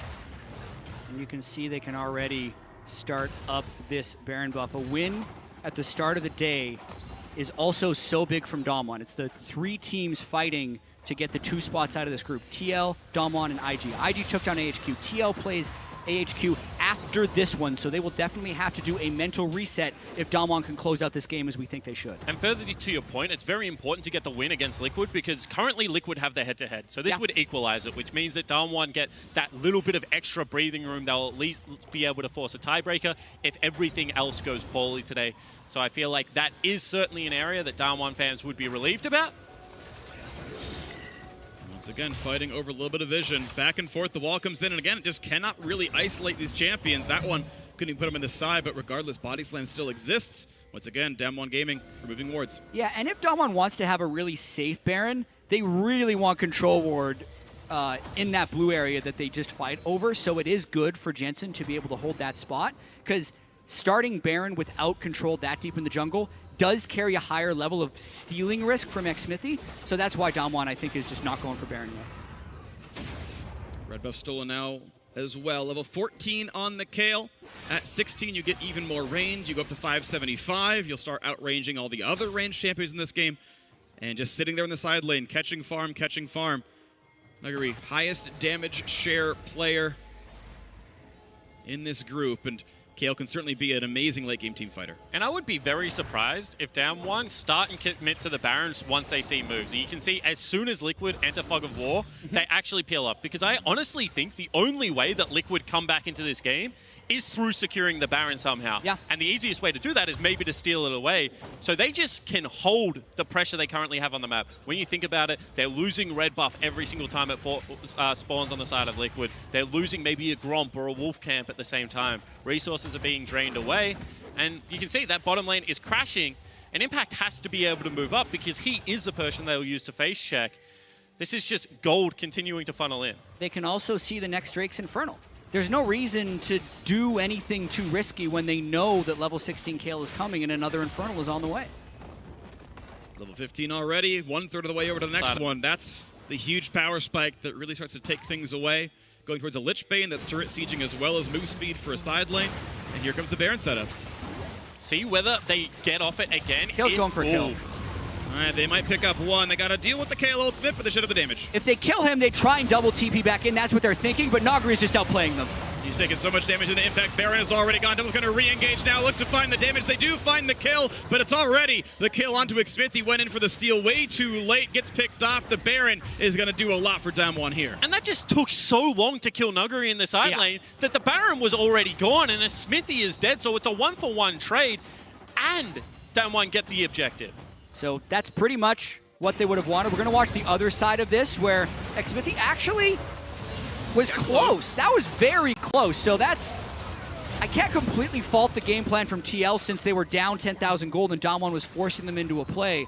Ultimately, though, it does just work out once again for Damwon. And now we will see whether the power of the Nivea is justified in the composition, because the Nivea used to be able to make games go forever. I have not missed this champion in League of Legends at all. Games used to go for well and truly over an hour when she was picked. Was However, close. Baron That was has been very buffed since close. then, and the additional range on the Cannon Creep might just be enough to be able to push over the wave clear. Definitely going to help, and the magic resist that, rather magic immunity that those minions have with the Baron buff will contribute. And one thing that could also end up stalling the game is the fact that there's no Baron buff on Kayle, so that he's the split push force that would actually want to have something. So there you go. Thank goodness for Corki. Split pushing marksman mid laners are such a benefit in being able to break the base. And you can see right now they are setting up in multiple lanes, and they might bring Kayle towards a group and allow that Corki to split. You can see slowly but surely the mid lane wave dies. They take about half damage from champions. Gets yelled at, goes back as well, but top lane tier 2 could be under fire. No, it's going to be shoved in and left alone. And it's all about minimizing risk. The Infernal Drake's up in 10 seconds. So that's going to take 30 seconds off this Baron because it means they're not going to escort these waves towards the base, because anytime they actually get towards the base is when TL might go for some type of fight. And once again, that's going to be soloed. They could have spent the rest of the time sieging, but it's just very slow and steady. Almost 28 minutes in. Triple Ocean, double Infernal, third Infernal coming up. I mean, Spot and I are shaking our heads, but this is just good League of Legends from Damwon. You don't need to take the risks to win the game. What happened to the young, plucky Korean rookies that were going to come in and reshape the LCK? This is exactly the opposite of what I want to see out of Damwon. Sure, it's the right way to play the game. They might still win with it. They've still got a minute of the Baron buff left. That's turret number 1 on the top lane going down. They're up to the inhibitor turret already right now. Rapid Fire Cannon on Showmaker means that poke can look good. some scarce waves are coming through now into the mid lane. Like they're still gonna crack the inhibitor line while also having their cake, eating it too, and killing Team Liquid. Impact forced to run away, knocked up now as well. He might not get out without flash, loses the shield. Ults when that was not needed. He was already in the clear, but turns around and go ahead and clears part of that top lane. But has to run away as well because Canyon is back. But that'll get the inhibitor. Yeah, so mid lane inhibitor will fall down, and you can see already that Canyon is on that minion wave. So Damwon certainly looking to break the base on this Baron. They've still got 28 seconds. They can knock down this turret as well as long as they want to push in for the damage. They're taking a little bit of space. Wave goes down. Knockup going to land, but Impact nearly dies. Goes down to 1/4. He's going to have to regen now. And you can see that Impact not as tanky as he would like to be at this stage of the game. Maybe the last wave they'll get the Baron. See whether they go for it here. Ooh, Anivia turns off the ultimate. That's no wave clear. That's the turret falling. That's going to be double inhib. So yeah, take the Infernal, take double inhib. That's a great Baron Siege. That's a lot you can gain right there. Under 30 minutes into the game, Team Liquid not able to find the fight at all. This is just Damwon coming in very solid.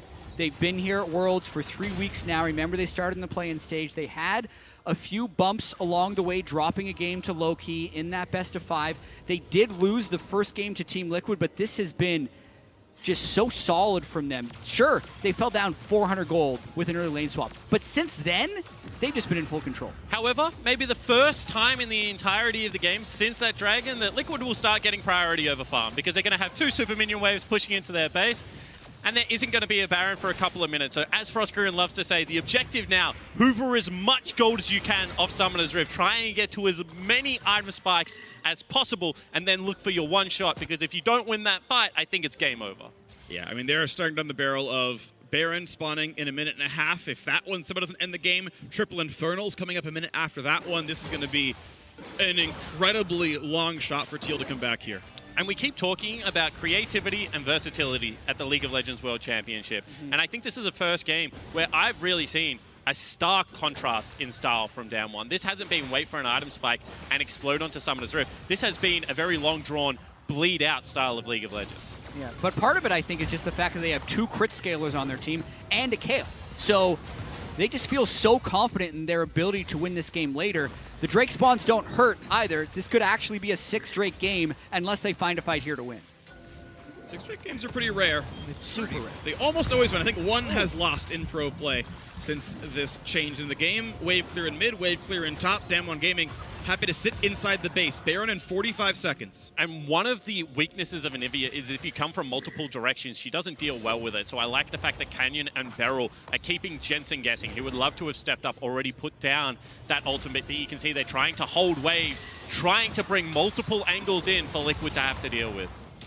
Well, bot lane is cleared, top is shepherded in, but it's just going to be farm going back on over.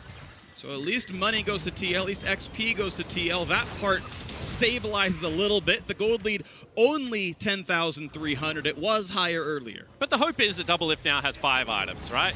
See whether he can make something happen in a team fight, because they're going to have to look for it. I feel like you can't allow them to sit around Baron with vision. Could be the play. Looking forward, looking for a potential knockup. They're going to find the hook on in. Here comes the battle. That's going to end it all. Into the mid line they go. Over the top goes Nuggery. He's trying to knock down Doublelift. 1 for 0 so far. Look at a second. Knockups come around. 2 for 0. Impact's going to fall now as well. And here comes Yasuo. Looking to knock down Doublelift. Not going to find the knockup just yet, but that will be the kill. Goodbye to Doublelift, the stopwatch. Canyon. Oh, poor Canyon will go down. At least a kill goes to TL, but there is nothing else they can do. Their base is in shambles. And Damwon Gaming will knock down Team Liquid. And we thought Damwon was just going to try and scale into infinity. Eventually they said, you know what? We're probably strong enough to force a 5v5 right there. They get a 5-for-1 at the very end, and they kill the Nexus. Damwon did scale to infinity, 1 in the mid laner, 1 in the bot laner. That's what it took, and they closed the game out. 3-1 record, ties IG up at the top of the table right now. That's going to be an exciting battle later on in the day. Current standings look like this is your other quarterfinalist. The LCK has topped every single group they've been in so far. Damwon would make it 3 of 3. And I think right there, Damwon does show the variety that we want to see in their gameplay. We've seen big explosive games, that's a slow bleed out, but in the end, it was the correct way to play. Yeah. And I think Liquid fans are probably scratching their head right now, because that was a very different look out of them. They tried something, and ultimately it didn't work past the first 10 minutes. Once they lost that Ocean Dragon fight, they could never recover. And for them, they're going to have to put their eyes right back on the Rift for their game against AHQ, because if they can't recover from this loss and they lose to AHQ, that's probably the end of their Worlds run. I'm expecting 4 wins is what's needed to get out of this group, so I think Liquid has to play perfect from here on out. Yeah, it's going to be a tough road for them. Theoretically, they could tiebreak IG if they somehow lose the rest of those games, and those teams are both 3-3. That doesn't seem likely here, but it's going to be the road ahead of us. Still more games to play. So for more on that Damwon victory, let's send it over to the State Farm Analyst Desk. Thank you very much, Freak. Unfortunately for Team Liquid, Damwon with a very, I would say, slow, cool, calm, and collected game from the moment they got the advantage. Before we jump into kind of the replays and the picks and bans, I just like to kind of gauge what it means if you're Team Liquid and you're very hyped to step on stage here, and then you get beaten in such a slow fashion, in such a fashion in which you get choked out by a team like Damwon. Yeah, I was just talking to that. I was just talking about that. It was just like I would have loved to see TL. Just at some point, it was kind of obvious it was going to be lost, and they would have just like had a bit more fun, tried to do like some more crazy engages. I don't know, Sion ults in and Nivea puts the wall, something like that. I just felt like they just slowly got choked out and they lost, and they're playing a game like they're sitting on stage right now, and yeah, it would have been more fun. Yeah, I know what you mean with that sentiment. So let's run down how it exactly played out, because we were quite positive about the picks and bans, and I think we should still be. At the beginning of the day, Azael, you said, yes, Team Liquid is always going to give you standard, but they can definitely show you some new things as the Anivia here in the pick and ban. Yeah, the style of the play was still going to be the same, right? It was going to be about team fighting with Doublelift, but they bring out the Anivia, they bring out Sion, so they mix up things a little bit. But to me, the most interesting thing was about that pre-game preparation, the lane swap, the early minutes of the game, which was so impressive from TL. But honestly, after those first couple minutes, there was nothing positive to say. Well, we don't have to get there yet, because we can talk about how good that preparation was, because likely that is something that they can fall back on. Of course, not exactly the same, but something we know they can prep for the following games. What was so good about this pre-game plan and the first couple of levels from Team Liquid? So, I mean, coming into this one, just taking a look at the draft, I think that one of the key points of it, kind of talking about the level 1, was the fact that they went for the late invade. I know you wanted to talk about this one specifically, Mithy, because it was nice to be able to see the Sion basically raid his own camps knowing that they were going to switch sides.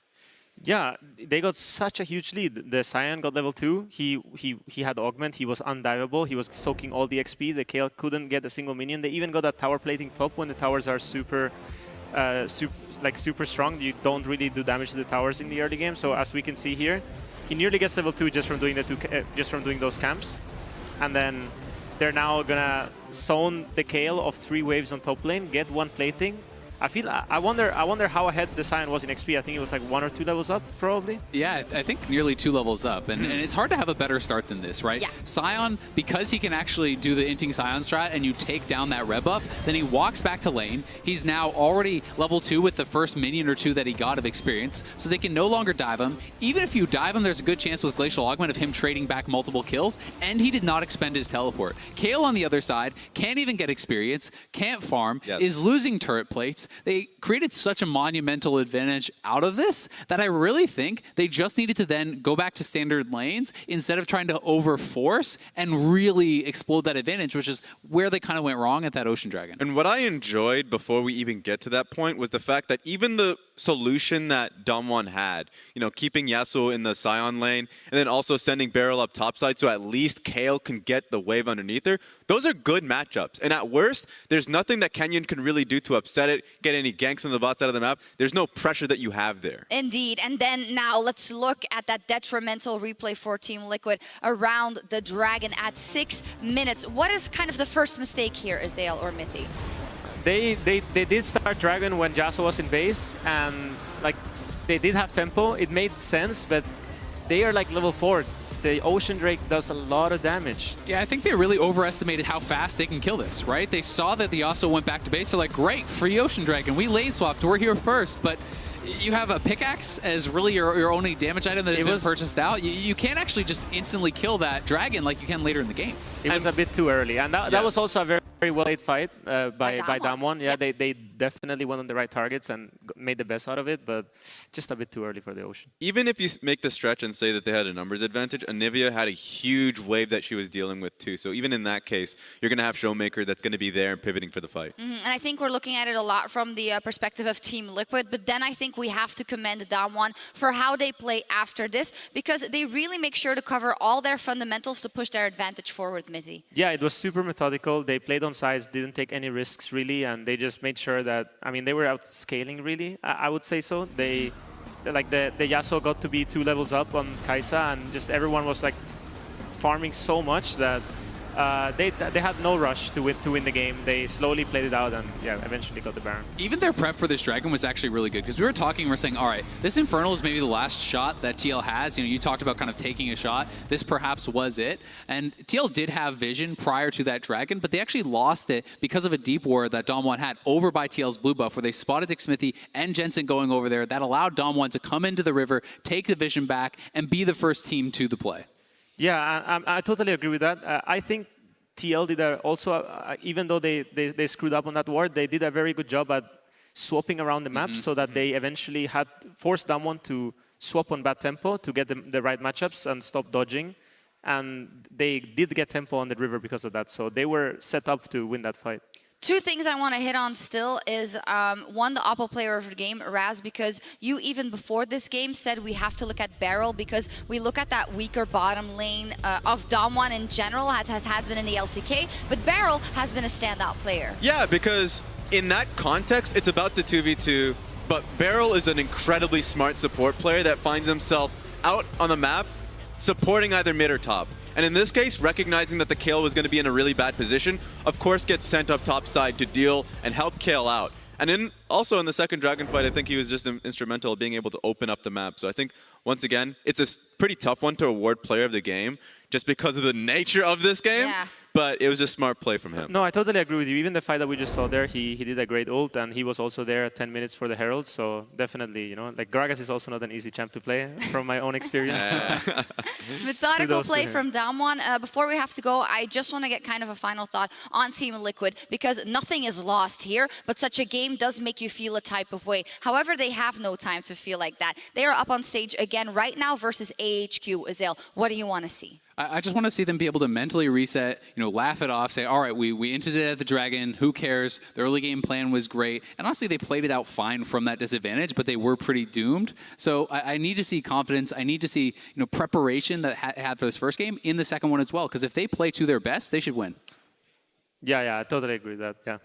Sorry, I thought you wanted to get in and then I cut you off. What do you want to say? No, the psychological feeling that, like what I mentioned earlier, that it would have been, I just hope that they really, you know, stay strong and, you know, they don't stress out too much and get the win against AHQ. Absolutely, they need to shake it off. Up next, it is Team Liquid, who return to the stage to face AHQ. Before we go to break, make sure you enter for your chance to win a World's Prestige Edition chair from Secret Labs. Head on over to secretlab.co/LOL Esports and select your favorite team at Worlds to enter the raffle. The contest is open through November 11th, but you might as well sign up now as we're going to break. Do it. Looking at the kill, Doublelift out of the wave, and a nice spike comes through. Good pickup there for Canyon. Nuclear on the chase, finds first blood. Showmaker in for number 2. They're going to flash wave then, puts down the wind wall, but it doesn't stop this one. The knockup is there. They're going to find a lot of damage. He's still jumping away. Will finally. And with the split on bottom lane, Doublelift's not here. Look for the body slam into the knockup. The ult comes across as well. That's an egg, and that's going to get poached as well. Looking for a potential knockup. They're going to find the hook on in. Here comes the battle. That's going to end it all. Into the mid line they go. Over the top goes Nuggery. He's trying to knock down Doublelift. 1 for 0 so far. Look at a second. Knockups come around. 2 for 0. Impact's going to fall now as well. And we thought Damwon was just going to try and scale into infinity. Eventually they said, you know what? We're probably strong enough to force a 5v5 right there. They get a 5-for-1 at the very end and they kill the Nexus.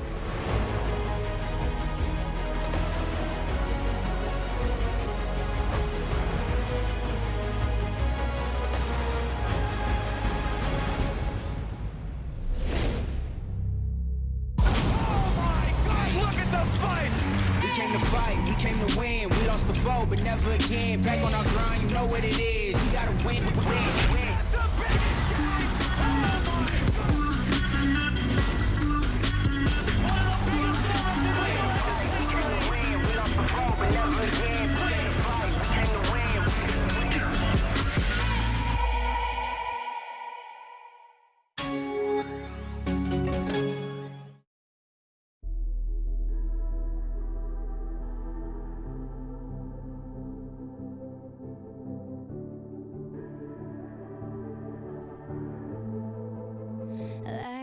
Legends never die when the world is calling you. Can you hear them screaming out your name? Legends never die, they become a part of you. Every time you play for reaching greatness, relentless, you survive. They never lose hope when everything's cold and the fighting's near. It's deep in their bones, they'll ride into smoke when the fire is fierce. Oh, pick yourself up, 'cause legends never die.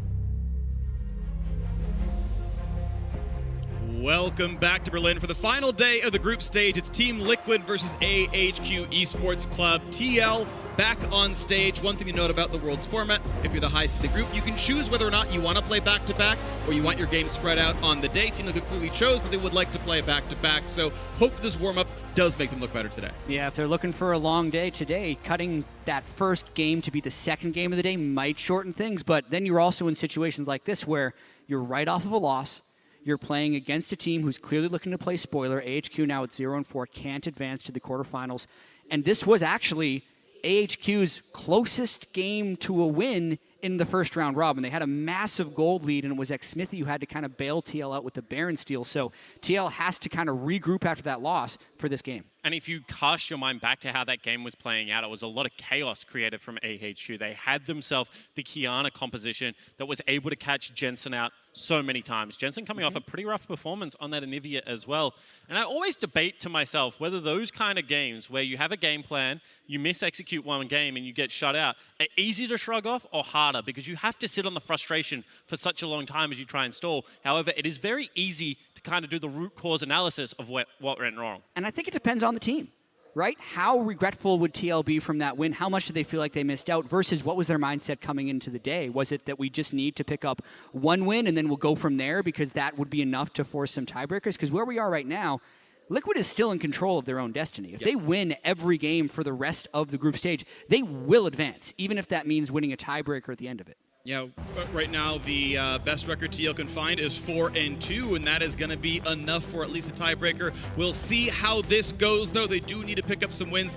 Technically, even with the loss, they can stay alive if they can beat IG, and so does AHQ. But that, of course, makes that really dicey, and we'll stop with the bracketology. But TL would certainly love a win right now. They banned away the Qiyana. Qiyana Rumble was how AHQ nearly took down Liquid last time. And looking at some of their bans on the blue side, the Qiyana is good against AHQ because they beat them with the Qiyana Rumble last time. But I don't like to see banning away so many kind of meta-defining picks as a blue side team. Oftentimes you'd want to kind of force the other team into that so they can't target as many bans at you. Yeah, I completely agree. However, in this specific matchup, I think that one of the ways AHQ is going to look to beat Liquid is introducing some, disruption into the game, being able to speed it up, change the rules. We saw Liquid try and do that last game with a lane swap. We know the way that AHQ like to do that is through heavy skirmish around Rainbow, trying to drag Ziv early to the play because he is one of the star carries on this lineup. So I like the fact that most of the bans are to deny that play pattern. Yep. Well, this lines up for a first pick Xayah. Kai'Sa banned. They've already gotten rid of the Qiyana Rumble. The hover. They got 20 seconds to make the choice. They decided they really do want to do that, but I think putting your eggs in Double Up Basket is a good choice for Team Liquid. And now, obviously, you know that's coming if you are AHQ. So what do you have in response? Is it going to be something like a Morgana pick? Is it going to be, I was going to say, maybe a Veigar or a Vega, because I can never remember how to pronounce that champion's name. However, it doesn't look to be the case. It's going to be an Ezreal instead. I think we've seen Ezreal as a thing you can play into Xayah. Uzi tried it many times yesterday to mixed success. I think one of the more important things that AHQ is going for is the Jarvan takeaway. It's something that they banned against TL in the first game, and it's something they wanted for themselves here. I think the TL probably ends this with a Rakan and the Gragas, but we'll have to see. Letting the time tick down, they're going to lock that one in, and then we'll see if they do indeed go for the same jungle matchup. TL, one thing we did see of them at MSI, where they made it to the finals, they beat the world champions Invictus Gaming, was TL playing TL style. It wasn't about what are the meta picks, all these heavy flex things. It was about Team Liquid saying, no, we're going to play very standard team fighting, we're going to play around double, and that was good enough to take down the reigning world champions, that BO5. And now we'll see if TL wants to bring out something else that's unique to them as they go around. And okay, yes, Jensen's second game on the Blanc here. I can see it. I think that xSmithy's champion pool is going to get a little pinched in the second phase of bans, but based on the way that Jensen performed in the last game they played, where he died a bunch of times, trying to get him onto a champion that he's had success on. If we remember, Jensen's LeBlanc against Damwon was probably his best game of the group stage, so completely understand why they would pick LeBlanc here. Yeah, absolutely agree with you. And when you have a look at the Lissandra response, it is something that has fallen out of favor just because of the fact that Lissandra's mana cost were increased, and she now really struggles to be able to deal with the wave clear. So LeBlanc wins the push in this matchup, then has very good priority on the roam. Sure, if you isolate the lanes, get junglers involved, there is kill potential there for Rainbow. Might even force Jensen to take something like a cleanse. However, I feel like it is no longer a proactive matchup. I feel like more options are available for Jensen to be able to take over the map. It's more of a late game counter because the cooldowns and the mana cost are increased. So even if you're willing to burn through your mana pool early game, you just can't shove the wave as Lissandra the same way LeBlanc can. Once you're looking at the last few top lane options, AHQ get the last pick of this entire draft. They need a support. They need a most likely top laner. We're really expecting List to be mid, but we've seen her in other places. Just theoretically an option. Elise goes away, as we still have yet to see a jungler out of TL. And now this becomes a difficult choice for AHQ because I would love something like a Morgana for the laning phase. Morgana, Ezreal would be very good at guaranteeing the shove down bottom lane, could disrupt a lot of the aggression that's going to come out of Liquid. Now the problem is when you play these mage supports and there's something like a LeBlanc on Summoner's Rift, you tend to die a lot. So I wonder what Ysera's option is going to be. This is another mage that could do all of those things, but has the added safety of being able to disappear inside an ally. Yeah, hard for LeBlanc to kill an untargetable cat. A little bit. Yeah, it would have been this or a Leona as far as I'm thinking. This is a safer play for them. Team Liquid really happy to play tanks up in the top side here. It could be their last day of Worlds, and no, it goes with a Gangplank. They're going to put impact on a champion that you can generally leave alone and will still have an impact on the game. And Liquid fans, I challenge you. Put the draft side by side, what we saw in game number 1, now what we're seeing in game number 2, and just pick your favorite, because I think coming into Worlds, Assassin for Jensen, being able to dominate the laning phase, weak side top laner for Impact with great global accent, and maybe the best aggressive bottom lane and jungle on the patch. This looks so much more promising, Jack. Yeah, I'm pretty shocked that they were able to last pick Gragas with the priority that Xmithie and TL has had it so far in this World Championship, so quite happy about this draft for Team Liquid, and we'll see what AHQ is going to do because it looks like they ended up going with a lot of counter matchups. We saw Vizicsacsi able to pull out Cho'Gath as a counter matchup to the Gangplank, and I said at the time, hey, maybe we'll end up seeing this in the quarterfinals. But this was also several days later. Ziv has potentially been able to refresh on his Cho'Gath mechanics since he's a such old-school top laner who has played it much in the past. And now I'm going to throw this one out there, right? Do you guys watch The Simpsons, Simpson fans? Yeah. Have you seen? Pretty sure. I've watched like the first 300 episodes. Okay, have you seen the episode where Homer tries to build the barbecue? That one, no. And you see the box, and then he lowers it, and he's like, why doesn't mine look like that? I feel like when you have a look at Liquid's lineup, right, it's like perfect. It all fits together. Everything's coming. And then you look at all the counter picks that you kind of see on the side of AHQ, and you see where it's going, but then you say, why doesn't my team comp look like that? I feel like it's just such a strange... This is... A lot of the champions like to go backwards, like to kite out. Then you have a supremely hard engaged 80 carry jungle duo, and I just don't see, apart from a lane counter pick, what Cho'Gath really does in this composition. Well, it's going to be an exciting game all the same. AHQ may be eliminated, but Team Liquid still have a chance at being the one and only North American team into the quarterfinals. Beating AHQ here would certainly help them do that. Let's get into the game.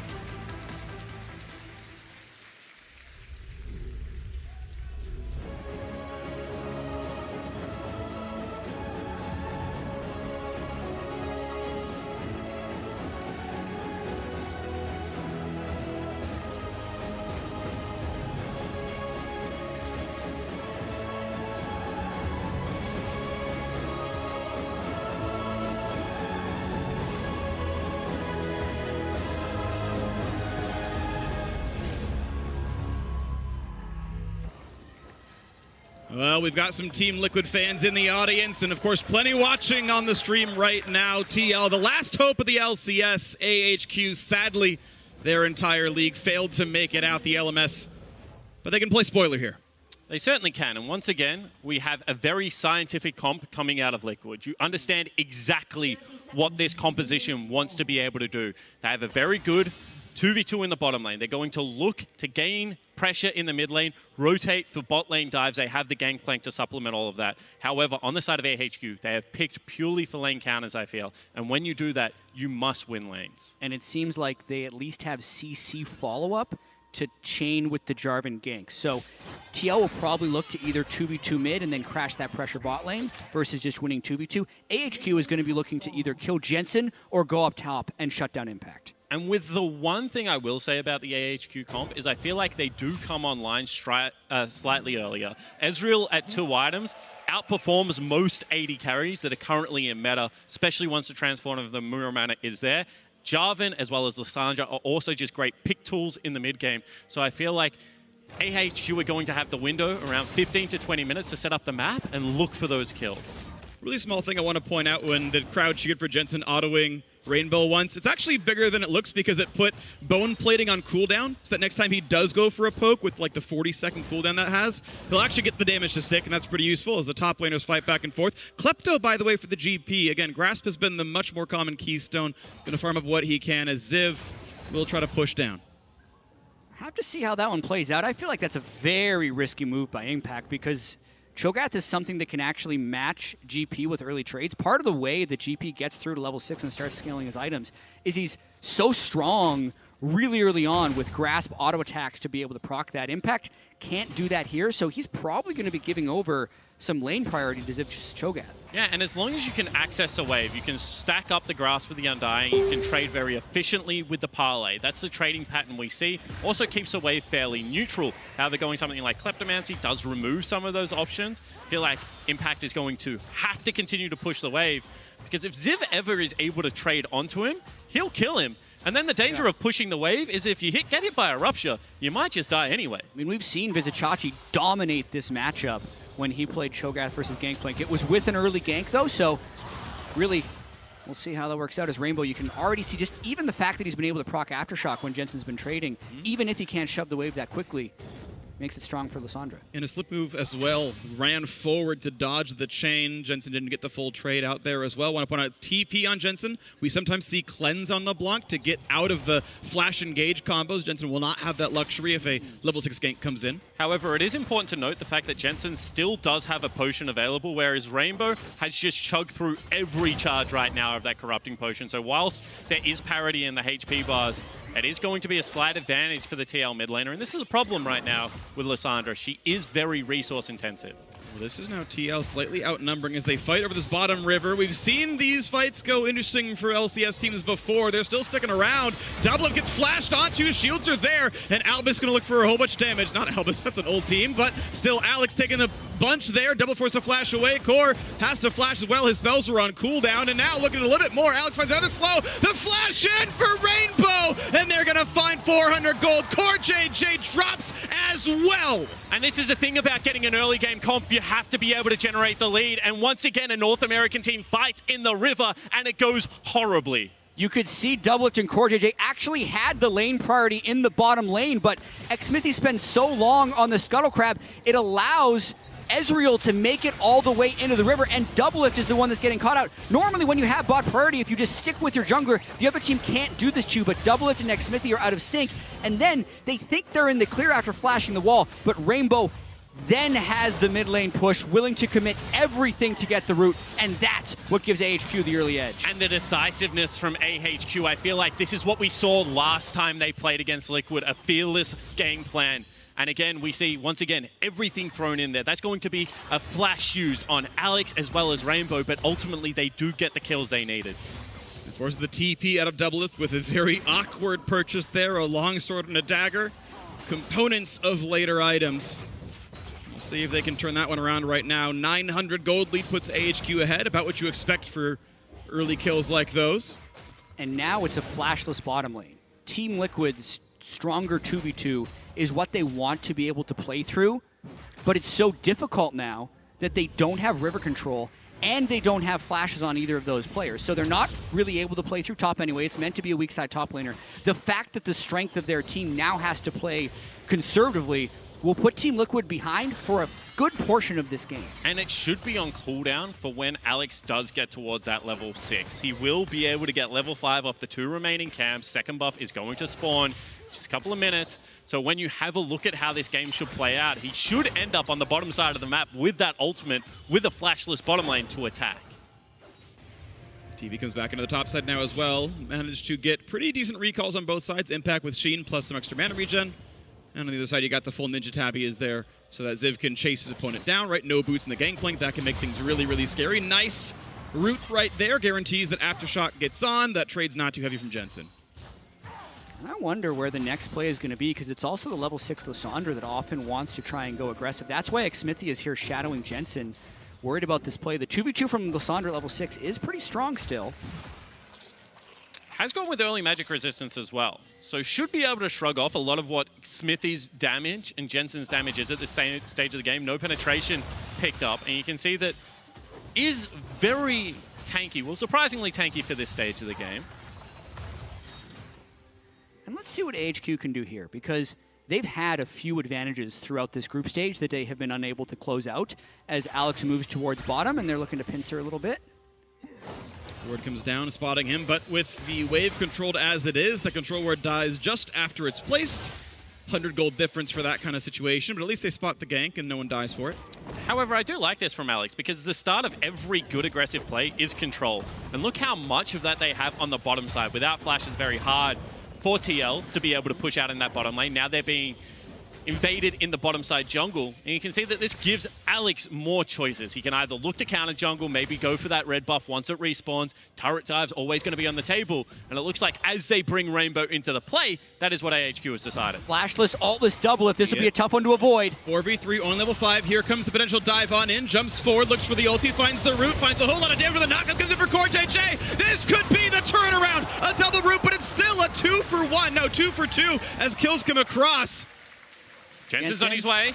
Only one died actually for TL. It's actually been a positive situation so far as you've got a lot happening across this side. A big damage as Sarah's going to go down, and Wako's going to get hit, knocked into the air. Yet again, Team Liquid find a way to turn around the fight. No way out for the Ezreal. Auto attack slowly but surely. Jensen finds the kills. And sometimes comp is just king. TL's comp is designed to play towards the bottom lane. And you saw, even with the advantage, even with the early movement, Gangplank's ultimate just swings the tide of that dive. And that can be so huge for TL's morale. Starting the day, losing to Damwon, starting this early game, down 0-2. And a good idea by AHQ to go in with this Lissandra, but they don't quite have the burst damage. And I think CoreJJ also got the Guardian Shield right here to make it very difficult for TL to die. Also, massive props to Doublelift for getting such a multi-route, even though he was the target of that dive. And then finally Jensen does arrive, and I think does the right thing, right? He just cuts off the Ezreal,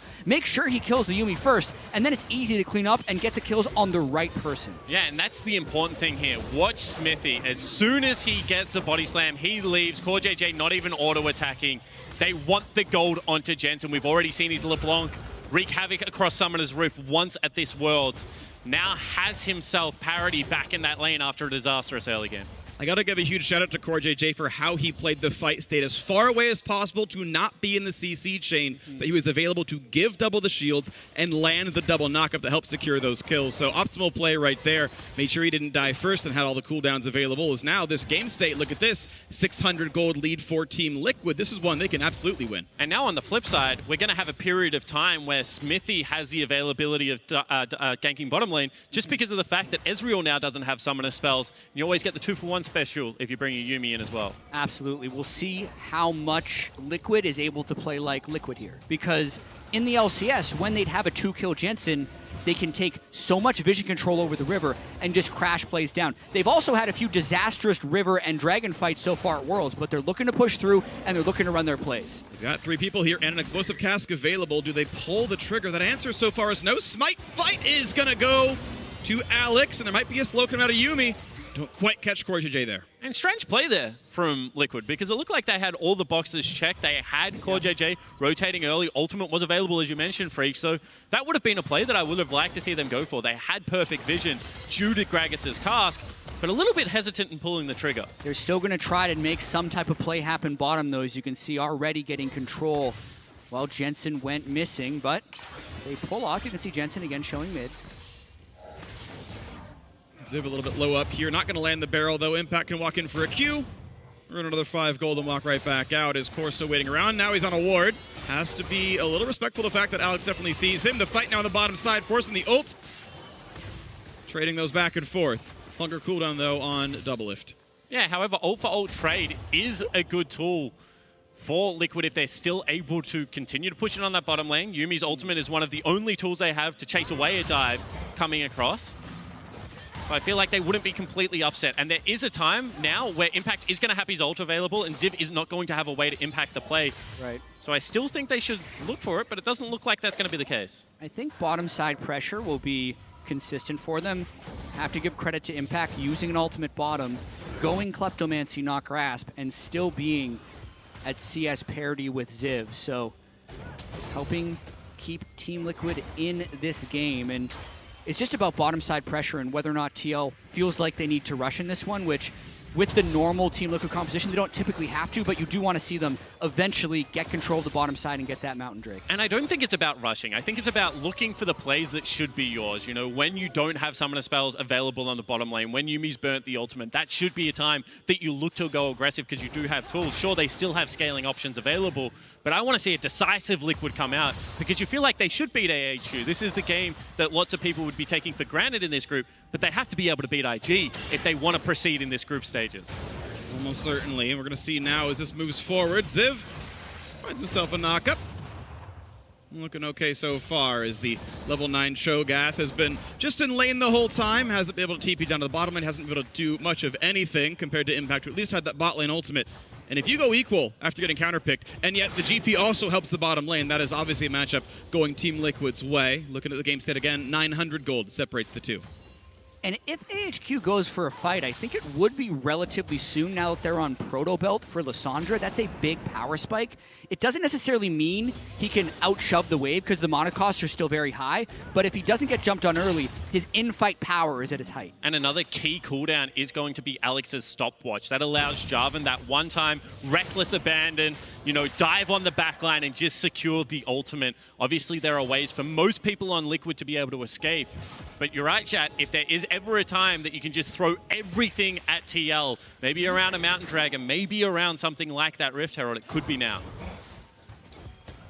A little bit of damage there. No Electrocute triggered, though, and Jensen just clears away some minions. And I think we also have to keep in mind, AHQ hasn't been the best team at having advantages in closing or getting the right play started. So TL does have control of this, and we're wondering if AHQ is going to be able to make the right play. They, you think, would want to do something around Jensen in the mid lane, who's gone cleanseless against Lissandra, but Alex hasn't been able to find any approach and is actually falling fairly behind in this game. There's the Mount Drake attempt now, 14 minutes into the game, but it is being hit. The control ward's inside the pit. Team Liquid control bot and mid lane, and no one is even approaching the river right now. This should be a pretty easy pickup now. Still no answers being seen. In fact, the Jarvan's top side anyway. And when the game is like this, when they're splitting the map, I always love to just cast my eyes to the mini-map and check out what the top laner did.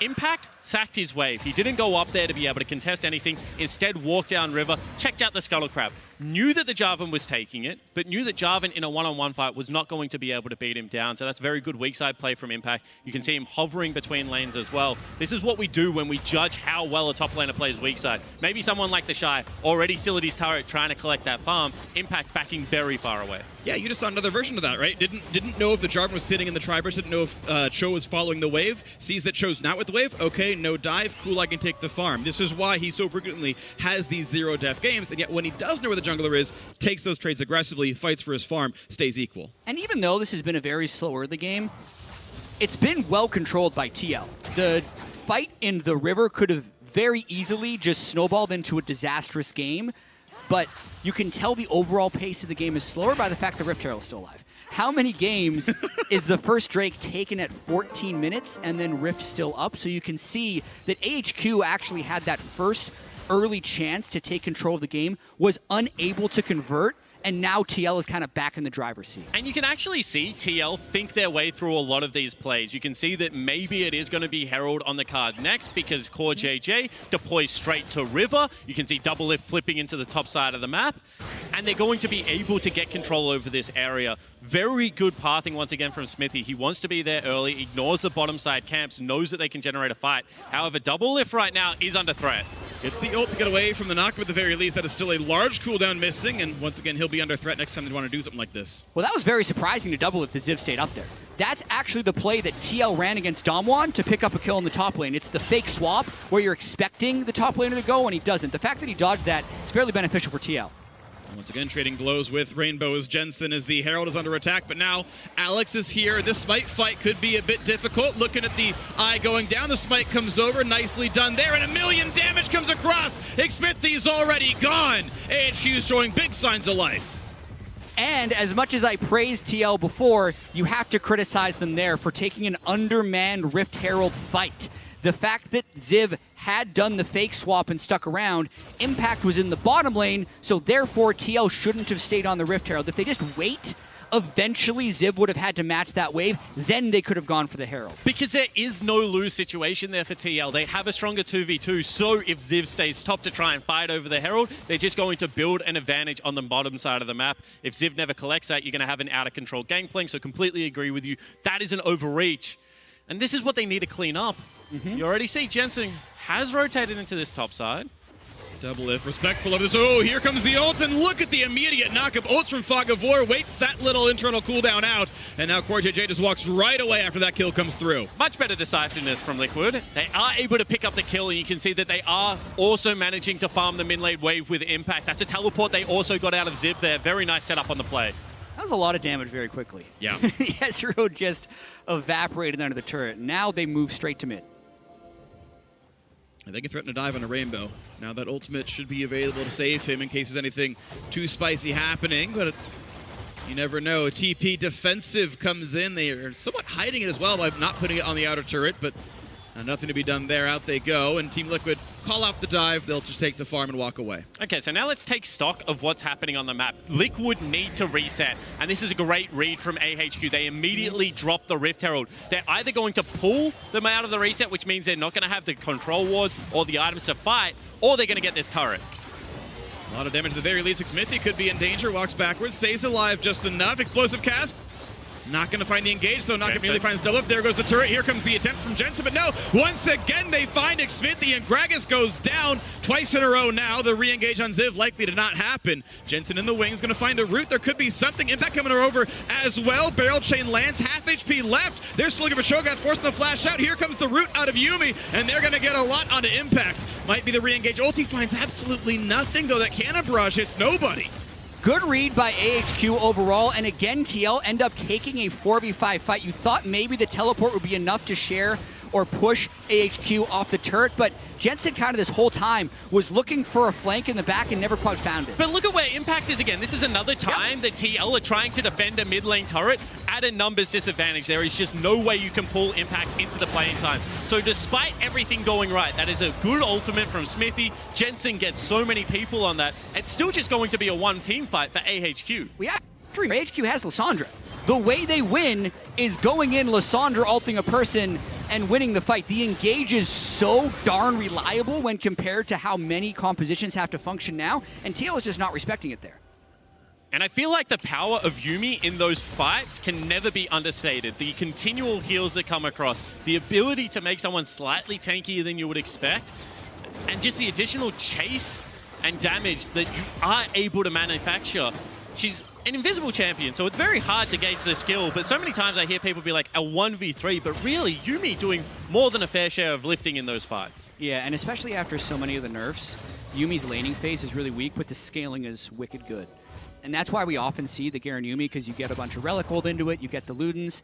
So, yes, the early game bottom lane was unable to play through any sort of advantage. Ezreal Yuumi's very weak. The later this game goes, the better the Yuumi gets. Xmithie just knocking down a ward right now. Yuumi not quite finding any poke just yet, but going toward the Athene's build, the more supportive of the ones. I definitely have seen a lot of the Luden's Echo builds where you really do funnel into her. I think that's usually when you have the Relic Shield teammate.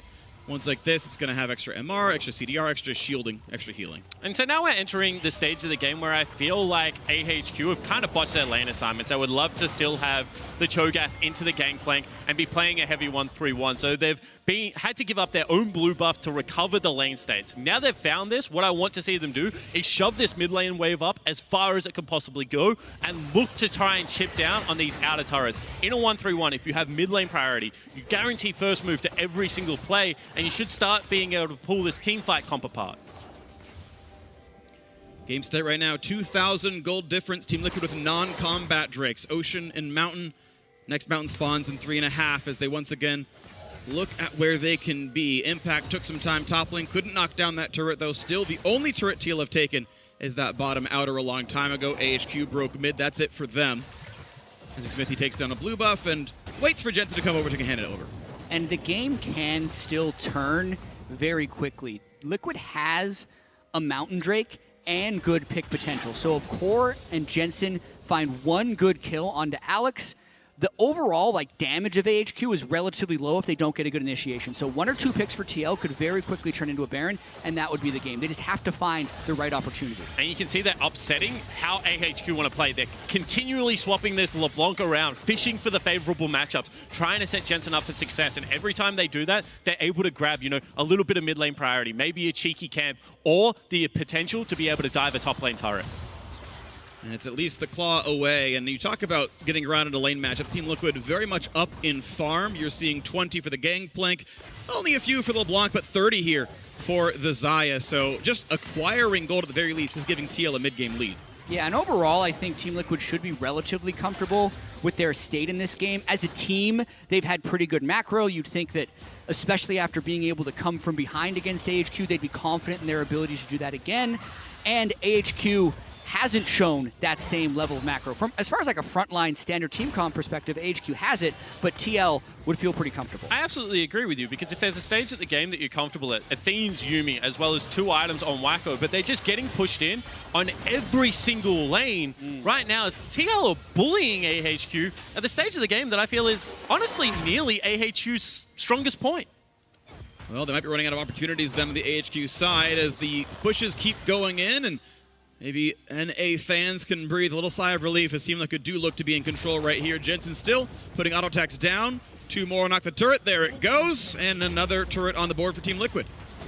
And they take the push lanes into another turret. And with a small reset here, I think we have a little bit more time to talk about the comps.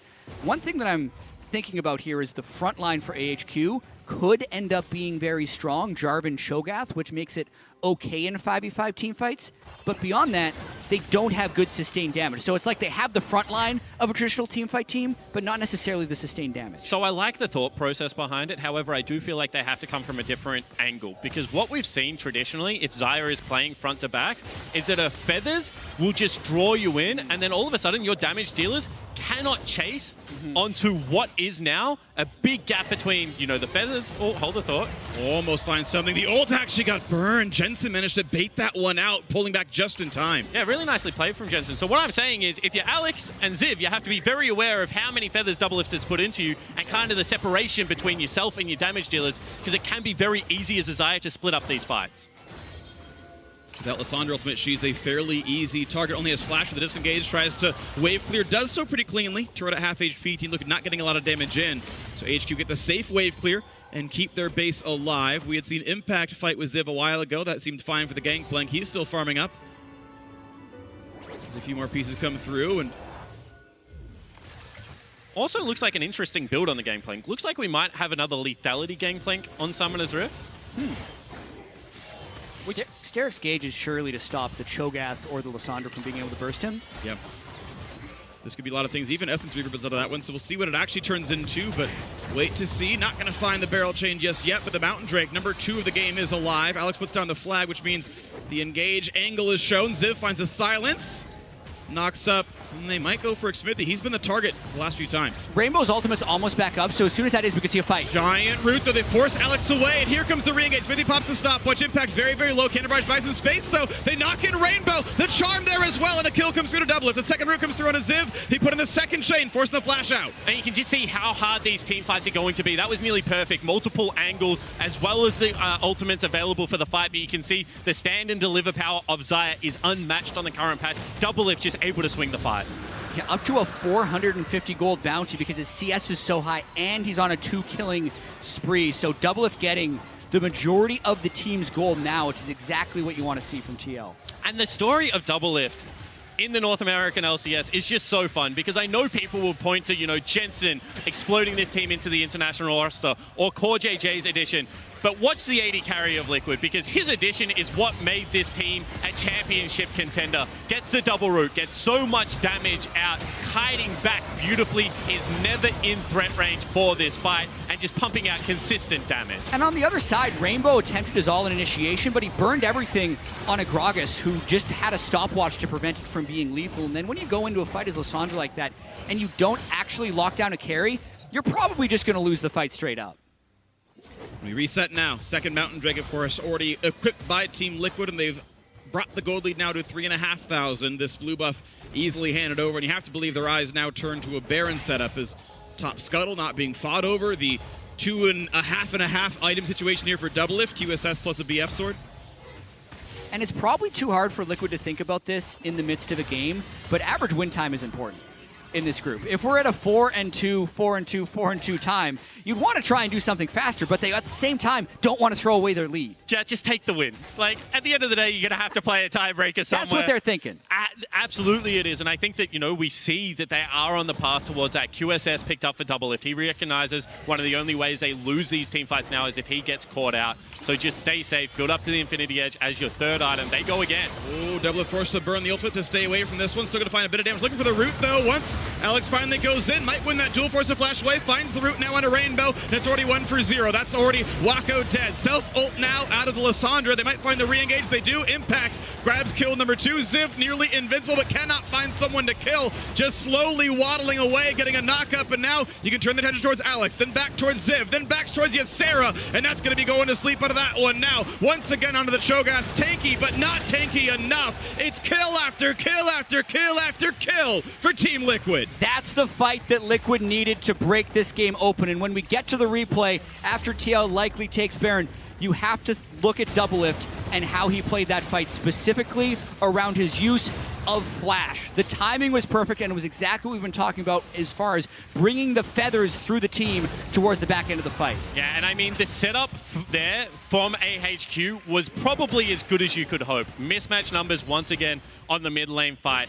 But as we mentioned, you have to be very aware as a tank how you're playing against Xayah, because if you're Lissandra, you cannot enter this fight. Look at all the feathers that Rainbow is so aware of. Finally goes through the flash from Doublelift, rips them back, and all of a sudden Rainbow up the creek without a paddle. Rainbow saw the play. A 1/10 of a second later from Doublelift on that flash, he gets locked down by Lissandra. They maybe lose the fight because their sustained damage is down, but by outplaying that way, TL destroy the fight. And this is the thing, now that you're just a tank lineup, you cannot actually go with the consistent damage that is going to be there from Liquid. This was always the problem with the composition that AHQ put together. They didn't get enough of a mid lane advantage. And now, at 28 minutes into the game, Baron buff on Liquid, I don't even know whether they have the wave clear to survive. They might not, but we'll see how much gets claimed right now. Only 4 turrets taken off the map. Looks like the side lanes still have their two turrets alive. You can see that's where some of the pushes are going. Top being ignored, but bot pushed in. And now this could once again be a very long, drawn-out game, kind of the way we saw Down 1 play last time around, waiting for the item spikes, because you have Baron, you have the ability to siege right now, but you also have, another Infernal Dragon going to be spawning. There's also the other way of looking at it, that Rainbow would need to engage to make this game end, and if they go too far, well, they could brought just be him over. in. The cast says, please engage, please drop down, please die, and indeed he does. Team Liquid 11-5 out of this one. Yeah, and look, I didn't account for the fact that maybe AHQ would be the ones that look for the initiation, as Jensen again, a hell of a lot of damage. Poking them down lower and lower. Yuumi only has so many healing charges, and TL putting the damage in faster. Mid lane inhibitor cracked open. The turret is gone, which means the inhib is the target. And who's going to really stop Impact right now? The third barrel comes across. Wako pushed off. Xmithie only going to find some poke, but the mid-inhib is down. Almost 30 minutes in, and TL looking inside the base. It's still 5v4. You talk about win time. It's only 30 minutes, and they can look for the Nexus turrets right now. The chain's coming across. Jensen can't quite find the route, and TL with the teammate knocked up. Impact forced to flash away, but the re-engage for CoreJJ might mean the kills come across. Wako barely staying alive as the respawns do come through. 5 members of AHQ might stop the push, but TL don't find the autos on the turret just yet. They might look for Rainbow. Ult comes across for Ezreal. One turret now down. Looking for the re-engage. The route onto Ziv. TL staying around. They have the Ocean region. The health bar's not too bad right now. When does the next cooldown get burned? Alex in the front line, still 2,000 HP. Wako forced backwards yet again. The turret under siege. Team Liquid looking to close it out in fairly short order into the back line. A great disengage for Wako. That's a pickup. This could be a re-engage, or will it be the Nexus? Team Liquid diving in, but dying all the same. A 1-for-1. 4v4 on the map right now. Impact cutting backwards, but TL still sticking around, trying to find those last little bits of damage. Minions flood into the base. They're going to go for the Nexus yet again. They should be able to close it out, and they do. Team Liquid still in control of their own fate. And a nice ending there by Team Liquid after giving up 2 kills in the early game, especially with all the baggage they carry into the World Championship, knowing that this was as close to a must-win as you're going to get without it actually being a must-win. So 31-minute victory by Team Liquid. Now their eyes are set on that final game they have in the day against IG. Yeah, and this time around, I felt like they had the correct recipe, that they followed the steps necessary. A little bit of a botched step at the start there with the fight in the river, but afterwards were able to regain control of the game. And it is very easy to identify when Liquid is playing well, because a lot of the steps they're taking are very obvious and make a lot of sense. But I feel like that's what they need to consistently be able to do to get out of this group. And if we talk about consistency, the performance there by Impact and Jensen was back to what you want to see out of them. 305 on Impact's Gangplank, 503 on Jensen's LeBlanc, and both of them very solid contributors in this game, where the solo lanes were mostly isolated. They're going to need to do that against IG. Well, they fought IG last week, and Invictus Gaming came through with the win. Team Liquid probably need to reverse those fates. That's going to be an exciting matchup to watch for near the end of the day. TL hoping they can make it into the top 8, make it into the quarterfinals. Doublelift's curse was not making it out of groups. And finally, Jensen said, don't worry, I got your back. I make it out of groups all the time, and they made that happen at MSI. They took down IG in the semifinals. They made it all the way to MSI finals. Now, time to do it at Worlds. Yeah, exactly right. And what you need to hope is that the team play of Liquid outshines the individual talent and chaos that IG are going to bring, because this is a huge conflict in styles. Doublelift mentioned at the start of the day, he's been one win away from making it out of the groups last year. It's actually been the case the last 3 years. He's been at 3 wins, 3 years in a row. Again, he's at 3 wins for the 4th year. If he can get to that 4th, that might be enough to get him into the quarterfinals. It's going to be a tight one. It's going to be a whole bunch of fun. More games to play today. The group still undecided. For more on that win, let's hear from the State Farm Analyst Desk. So what you're telling me is Liquid just needs 4 wins. Oh my God. I feel like that's a pretty good omen. I'm liking our chances. All right, so let's talk about this game where Team Liquid pushes through and picks up that much needed win. And we're going to look at this game in the context not only of the win, but I think we also need to be a bit critical in terms of looking ahead to that all-important game versus IG later. And I want to start with the AHQ 2-0, because that eerily looked like kind of that early deficit Team Liquid found themselves in the first game. Again, they get a curveball thrown in the early game, Mithy. Yeah, it felt like a little bit of confusion from TL. They, like the AHQ mid laner had Prio, and they were fighting for Scuttle in the river, and yeah, I just didn't really. It felt like really confusing. Even there, where Doublelift is like trying to help CoreJJ, but CoreJJ doesn't have E. I don't know if they're communicating that. Yeah, not really sure. It was confusing.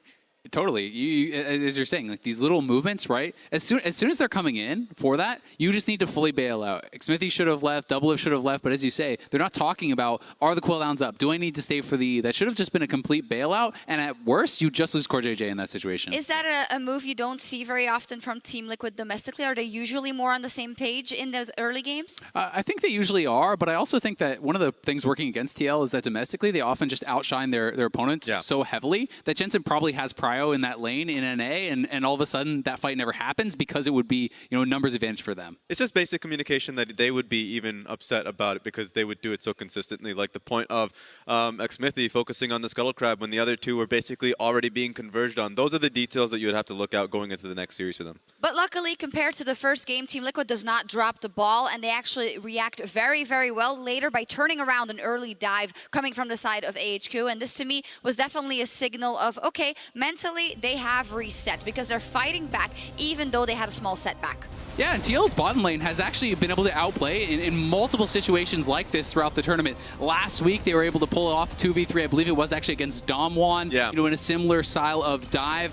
TL's bottom lane came up huge for them. Jensen on the roam, able to clean up multiple kills. And honestly, this was one of many things that TL can be very, very happy with coming out of this game. True, but I just liked the dive personally from AHQ's side. I just think that making the choice of who you want to basically target was the primary thing. If you go on towards the Ezreal, easier to protect from Rakan's side, but Rakan is actually leaning so far upwards that you can pick him off. So that was a small detail that I would have liked to see. Yeah, I love the way they spread, and like the casters pointed out, the way that Doublelift set up the route, even though he got CC, they did a very good job. Yeah, there they can really be really proud of that moment. And then you think, okay, now we're going. Now it's going to go in Team Liquid's favor. But Azel, you were quite disappointed with what happened around the Rift Herald for TL. Yeah, this is something, maybe we can just roll the replay and I can talk over it. This is something where TL is just kind of trying to do too many things at once. So you can see that Gangplank has already had a pretty big side lane advantage. He went Greedy Runes, he actually went Sorcery secondary, he went Klepto, and excuse me, this is actually a different replay than I was thinking. So this is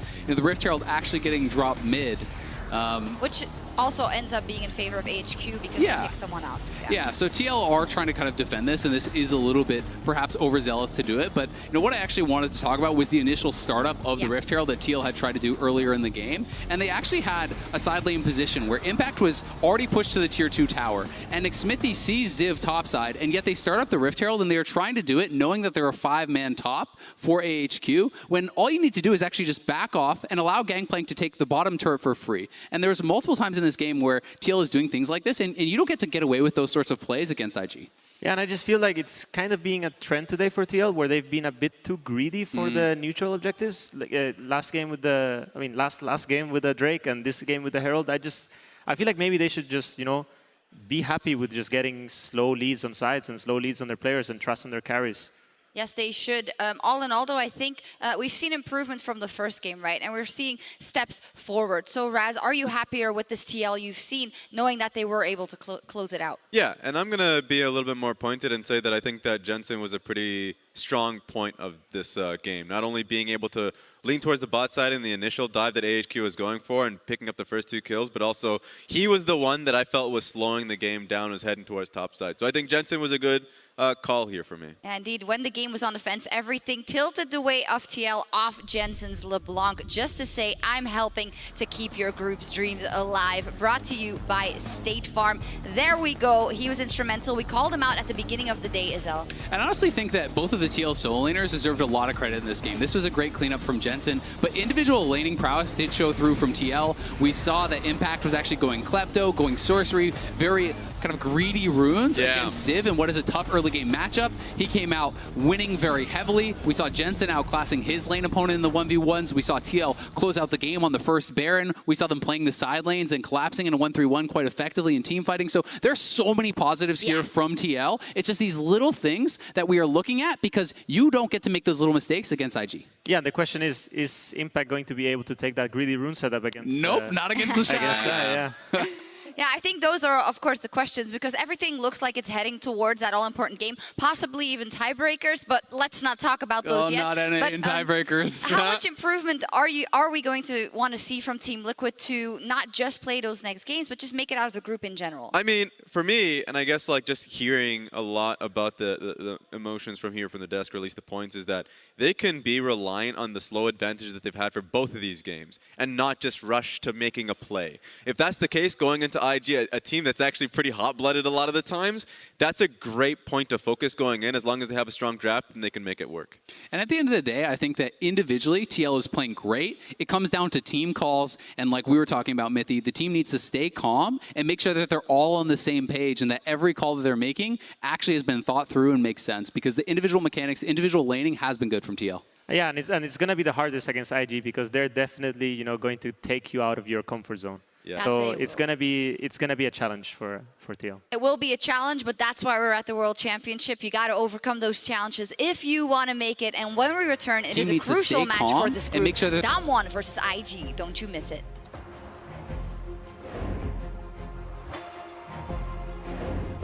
A little bit more. Alex finds another slow. The flash in for Rainbow, and they're gonna find 400 gold. Core JJ drops as well.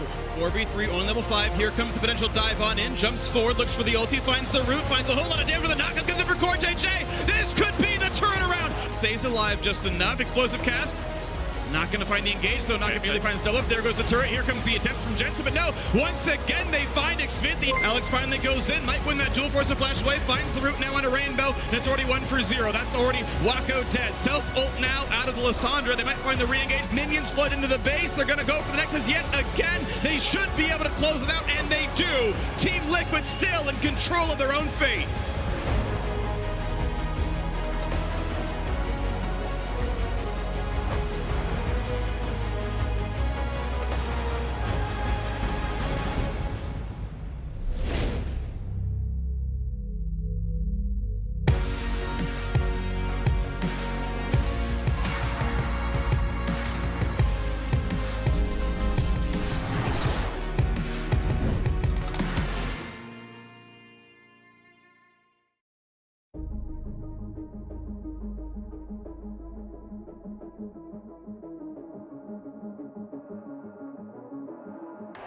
Welcome to the world, no heroes and villains. Welcome to the war, we've only begun. So pick up your weapon and face it. There's blood on the ground, go and take it. You get one shot to make it out alive. So higher and higher you chase it. It's deep in your bones, go and take it. This is your moment. Now is your time, so prove yourself and rise, rise. Make them remember you. Push through and rise, rise. They will remember you. Welcome to the climb up, reach for the summit. Visions brave, the one false step lead the end. So higher and higher you chase it. It's deep in your blood, go and take it. This is your moment. Take to the skies, go. Prove yourself and rise, rise. Make them remember you. Push through and rise. They will remember you.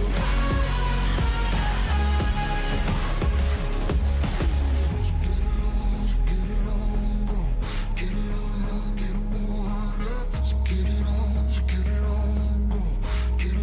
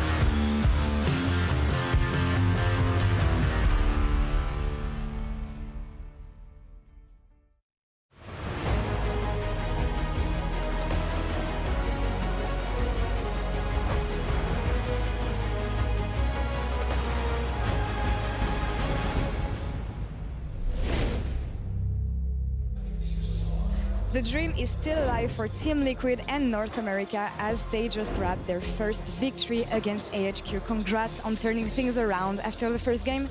I want to know, tell me about the mental reset you had to operate after losing against Damwon, especially also having to play back-to-back games.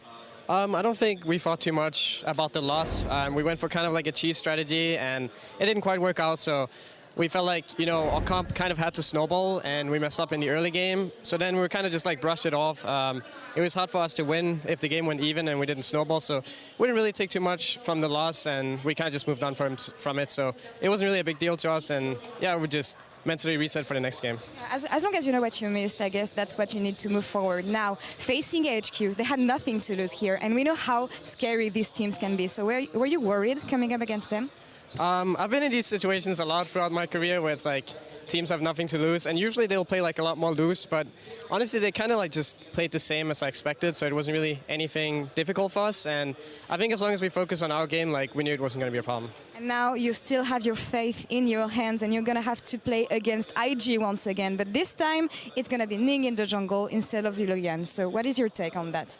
I don't really know too much about their jungle situation that they have, but hopefully, Ning will be scared because we beat them at MSI and he'll play worse because of that. I don't know. But I think we're feeling pretty confident going into the match, so we'll just see how it goes. And I think that's one thing that all the NA fans wants to hear right now. Thank you very much for the interview and good luck for the next game. Thank you very much, Alor and Jensen, and welcome to Caster Desk. I'm Quickshot, joined by Kobe for the last 3 games of the group stage. Team Liquid are going to be watching these next couple of games and sweating because they need a little bit of help if they want to guarantee getting out. Yeah, I mean, we came into today with all 3 of those teams tied at the top, right? Damwon, IG, Team Liquid. So all of them looking very heavily at every single matchup between the other 2. And we're about to go into one of the biggest. Damwon versus Invictus Gaming. 2 of them actually, with championship aspirations. It's defending world champions versus the hottest new team on the block coming straight from Korean Challenger. Yeah, from Challenger to Worlds, the Origin-esque story for any of our European viewers. They played through play-ins. Damwon have gone significantly better with every single game that they have played. And Nuguri in particular has actually captured the imagination of social media and Reddit, and the Klepto Bros has been a debate and a discussion which I've loved to follow. But look, let's dive into the game. This could be one of the matchups that determines that first seed. And straight out the gate, LeBlanc and Pantheon in the ban pool. All right, no surprises super early on here. Kayle has really risen in priority. We've seen so many of these teams prioritizing it because it is a flex pick that also scales so well. Meanwhile, Red Side has had to also ban the Qiyana if they respect those players on the other team, and Damwon's already shown that this is definitely one of the champions. You can't let that damage potential through. They're actually going to ban it on the blue side here, away from Invictus Gaming, not willing to go for the first pick. Now, what do you make of that, banning it away? What raises in priority when it comes to first pick? I mean, both AD carries still up and available, the Kai'Sa, the Xayah. We've seen a lot of the Yasuo's up as well. We've seen that showing up a little bit in the second half of groups as well. For me, it's a huge priority on flex picks, right? Solo laners have been so important, and solo laners are what these 2 teams have made their fame on. It's what Invictus Gaming basically won the World Championship last year on. So Akali is picked up so quickly there by Damwon. And meanwhile, answered by another one here from Invictus Gaming. Very quickly, we get them locked in. High chance that we get the Shy's Jace. I absolutely love this. You just said that solo laners are so crucially important and kind of bucking the trend of Red Side favoritism, so to speak. Both solo laners expectedly locked in. We can, of course, see that Syndra in the bottom lane. The reply, though, Lee Sin, Kai'Sa, and a hover on Rek'Sai for now. And no surprises here, right? Lee Sin has been super highly prized because of the mobility and early game power of the champion, but also the common answer is always Rek'Sai because it's very easy to unburrow and interrupt the dashes of Lee Sin. Well, let's see how well it'll play out. And what do you then decide to prioritize? If we assume this will be rookie Syndra, and I think that's a safe-ish bet, does Damwon consider banning away those ADCs? Definitely want to target the possible marksman for JackeyLove because I think it would be a win for Damwon if they push JackeyLove into the mage's territory of bottom lane. Meanwhile, I think that Invictus Gaming should actually target some more of the supports and the hard engager because Damwon's composition already needs some more hard CC, I think, to fully operate.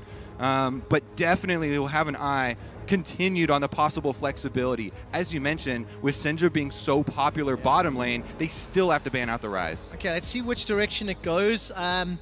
Whether or not Damwon wants to go with that initiation route, I can't get the thought out of my head that Vladimir's open and available. I don't know if it's really something you want to run with already, a lot of AP. Blitzcrank taken off the table, one of those engaged supports, and the analyst desk was talking a lot about Beryl earlier in the day. One last ban from Damwon, and then IG can start giving us some hints around who's going to get that last pick, and it's a Draven taken off the pool. And I really do like that ban because they've already shown a lot of early game power here from Invictus.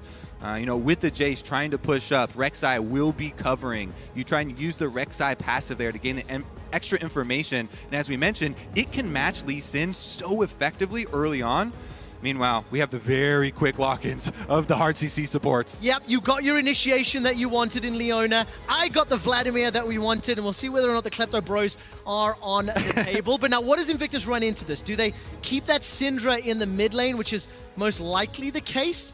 I mean, Xayah is still open and available if they wanted to run that, but what other options would you consider? I still put a high priority on Xayah, but I feel like because it's been left so long here, it might be the swap, and it is indeed gonna be the Syndra. Move to the bottom side for JackeyLove. Okay, let's zoom out then. Tell me what you think about these two compositions then. Obviously, JackeyLove, the Syndra Nautilus, you've got a little bit of poke, a little bit of scaling, but how do you see these two team comps clashing? So I think it's going to be incredibly important where the junglers decide to go early on, because of course, on the side of Invictus Gaming, you want to isolate the Jace and Vladimir early on so that Jace can get the maximum out of that matchup. The Shy wants to make use of Kleptomancy, poking down the Vladimir, being as aggressive as possible. So maybe they even go for a split map for jungling. That is offset though by the Leona and Nautilus matchup in bottom side. High kill pressure there. Meanwhile, mid laners gonna try and farm. Yeah.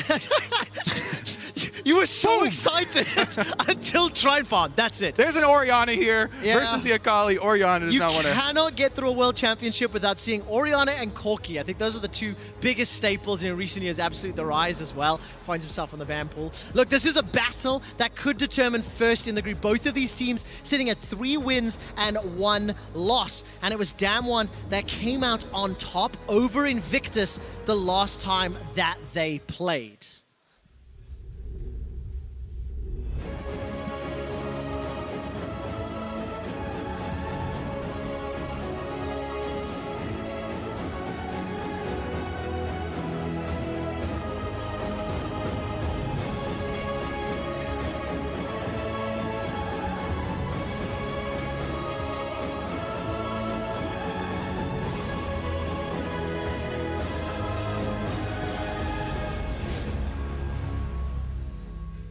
Welcome back to the third last regularly scheduled game of the group stage. If there are any tiebreakers, they will immediately follow TL versus IG. And once this group is fully wrapped up, we'll get to that all-important quarter-final draw. Ooh, quick shot. We have a Nautilus heading up to the top side there. As you can see on the mini-map, Baolan has actually snuck into the brush. They're looking to attack this Vladimir. Can they get a summoner? Well, not just yet. Flash is available. Nobody's going to get caught up by the Shy. Goes in hammer form. 250 HP. Transfusion used. Ignite burned down. Flash away. One more auto. Nuggery goes down. Invictus get first bloods. Quick shot at Champion Select. We said the Shy wants to abuse the Vladimir early on. Little did we know they were going to start before the minions even get there. We said nothing. You said it all, Kobe. And this is exactly how it played out. Everything that needed to land did. Oh my goodness. All right, so Baolan, of course, on the Nautilus, is able to land the hook on Nuggery. And because Nuggery doesn't flash early to avoid that, wanting to save the summoner spell, Baolan's able to get the last root there as well. Takes up 2 turret shots for the Shy, sets his top laner up for success. What a true support there, helping out topside before they even go down to lane. I absolutely love seeing the coordination on that tower dive as well. So sets up IG well. Comes back to lane with the Doran's Blade as well as that control ward in a couple pots. Preparation. This just really continues to highlight how important that is in the group stages where you're playing these best-of-1 games. So much effort put into level 1s and trying to prey on the tendencies that your opponents have shown. This changes the game so much. because already the Jace side, like we were talking about in Champ Select, wants to push up. The Rek'Sai will want to isolate this matchup for the Shy. This is a flashless Vladimir. He's basically just a punching bag here that the Shy wants to get as many Klepto procs off on as possible. And since both junglers are clearing top to bottom, looks like that's what Invictus Gaming will get. Okay, so I'll keep my eyes on where Ning decides to go next, and if he can try help control that part of the map. The control ward that the Shy returning to lane with will help give some early information if Canyon decides to go up there. And literally every single time where we look at that top lane, the Shy is pushing past the creep wave. Ning, does he fancy the dive already? Yeah, this is a low health Vladimir. And he already knows this is a possible building wave. Really good reaction here from Nuguri, because he knows his jungler is not going to be in the area. Goes back really early. Will use the teleport. Let's see if they still try and continue with it. He's walking back to lane because the Shy, can't push that quickly. So he does save the summoner spell, but this is going to be huge advantages for IG. As you said, though, you need to look at the next step, right? Goal number 1 accomplished for Invictus Gaming with this setup, and goal number 2 is on its way. Ning will be seen in his transition to the bottom side of the map, but it honestly doesn't even matter if they have that extra information. There's just nothing that Damwon can do about it. And take a look at this. The Shy wants to deny experience and farm as much as possible, pushing past the wave. Nuguri's easily able to get past there with the W and catch up. But if you look at the minimap and the bottom lane, I want to talk a little bit about that the kill lane that you touched on. Level 3 apiece for Baolan and Jack 11. They're shoving under the wave. This will get annoying for Scatter the Weaks and Dark Spheres. You can see Canyon already here to react. Yeah, red buff Lee Sin is going to be able to loop around here. All right, Flash Zenith Blade. That catches onto Baolan. He flashes away after being caught by the Sonic Wave. That was a flash forward. Canyon eats the dredge line. That was beautiful. They call it a kill lane for a reason, Quick Shot. Leona is there, and he's able to land the Zenith Blade into the stun, right in perfect timing for Canyon. Honestly, I thought that Ning was going to come hover. When I saw him moving bottom side and I said there was nothing Damwon could do about it, it's because he can go scuttle into using Rek'Sai passive to hover bottom lane and defend this push. But because they don't do that, because they don't have Ning there, Canyon gets to play off of the Leona. Oh my goodness, I didn't even catch that first time around, but that was beautiful. Locking him back up there for the kill. Man, so nicely done. Flashing in front of the dredge line, I love seeing that to fully commit. I always wondered to myself, even if he got to the wall, would he really have escaped? Irrelevant, right? It looked freaking cool. But now that we saw Nuguri pushing the top lane back, he's put a lot of respective damage back onto the Shy, and Shy's going to be farming under the wave. I'm trying to see where Ning is. He's coming back from base, and their flash is almost available. So if Ning wanted to try keep the Shy further ahead, if they can set up a play in the next few minutes. Yeah, Rek'Sai definitely is very mobile as well. Can use the tunnel to try and get past the ward, but looks like Damwon with a very good answer. That bottom lane kill was so critical for them. Let's see off of the teleport if they try and do anything, because with Scuttle Crab taken, it makes it much more difficult for Ning, find a way past. And I think the Shy would rather, keep the minion wave on their side of the map. Okay, so we briefly talked about mid lane. I mean, you said they're farming, but obviously, just looking to hit sort of 6. TP is available. Sorry, TP is on cooldown for Showmaker, so he can look to play around the map. You have to feel that for Rookie, waiting for those skirmishes or those team fights really before anything that can happen. Another big trade in the top lane. Yeah, Rookie is doing a very good job of harassing while farming. I think that's one of the big parts. As he's been able to whittle down and force out the teleport like you're talking about of Showmaker. So that's going to set them up very nicely for this mid game. He's also invested very quickly into mobility with the upgrade Sorcerer Shoes. So magic penetration and the possibility of roaming to those scatter fights that we know can break out here. Let's see if Rek'Sai can actually continue to control bottom side of the map. Because it's an Infernal Drake, I think there's so much more importance, and both junglers maybe even be dissuaded from going up to top side. Yeah, it definitely seems to be the case for now. Looking at the vision, I think IG's control ward that was placed in that top bush is still sitting there from that very first back. CS advantages for IG accruing nearly 700 gold lead, and that's advantages in top and bot, at least it was until this wave is pushing up. But yeah, Ning moved, he hovered, he's recalled, and it is Canyon that's actually now waiting in the wings. Remember, no flash on either bot lane for IG. Yeah, those hovers and those recalls from the junglers are so important, especially with champions like Rek'Sai. They get that extra information from the passive. Top side, though, Nuguri goes in. Oh, the Hemoplague's coming up. The heal's going to be so important. Put the hammer down. The Shy gets the solo kill. Oh my goodness, the Shy said, don't compare me to Nuguri. And he's going to be able to lay it down once again. And this is going to be an explosion. It absolutely is, and such a great kick flash. But the root under the tower, Baolan's able to trade 1-for-1 in that scenario, but you have to give the small benefit to Damwon, Nuclear 2-0. Yeah, I think that's huge because now Ning is free. Bottom side going 1-for-1 there, getting the kill onto Canyon, taking him off the map means they don't realistically get any sort of objective back for themselves, and this is going to be exactly the early game Invictus we're looking for. Here's another look at it. Shock Blast missed, so that's why Nuguri decided to go in. He's got his second Q charging up, as you can see, and thought that his heal off of the Hemoplague would be enough, but the Shy absolutely dunks him. Let's take another look at the bottom side, though. Again, JackeyLove and Baolan knew they're playing weak side, so they're expecting jungler intervention here, but it is Canyon going deep against the Nautilus. Baolan does a very good job. First uses the auto passive for the root, then hooks him back in for maximum tower shots and getting a trade kill. Oh man, just really good performance out of the Shy. Second Jace on the day. He's already picked up that Avarice Blade as well. Got himself the Tia and the Serrated Dirk, plus 25 CS, plus 2,000 gold. Ning is going to get caught out here by Nuguri, or vice versa. Very good flash to avoid the Sonic Wave, and I'm looking at the minimap. No movement from Rookie, so that tells you they're not really looking for the fights. And that entire play, that flash earned, is because of the early reset from Damwon. They have the support roaming, and whoever gets their support roaming first has the priority here. Because it is the Nautilus and Leona, it's going to mean there is kill pressure on the top half during those resets. We saw, resulting from the bottom kill, Baolan had to stick around a little bit longer. Now he's level 6 on the Nautilus, though. Oh man, this Vladimir is getting just obliterated in lane.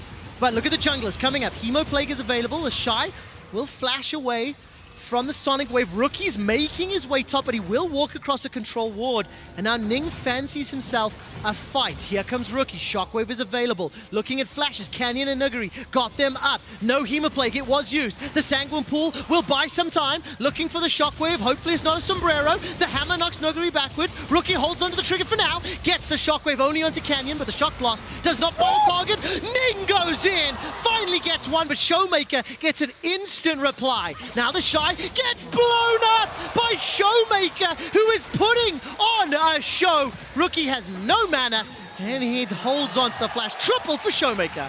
And he reaps the rewards of the aggressive Invictus Gaming dive here.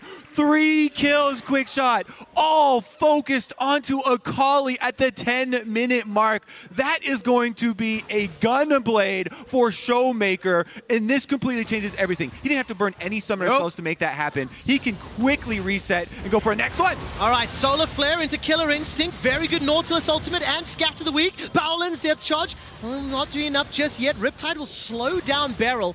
Looking for teleports, not available for anyone on the side of Invictus. The Shies was on cooldown. So an all-in doesn't result in kills. Huge shift in the force. Here we go, bottom side though. Ning actually shows up, no stun. No stun just yet, waiting to see. That's a good reply from the Shield of Daybreak. It's Nuclear that's on a killing spree, turning it around. Here comes Canyon, and the teleport, I think, is from Showmaker. He's going to join the fray. Ning goes down as well. And Showmaker with that Gunblade's looking for a target, but actually wastes it. It will unlock the Infernal, though. We just keep on rolling quick and fast here. Quick shot. It's going to turn into an Infernal Dragon. So the teleport not wasted there completely from Showmaker. He's going to head on down. They use that pressure to pick up the extra stats for later. Meanwhile, it is still going to be Jace trying to mine as many turret plates on top as possible. And this is Showmaker's point of view. He's just looking at all these cooldowns. He sees Shockwave burn. He sees Rek'Sai diving under the tower. The classic Ning go 1-for-1 there as the jungler. And he's got his eyes set because of that extra ward up in the side brush on these very easy kills to clean up. He hits every single shuriken. He hit the tip of the ultimate there to pick up the kill. And he will be rewarded so greatly. Then again, action on the bottom side. Now, when you see this all in, it's plays and counter plays, right? But do you think OneSide could have done it a little better? Well, The initiation I do like from Damwon, right? Because they just saw so much used on the top side, and you saw the combination of Leona Kai'Sa there result in burning the Summoner spell. Now there is no flash on the Syndra, but they don't have any information on Ning's whereabouts. So they do dodge out on the initial stun here, then Baolan flashes over there and just stuffs right into the minions. Yep. It's that Zenith Blade that makes it go on a little bit long. It's Showmaker teleporting in. Ning tries to go for the 1-for-1 once again, but in the end, it will be Infernal Drake over to the side of Damwon. Unbelievable. After the way this game started with the Shy going 2-0 on Jace, I just kind of felt like he was going to pop off. Look, 2,500 gold lead to Invictus that's already been negated. Who are you more afraid of in a side lane? The Shy's Jace or Showmaker's Akali? Showmaker for sure. A Showmaker right now is the star, true to his name. Here we go, top side. All right, Nuguri's going to use that Sanguine Pool to buy some time. Hemo Plague will pop and give some health back. And that is Ning just blown up with the Tides of Blood. And instantly there's a retreat call because here comes Showmaker. If he fancied a dive, honestly, I think he could kill everybody, but IG do not present targets. They back away, Damwon in control. This is such an exciting matchup, Quickshot. If we go back to last year, there was so much excitement around Damwon, and there was for a big reason. Even during the World Championship Finals that Invictus Gaming won, there's so little teams, professional teams left to scrim in Korea, that teams were scrimming Damwon and losing to them. Yep. These World Championship caliber teams, now we finally get to see them all the way from Challenger here on the world stage against the defending champions, and they are going blow for blow. And it's so amazing to see, like, Nuguri's signature Vladimir, not only does it get bullied in lane, it loses very handily, but Damwon don't flinch at all. They found opportunities to come back, and they've got a Goldie, they've got control of the Rift Herald, and Showmaker is the beneficiary of those counter punches that Damwon have landed just as turret plates are falling. Completely agree. And honestly, looking back at how this game started, you put a big magnifying glass on Ning. He subbed back into the roster. He had the option for trying to hover bottom side and defend against the possible kill on the Syndra. It didn't happen. Then they went for the dive and force. Currently, though, in the game, this is Damwon striking back on top side, trying to get some extra work done on this turret with the Rift Herald. And you did put that magnifying glass on the junglers as you set up Kobe during picks and bans. But truthfully, it was Baolan and the Shy that got that advantage early on. And then the Shy was just solo killing. Many tower dives from Ning have gone, let's say, sideways, shall we? Damwon have been able to reply. They got the first tower, temporary gold lead, and I actually think Nuclear and Beryl were able to defend the tower in the bottom lane. Rookie did run down, didn't commit much further, and he's backed away. So as it stands, Damwon Gaming are in control of the game for now. Yeah, definitely high possibility of more action towards the bottom side with top tower taken and Invictus Gaming losing defendable territory here. You honestly are going to have to worry about these cooldowns on the teleports. Currently, Invictus Gaming do technically have Jackie Loves for Syndra, but he is the most scared Syndra right now. There's a level 12 Akali with Gunblade and a extra rod roaming around the map. Jackie Love cannot extend anywhere. Yeah, what do you think of the matchup into Sorcerer's Shoes and Lost Chapter? On a scale of 0 to oh crap, I think we're firmly in oh crap territory right now. Definitely off the scales there, even. All right, let's see how it works out, though. They want to get some more money funneled onto Nuguri first before they start forcing, because, of course, he has been put so heavily far behind by the beginning of this game and the extra pressure that Invictus had on top side. All right, 25 seconds to Mountain. I'm looking at vision around the Drake. Both teams are kind of congregating 3-4 members. Not the deepest vision from Damwon, just starting to push towards the river. And it looked like IG got a couple of tunnels down, and at least that one little side ward by the Mountain Drake. I want to see if Damwon are going to try to sort of rush it or whether or not IG want to pick a fight. Yeah, honestly, there's a decision tree here, right? Because they have forced Jace into this top side of the map with no teleport, they know they should have the freedom to go for the dragon. Even though Nuguri isn't there, Invictus Gaming doesn't quite know that. He just popped a plant on top side. That might actually give them some reasoning, but they're just too far behind. You cannot fight this fed Akali in the river, and they'll pick it up. No, absolutely not the case. Rookie just returned to lane with that Luden's Echo completed, so he does have that power spike, but it's too late to join the party. The second Drake goes to Damwon.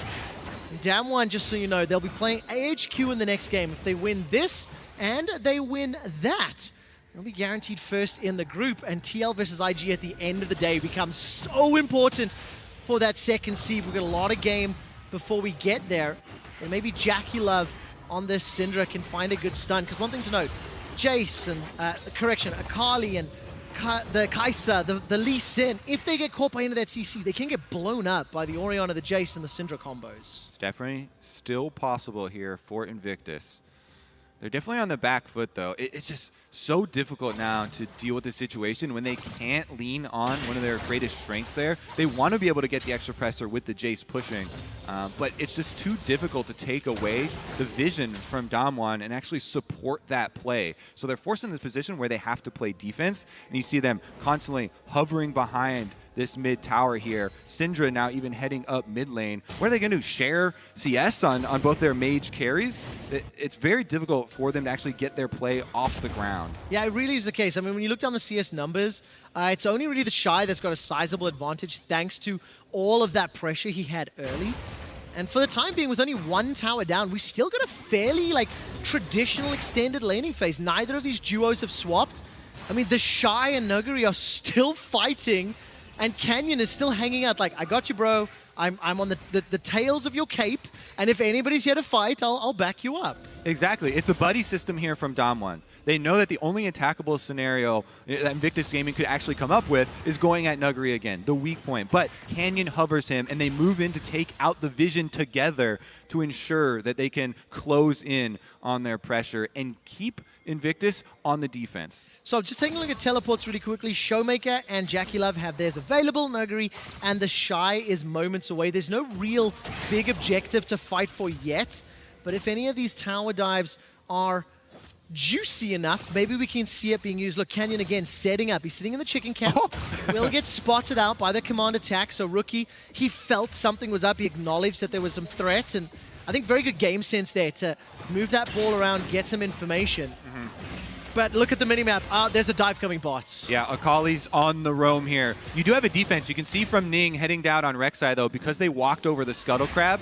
Like I was talking about, it's full reactionary mode from Invictus right now. The only offensive play that you can theoretically come up for them is a flash from Ning, catching someone out by surprise. A full CC chain with a Nala Syndra, trying to get someone quickly. But Invictus will have to strike very quickly and then retreat to their towers, lest the Akali comes a Roman, because teleports are off cooldown for everybody. So the reactions will be very quick once the confrontation starts. Yeah, definitely. Here he goes. The case. Nuguri flash is available. Poorly. So is Hemoplague. There's the flash on Burrow. Hemoplague and Protobelt comes down, and that was a very, very quick kill. The teleport completes from Showmaker. He's got support from Beryl coming up the river. And we highlighted the quickness. You have to be that quick shot, because the teleport does come down, but they've already dealt with the Vladimir. No pool available there. They burst him down. Ning goes under the tower, and this time he gets out alive. There's just too much damage to deal with. We have an even game at 20 minutes, but keep your eyes on the items, because Kai'Sa just picked up that Rage Blade, and look how quickly Nuguri gets blown up. Yeah, and that right there is the key part of the replay. Pool used in lane. So he's got no defenses left.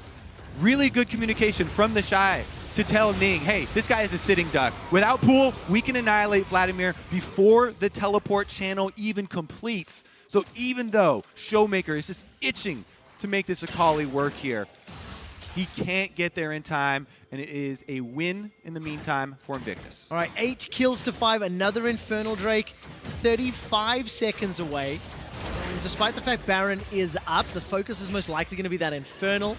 Nobody's made a move for it yet. One of the key things that they can at least look for Damwon is that the key summoner we highlighted previous to that play was used. We mentioned the flash from Ning is their playmaking tool. That's the only theoretical play they can come up with. It was used. That was expended before the Infernal Drake does come up. So there is definitely some solace that they can take with another death from Nuguri. Here we go, though. They're going to push up mid lane with the minions first. I like this before Infernal spawns.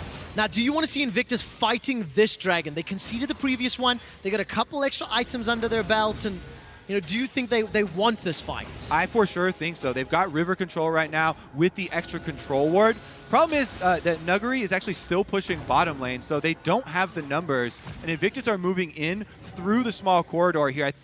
It's a very split maneuver from Damwon. Solar Flare will find a target. There goes Beryl into the back line with the Zenith Blade, but he's cut off from the rest of the team. Ning rather takes him down. The dredge line is dodged away from Nuguri, and the chase is on. Ning's going forward, gets the unburrow. The Shockwave finds the kill. Put the hammer down. You can't touch this from the Shy. Nuclear finds a kill back. The next of the fights is from Rookie. The Shy from long range gets the accelerated shock blast. He's still hunting. Will he put the Mercurial Hammer on? Not yet. 2 for 3. And Trevor, it collapses for Damwon. They are completely split in the river fight. That's how Invictus are able to solo out Barrow. He goes all the way in on the Leona. They kite backwards, kill him in the jungle, and then return for their prize.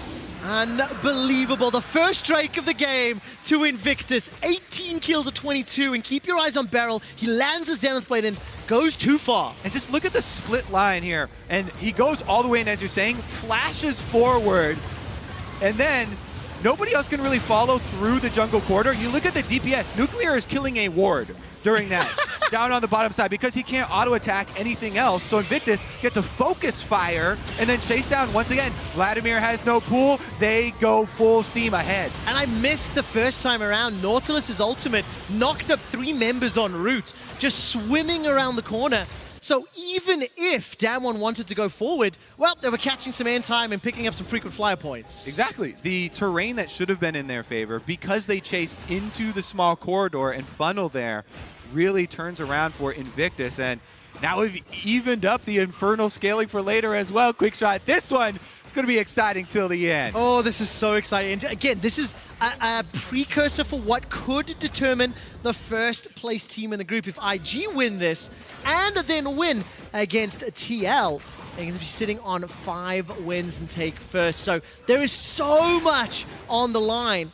As now we're 25 minutes in, only the second tower has fallen, and now we're starting to see a lot more movement cross-map. Yep, Damwon are trying to exert control over the Baron, cleaning it fully of the wards here. They still have Showmaker, who hasn't died on the Akali, and Death Cap is complete. So there's a huge amount of burst damage potential there. He really does have to keep checking inventories for stopwatches. Those are the things that are going to save the members of Invictus. And we don't see very many right now, only the broken one there. So looks like it might be open season. They are getting off a full reset, though. Invictus trying to move in and take advantage of the small timing window. Okay, a little bit of chip damage on that outer turret. Invictus still unable to take a tower, but like that bottom tower is a gentle breeze away from knocking over. And actually, interestingly, after all of the benefit that the Shy earned early on, Damwon's response saved the top tower, has got Nuguri to the point that, yes, he's still down in CS. Oh, that's a lot of trouble. But he needs support to stay alive. Yep. But crucially, the structure he was defending was still alive in that top lane. Daddy Shy coming back once again, and he's pushing Nuguri off the rift here. Takes down the tower, does have the split push for Invictus, but there are 2 parts to it, right? Usually, well, never mind, tower dive! All right, Proto Belt into Hemoplague. The hammer comes out, flash forward! Whoa! Finally goes down! I thought the Shy had done it. It's a trade 1-for-1. Damwon minions there will be able to even it up and get the last kill there. I didn't have words. I just started screaming. That was so fun to watch. The Shy is making a statement. Invictus defending world champions. They want to make it out this group. However, it's very reckless of him because he is the advantage for this team. With that even 1-for-1 taken off and his flash used, the power actually goes over to Damwon. Even though he gets the kill under tower, he gets to feel good about that dive. Because the minions finished off the counter kill, it cedes control to Damwon once again. They sweep all the vision. They're going to force Invictus into the scary situation of having to check around the Leona. He only feels good if he typed Worth in all chats. Take a look at this. The Baron was started. I can't see if they've peeled away yet. Good vision toggle from our observers showing what the teams are working with. The game is still bang on even. Keep your eyes on the items as they continue to scale. Protobelt and Morella Nomicon was just picked up, and here's that dive again. All right, he just runs straight into him. Even with the pool here, I was surprised for him to see his jump onto the Canyon minion there, but he just flashes over, finishes off the kill. Minion autos that were already in the air finish him off. It feels like it's about sending a message, Kobe. It wasn't necessarily about everything that was expended. Just telling Nuguri, if you're here alone, you're going to die. Canyon received the message. All right, remember, no flash available. Sonic Wave, take a look if we find a target. Kick comes out, the Shy moves away, Sonic Wave is dodged, Solar Flare comes down, and in a 3-on-1, they get the kill. Problem with sending the message, Damwon has an entire team answer it. No longer a 1v1, and they turn the tides once again. The Shy goes down. The call center received the message and has dispatched support for the struggling Nuguri. 1-5-1. But as I was mentioning itemization, by the way, Rageblade and Hurricane sitting on Nuclear's Kai'Sa, he's quietly built up 4-0-2 in the kills, a 600 gold bounty, and I'm very, very, very scared of what Nuclear is going to be able to do in late game team fights because he is so well set up as Damwon start the Baron. Yep, teleport goes through. You know they mean business. All right, the Shy is still dead. 10 seconds. Teleport is available to him. Moving into the pit. Scout of the Week comes out. Shockwave catches Showmaker. He's forced out of the fight. Solar Flare comes down once more. Depth charge knocks up Beryl. Baron is helping out IG. The defending world champions push Damwon out of the pit. And now they're on the Baron. Canyon has got Flash. He has got Smite. He has got Ultimate. 2,000 HP. There's the dash. Nuclear wants to turn around. Nuguri's pushing for the fight as well. The Prince of Jackie Love. Damwon gets the barrel. Nuguri goes down, but at what cost? Canyon continues the fight. Take a look at Showmaker. He's rejoined. Ning is managing to get him back into Canyon. And now Nuclear is running for his life. Got the double buff. Lands the W. Gets the Captain Rain. Shut down. The Shy gets burnt alive. And now Showmaker kills Baolan. Not just yet. One more auto. It's an ace. Sign me up for more of these, Quick Shot. What was that Baron start in the end? Showmaker left alone with the audience to himself. The only one with the buff left. Look at the beginning. Damwon just tunnel vision on this so hard. The shockwave from Rookie onto Showmaker makes them go into full retreat. Beryl gets ignited. Ultimate from Nautilus knocks him up, keeps him in Baron range. Then Invictus started up. But it's Canyon who loops around the backside, and the important thing to watch is the recall from Showmaker. Akali went back to base, is going to teleport in with full life, while Nuclear and Nuguri try and distract them. Showmaker and Canyon go in for the execute on Baron while they're trying to outplay. Then, on the bottom of your screen, Nuclear has been able to survive the entire time, tries to fight them off, dodges Rek'Sai Q right here, finishes off Ning, even after he flashes into his face, and the burn as well takes him down. Unbelievable, and just before that chase into the jungle, there was a missed shock blast onto Nuclear that allowed him to peel back. I know it's a classic, but Berlin, are you not entertained? Damwon Gaming taking on Invictus, 30 kills, 30 minutes, and frankly, there's no clear lead just yet. One Baron buff on Showmaker. This will allow them, with a small gold lead, to keep playing on the front foot. Got to be able to keep up with these high-level Barons, Quick Shot. There's even a backdoor to the Baron pit. You know, you actually said it so convincingly, I believed you, Kobe. Well, let us see how the next Baron plays out. But like we said, just going into that fight, Nuclear was where my eyes were. And he did so much damage with the old Q combo on the back end. And look at this, Invictus finally going to put pressure on the tower. Down from the South River, Showmaker's making his way up, but the tower hasn't fallen just yet. All right, they've got a flank going on. You can see Leona ult used. All right, the Shy gets caught out for now, forced to flash defensively. Ning makes it into the lane, and look at the damage from that 5-point shuriken. And all of a sudden, IG are now pushing back. And I really want to highlight an important tactic that Invictus Gaming are using. They have Baolan right now completely marking Nuguri. He is going everywhere Nuguri goes. You can see the Vladimir trying to find those flanks, but Nautilus stands in his pathway. They're trying to keep track of him, but now Canyon actually made his way all the way around. It's a double flank. It is indeed. Canyon's got his ultimate available. The Shy will get to the blast cone. Canyon finds the Shy. That's an easy kill. And Canyon's GA gets popped. Beryl goes in with the E. Nuclear sidesteps everything. Damwon melt Invictus. Damwon with the clean ace for themselves. From challenger to taking down the defending world champions. They've got an open path to the Nexus. Unbelievable performance. Damwon Gaming with the Baron buff just wearing off on Showmaker will have an uncontested Nexus. They will set themselves up 4-1. Damwon are 1 win away from first in the group.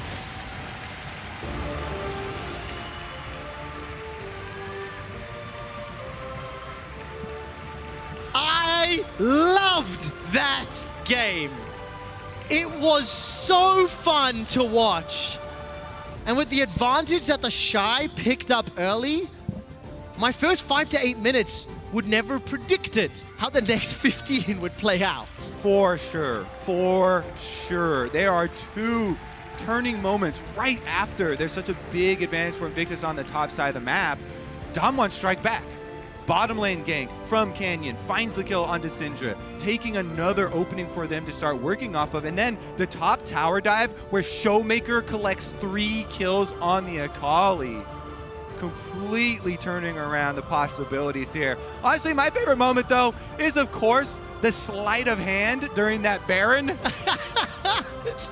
Trust a jungler to focus on who picks up the Baron. You're watching the team fight down bottom, quick shot, but meanwhile, the Akali has teleported back to base. Behind you, Canyon and Damwon pulled the sickest bait and bait and switch ever, because it looked like Invictus were going to go in and get that objective, and just sneaking in around the back. The teleport comes in. It was a lot of fun to watch, and it was very impressive from the Damwon side. Again, not choking on the pressure, not worrying. They knew how to respond to Nuguri being put down, and Canyon was everywhere he needed to be. Yeah, I think that was absolutely insane performance here. Honestly, Invictus Gaming, highlight Ning. We talked about it again a couple of times. With this lineup, you have to be incredibly careful for those small openings. And some of the trades, especially that tower dive, give them the opening that they want. There's a discussion I'm going to bring up in the next game, but Damwon are 1 win away from placing first in the group. And the question I'm going to ask you at home and Kobe in the next game is, do we welcome back our Korean overlords? Let's find out a little bit more on the State Farm Analyst Desk. Thank you very much. We are also going to talk about that, but can I first just say, that was just so much fun to watch. Oh my gosh. That's just the type of game you come here for, honestly. Like, when IG versus Damwon go, I just want to see the action, and thankfully we got that. You love to see the stars battling it out, too. It felt like it was so much about Showmaker and the Shy and these incredible performances on opposite sides of the map. Yeah, definitely felt a lot like an ego battle at a certain time. Yes, that's a great point. It was awesome, yeah. Well, I'm glad you brought it up, because of course in the top lane it was a bit of an ego battle. There have been shots fired by the Shy to Nuguri as well. This time it was Vlad versus Jace. And I'm going to tell you actually a little fun fact. Yeah? The Shy gave an interview and he said, when I play solo queue against Nuguri, or when I watch him, he always has 300 gold, and I have to admit that I think Klepto might be the way to go on Jace. Yep. Taking a little bit from him. That's why he tried to take a little bit from him in this dive right here, but this is the most heartbreaking moment. You think you got the clean getaway, and get off of me! The coolest thing about watching the Shy, for me, is how almost recklessly, how aggressively he plays. And that's how he creates these incredible advantages. We were talking so much about this, and you don't get 3, 4, 5,000 gold ahead of your opponents if you're playing with full respect to the jungler, if you're always playing defensive and trying to play the 100% play. He's willing to take these skill checks and to assume that he's going to make it out on top every time. Yeah, and even just today, just from the last 2 games, I was just saying, wow, he's getting so ahead on Jace, just both games, But he did not play perfect. That situation that we just saw there cost his team a lot, and he definitely could have done more, but stellar performance, honestly. Yeah, fantastic. But you said it. They didn't win the game, and maybe sometimes these overforces, you can't give those moments to teams like Damwon. And I think we are starting to see the true might of Damwon, especially in this game. We're going to take a look at some replays where they really take over, and they are starting to look very... Okay, wait. Look. First, let's talk about this Baron. We'll talk about this first. This was a bit of a clown fiesta. IG should have got it. They pushed them off completely. In fact, this was when the support barrel here got a lot of HP taken off of him. And then I was pretty confident about this one, and yeah, look at this. IG honestly just lost track of the fact that Akali gone back to base, can come back in, and it was all about the coordination here, to me, from Canyon and Showmaker. They know the Baron is down pretty low, they have a pink ward over the side, and they have Nagari and Nuclear drawing attention, and then Showmaker and Canyon just go in, and from about 2200 health, they burst down the Baron. It's just such a split-second decision that you have to make that call and like burst the Baron, and it's not easy for IG to just go and finish Baron because the Lee Sin is there and you're basically taking a 50-50. It's not an easy Baron finish. No, it isn't, and it looked like it would be a big mess, but somehow Damwon makes the right decisions when it counted. That's what's impressive about, you know, the new age Korean teams. They come in, and when they get forced into team fight situations, they come in big and come in clutch. So 2 team fights in a row that you get to see here. Of course, you just look objectively in that situation. Nice kick from Canyon, and then just to finish off from the Vladimir. It's nice to see from Damwon that in team fights, they come in big. That being said, I'm a little bit disappointed in specifically, I would say, Invictus Gaming here.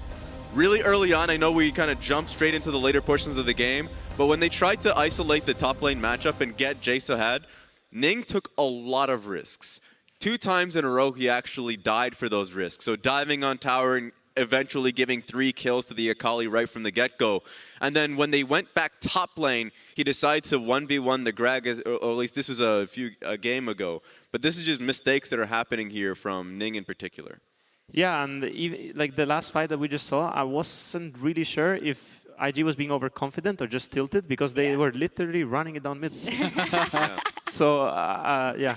We'll see how they play next game. We will see. The Oppo player of the game was Showmaker, and that is impressive if you know that in the first kind of 10 minutes of the game, you think the Shy is going to absolutely run away with this, but you have a superstar on the other end. And this is kind of that play that you were talking about, Raz, in the early stages, where we see Ning, diving back in, and IG then trying to stay around to actually support him, trying to see if they can do anything. If you had just retreated as a 3-man squad, Showmaker should not be able to get any of these kills, but he capitalized, he punished IG the maximum for every little mistake, and that is why he is very deserving of player of the game. Exactly, and of course we already saw the great replay of the Baron steal. A lot of that is him in coordination with Canyon to make the play happen. So just a great game from Showmaker. I think it was much needed with how the tournament has been going for him. So let's talk about the conversation that Trevor brought up there. Of course, 2 LCK seeds already in the #1 spot. Now, if Damwon wins that next one, they will have that #1 spot as well. How scary are they starting to look to you, Mithy? They did play well once they got there, once the pieces fell into place, but they were really getting pressured early game. Yeah. And it honestly was about Ning just inting for his team the whole early in top lane, and Akali getting 3 kills and getting that Gunblade super early that made it hard for IG. I feel like if they just played a consistent game like they were doing, they were winning mid on top way too hard. And looking at the LCK as a whole, I just think it's too early to call, right? I want to see how do they perform coming into these quarterfinals, how do they perform going deep in the tournament, because that is the level that we expect. When we talk about the Korean overlords in League of Legends, this is them winning every single final for years and years and years, and getting into the quarterfinals is great, but it's not there yet. It's not there yet. I do love that we're seeing kind of different looks coming out of the LCK, and they are proving that you don't always have to win like SKT won their previous championships, and I think Damwon is a great example of that, but that also means that sometimes it looks a bit messier, as you say, and you have to rely sometimes on the other team giving you something. But I do think that in general they bounce back well from a deficit, and that's something to commend them for. Yeah, I mean, and they're also playing IG, right, which is namely the best solo laners in the world. So you never know. When they play against a different team, we'll see maybe a different beast on that one game. Yeah, hard to call it a best of 5, Raz. What do you think? Yeah, I mean, the fact that they were able to claw themselves through that team fight says a lot about the team ability to adapt on the fly in the game. So already pretty promising. There we go. When we return, Damwon look to secure that first seed as they go up against AHQ. And later tonight in Game 6, we'll have a direct elimination game as Invictus Gaming and Team Liquid go head-to-head. The winner goes to quarterfinals. The loser is out of Worlds 2019.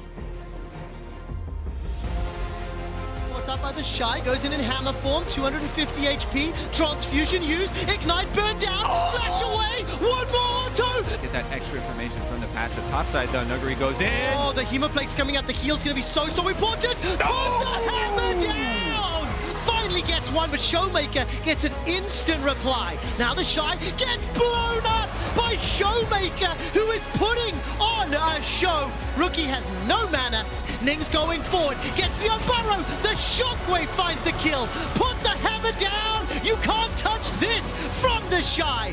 Nuguri's pushing for the fight as well. The Prince on Jackie Love. Down 1 gets the barrel. Nuguri goes down, but at what cost? Canyon continues the fight. Take a look at Showmaker. He's rejoined. Canyon finds the Shy. That's an easy kill. And Canyon's GA gets popped. Barrel goes in with the E. Nuclear sidesteps everything. Damn 1 melt Invictus.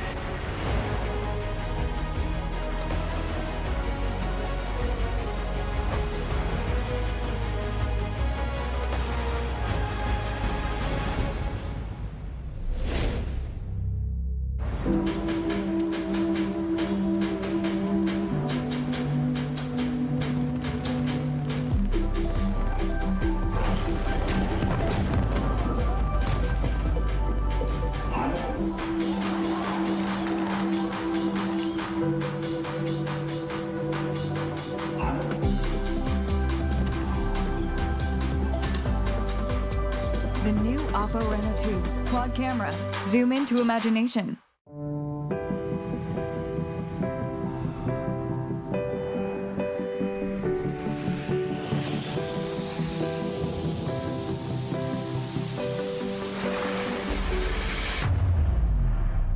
Behold the World Ender!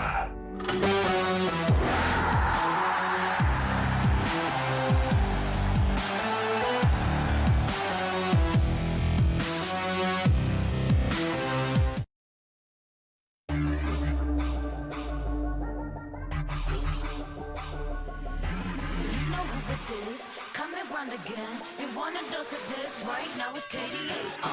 I'm a goddess with a blaze. 소리처럼 나 이름 믿지 못하게 loud, loud, loud, loud. I could take you to the top. 절대 멈추지 못해. 내가 끝내주는 bag, yeah, yeah, yeah. And when I started talk that, oh, you know how to react. I'm a picture perfect face with the wild in my veins. You can hear it in my growl, growl, growl, growl. So keep your eyes on me now. 무엇을 보든 좋아할 거야. 다 할 수 없는 배vo. 나와 되길 원한 늘 확신해.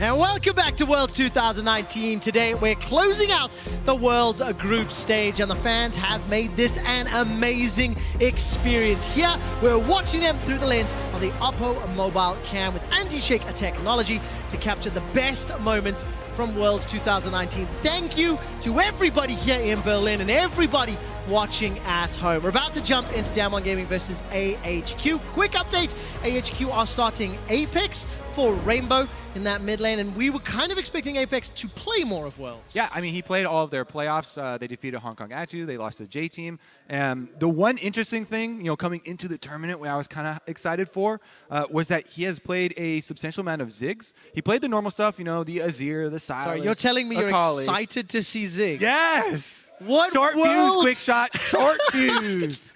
Oh, I don't know what weird realm we've entered. Will it work against Showmaker?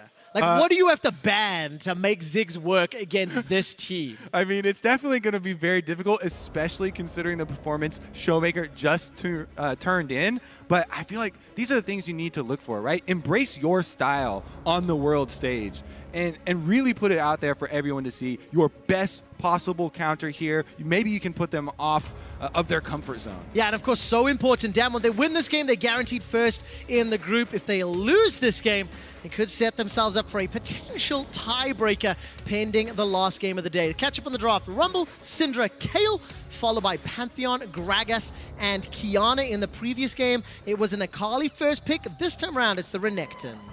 All right, so with the Gragas ban, I actually raised priority on Elise right now. Everybody has been accustomed to seeing Renekton. Oh my God, you have to get Elise with it to combo. But we've seen so much already. The Taliyah, if you have a stun setup, Taliyah jungle is so devastating. You can stun someone into the seismic shove and burst people just as quickly. And Taliyah has the advantage of being ranged and making use of the passive. One of the biggest differences is how the professional junglers use the extra move speed going close to the walls to get into position. Quick answer here from AHQ Esports though, Lee Sin going to try and get around it, close the gap with that mobility. So what you're saying is you like the fact that both Xayah and Renekton have abilities to combo with Taliyah no matter which direction Canyon decides to go.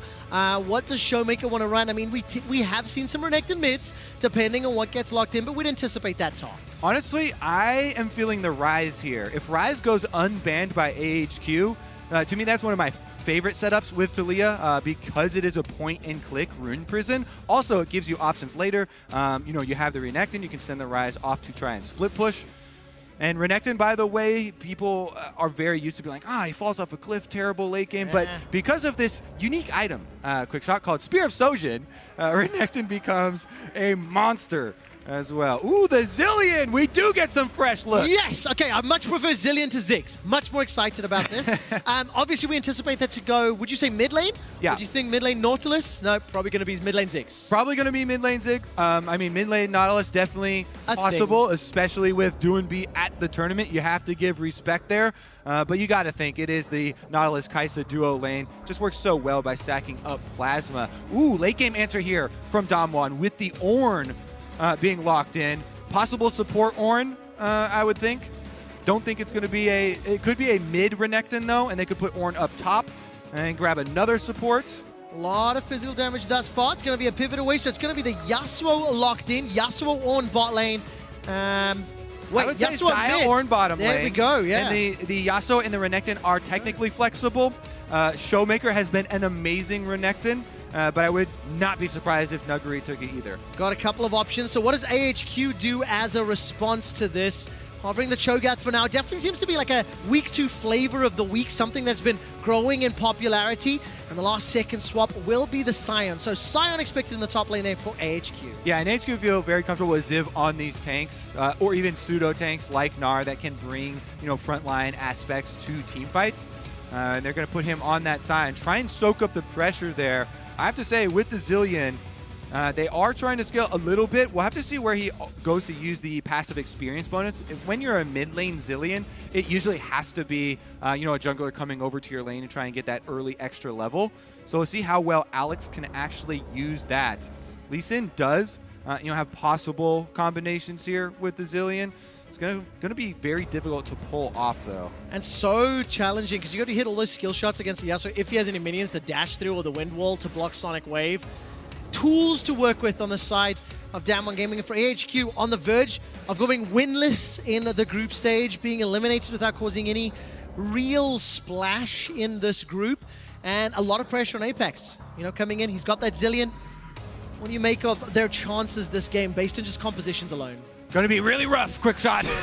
I'm going to be brutally honest here. They are fighting an uphill battle, and it is going to come very quickly.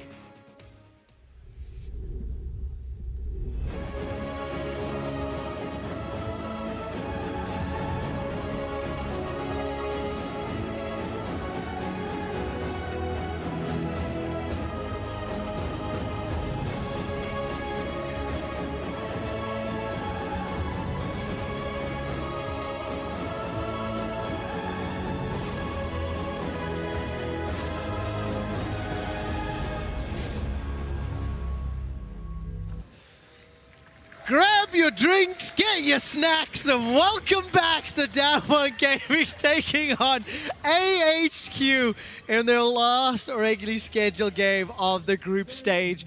All of the pressure is on AHQ to play spoiler here and to potentially give us a dramatic end to the day. And for Damwon, this is just about putting in the business. Win the game, guarantee first, guarantee all 3 Korean teams take the first seed out of group. It's absolutely astounding here that Korea is on the brink of having 3 first seed qualifiers heading into quarterfinals. After SK Telecom didn't make Worlds last year and the big fall of the Korean style of play, so many of these teams had to rethink the way that they play the game. And a lot of it is because of the teams like Damwon. The teams coming up, the new blood here, actually changed the landscape. And it's really exciting to see them play and take down defending world champions. You know, Damwon went 2-0 over Invictus and really fun games. And talking about new blood, there's a new pick on the Rift. Little quick stat for you, Kobe. 96th, Ooh, I love these. 96th unique pick at the World Are we at the most Championship of all so time? far. Not of all time, no. We're closing in. All right, It not has been impressive. very Come back healthy. to me when we're actually number 1. Okay, I will. It's not up to me, but I'll report it, all right? I'll scream from the rooftops. And now I want to see what Apex can do. You know, last-minute substitution, coming into the game with this Zillion. Not the Ziggs that for some reason you were sickeningly excited about. But it is still fun to see something Ziggs different. hater over here. I am Honestly, a super Ziggs hater. Honestly, this is pretty rough for Zillion. It gives Yasuo a very, very easy lane to get plenty of CS towards the crit multipliers really early on. It's difficult for Ziggs to ever land bombs on Yasuo because he's so mobile through the minions even early on with the E. So as you can see, Apex is trying to bomb out the wave, trying to get the CS. And meanwhile, topside Alex, MVP Alex, looking for a topside play. Doesn't look like they're going to go for it as Nuguri was charging up the rage bar there on Renekton. With that much fury, you can't take that fight. No, you really can't. Wako and Ysera get some good damage onto Beryl on that Ornn. He was spitting out the bellows breath, but not a huge turnaround for now. And that wave is pushing in. Top and middle, though, is going towards AHQ in favor of Damwon Gaming. So I want to keep my eyes on Canyon. Level 3 for now, making his way north into the top lane. That seismic shove can set up a kill onto Ziv.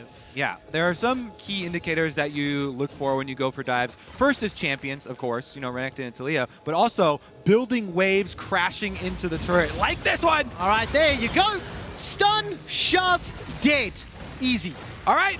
The silver lining is that Sion, zombie form, gets to get back up and collect some of the wave even after dying to the dive. So Ziv is able to CS under turret as a zombie, then teleport back, and at least doesn't lose out on the big buildup of the wave that we were just pointing out. Yeah, really nicely done. Here's a replay clearly pointing out everything you just said. So exactly what we talked about in Champion Select. Renekton plus Taliyah is so easy of a setup. You're able to get the full stun into Seismic Shove, 100% to 0. Like clockwork, basically. HQ unable to recognize and play around the combination here means that they're going to start with a very big deficit. That money going to Taliyah, I think, is even worse than it going to Renekton. Usually people like to talk about, oh yeah, you want your solo laner super fed.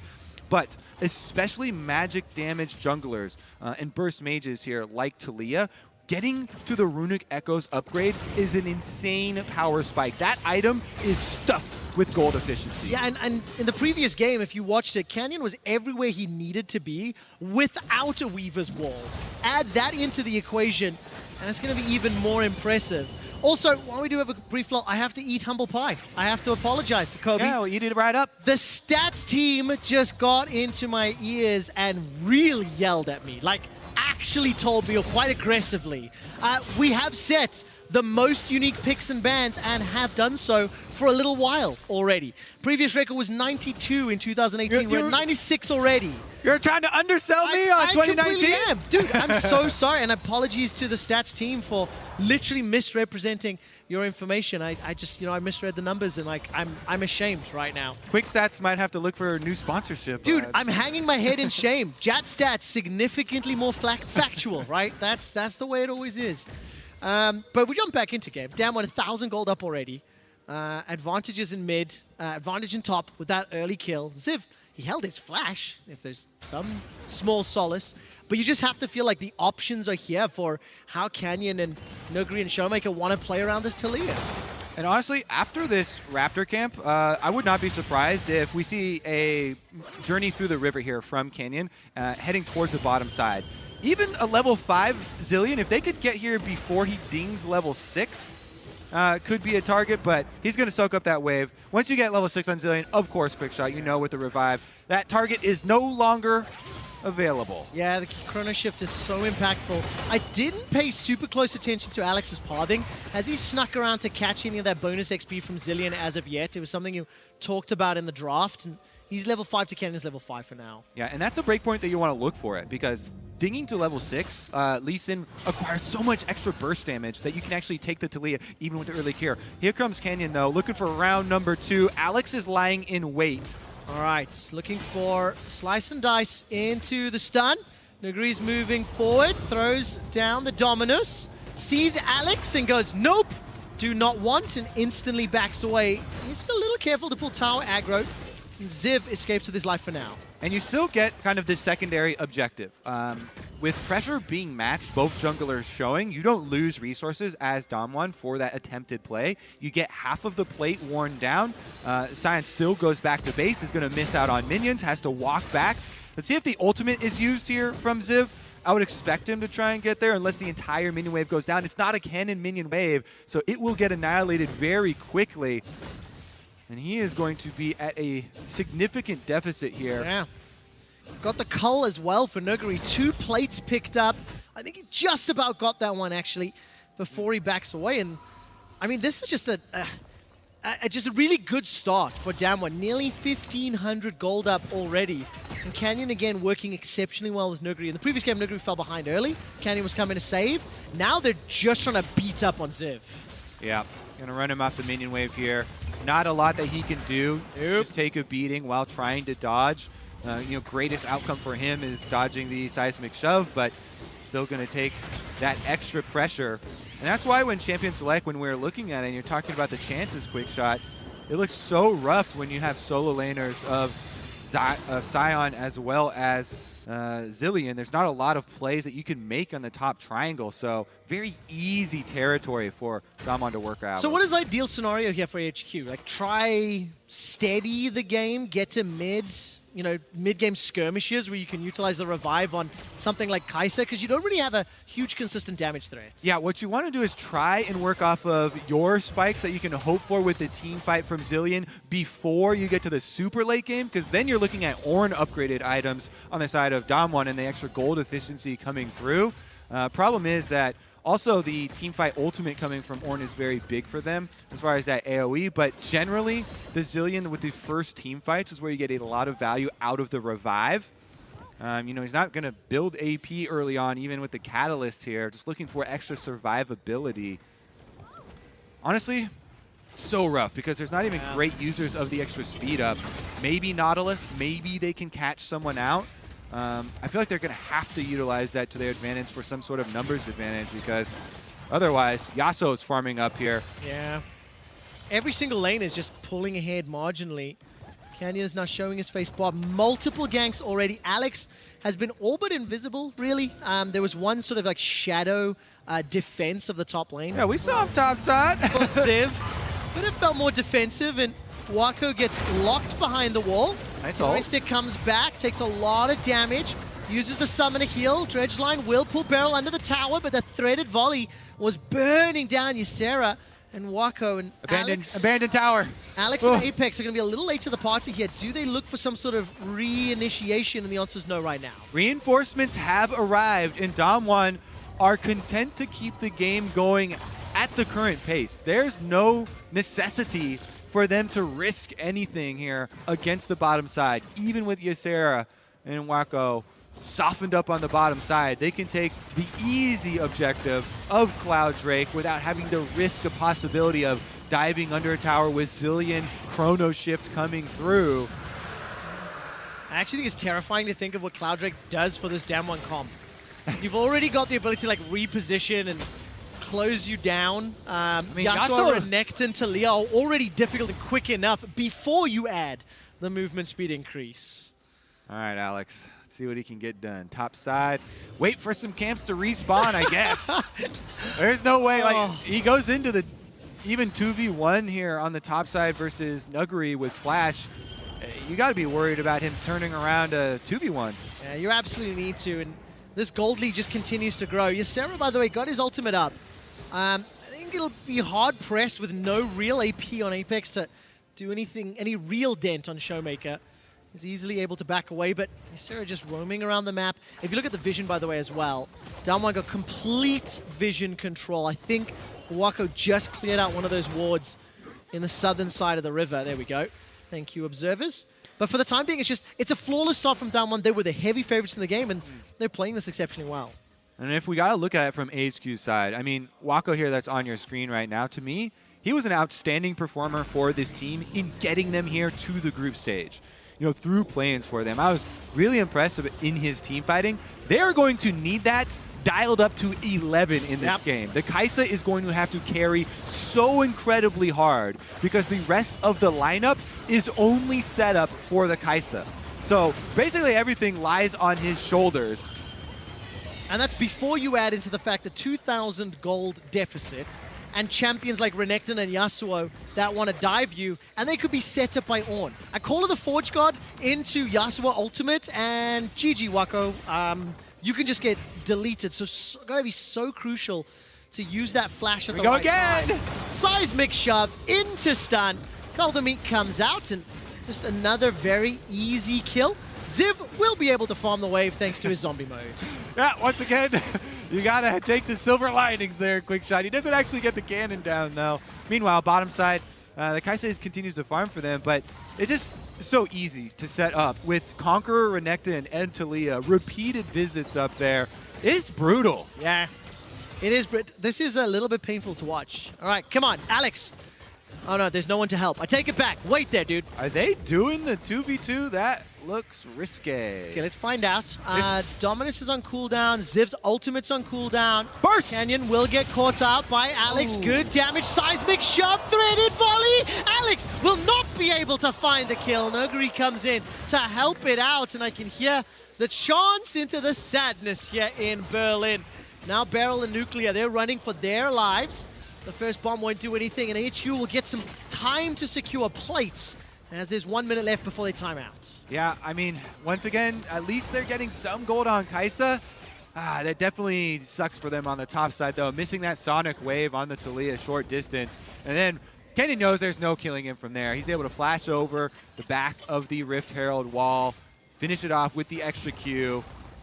And Damwon looking like they are going to claim a very, very strong early game here. Here is another look at it. The kick back into the crooked Q.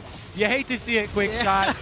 It's one of the classic Lee Sin combos, is dragon kick right into Sonic Wave, but on the world stage, it's hard to keep steady. That was the Quickshot combo.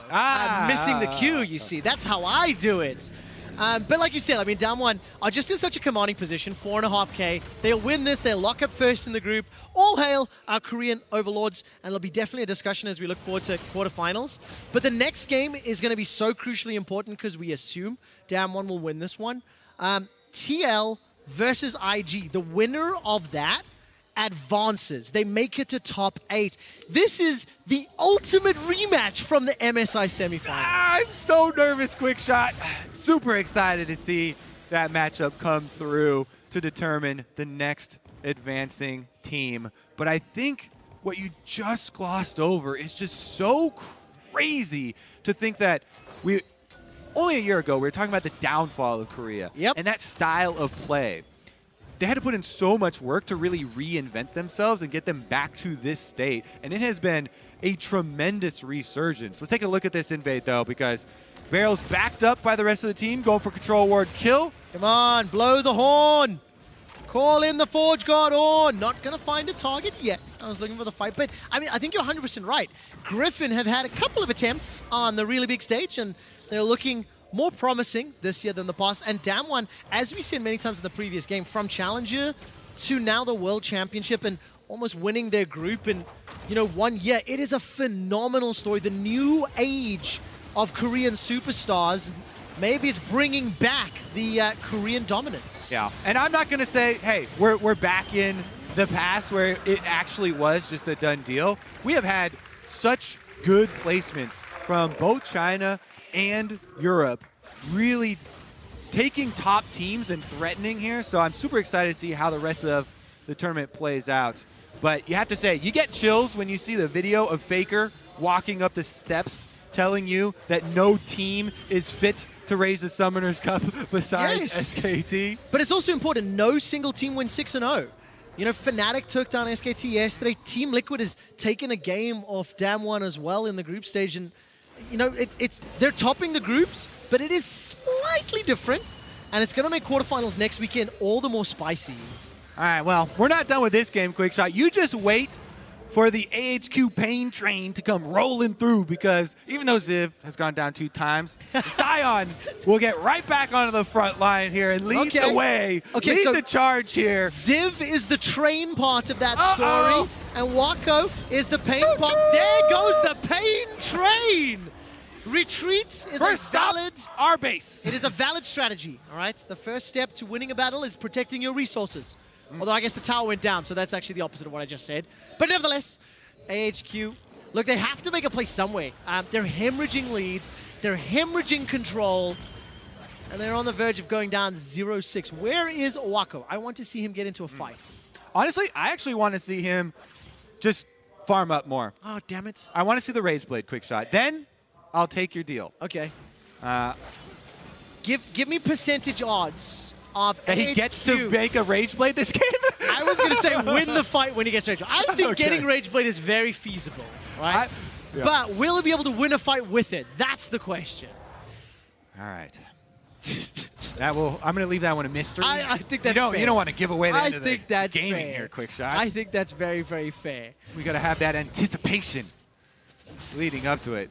Honestly, though, if we talk about the ending steps here for Damwon, just keep on pushing up topside here with Nuguri. He's got teleport available on Renekton, so you create a pressure deficit. With topside pushed in and the teleport not available for Ziv up here, it means that Damwon then get to transfer the rest of their players towards mid. You take down that turret. You start chipping away at the rest of this AHQ territory. You move slowly in to finish out the game. It's not necessary anymore to send resources topside. Your goal is accomplished. Yep. You killed the Sion a couple times. You took down the tower. That is the main goal. Now it is all about taking over the map. There's a 40 CS lead in the top lane. Spear of Shojin as well as Black Cleaver's available. And there we go. The Forge God is called. Wako gets knocked up into the air. Showmaker wasn't in range for the ultimate. And the Weaver's wall comes down. Feathers fly, flash away. Ysera goes golden thanks to the stopwatch, and Apex joins the fray. Chrono Shift is available to him. And that's a very defensive play. All credit to HQ to get away with their lives. Do they fancy a re-engage? Look, no tower to push for just yet. No mountain to push for. Showmaker's going fishing. Will not find the knock-up with a Q. All right, they're still going for the invade. Control ward number 1 goes down. Control ward number 2 is under attack. Where's the third control ward? They have run out for now. Ysera holds onto it. The crowd is clapping at the ward desk. The thing is still terrifying to me is how this gold lead continues to grow. You know, we're up to 6K now. Nuguri didn't even leave the lane. He's like, nope, don't need. I mean, I guess he didn't have teleport, right? So we couldn't have joined anyway. Yeah. I mean, he can also slip into the jungle, start taking away camps. There's gold in them Narkrugs, Trevor. He can farm it. Koblock, can you draw? Wow, let's talk about that second and we'll talk about that in a moment. Ysera gets caught out, and he will get the Chrono Shift. This will bring him back to life. Barrel's got flash available. He goes to go over the wall. Searing Charge will get the knockup onto Ysera. Showmaker joins the fray. He gets the kill. Nuguri was thinking about the tower dive, decides against it. And look, 50 seconds to Mountain. There's a mid-wave to push up, and Barrel's positioning for a potential tower dive here, looking for another target. I think with Canyon on the Rune and Geckos, if any CC lands, I think they've got enough damage to kill. Yeah, and they're going to have to give up control on the towers. Outer defenses going down so quickly for AHQ. Can they get defenses in place for the next wave? Alex is here to try and hold on. So I was going to ask a question. When you draw on screen with our in-game tool, you only ever draw one item and then remove it. Can you draw 2 items and tell a story at the same time? You know what I was thinking during the last game, during that Baron fight with Damwon and Invictus? How many lines I would have liked to scribble over the team fight because there were so many things going on during it. But honestly, I don't want to annoy the viewers with too much clutter. And basically, you dodged my question, meaning you can't actually tell a story with more than one objective. Let's look at the action on screen. Canyon's waiting to set up a play. Is going to find the seismic shove. Zib is escaping for his life. The pain train is still in the station. AHQ, will they decide to fight? Mountain Drake is alive and well. Quick shot. Wako's got the Rage Blade. It is up, and will he win the fight? Call the Forge God comes out. It's a split. All of a sudden, there's damage under Apex. He's running for his life. Chrono Shift will buy some time, and he's going to be able to escape for now. And as it stands, Damwon escaped. Right, they didn't lose the fight. Rage Blade is up, so that was an option I didn't actually consider. Nuguri continues to chase. 700 HP to burn through. The Decimating Smash will not find the knockup, and AHQ actually managed to get away. Evasive maneuvers. Everybody does get out. But again, another objective over to Damwon. Yep. And they march ahead. Baron is up as well now. If they finish off this mid turret, they will have complete control. Wako is on the run. Showmaker's got an easy route. Alex is going to find the Blast Cone. Showmaker is going to continue chasing. Windwall comes out. Ultimate from Wako buys some time. Beryl will get the knockup. Wako is almost down. It's actually first going to be Alex, then Wako. Now Ysera's running for his life. Look at the feathers. They fly. And they were called back. That will lock down yet another. Apex joins the fight, throws down the ultimate to put some HP back in Ziv's bar. But at the end of the day, Damwon Gaming are too far ahead. And they are on the verge of a perfect game, Kobe. 8 kills to 0. No towers secured. Rift Herald picked up. It's not the ultimate perfect game because there were some tower platings that went down.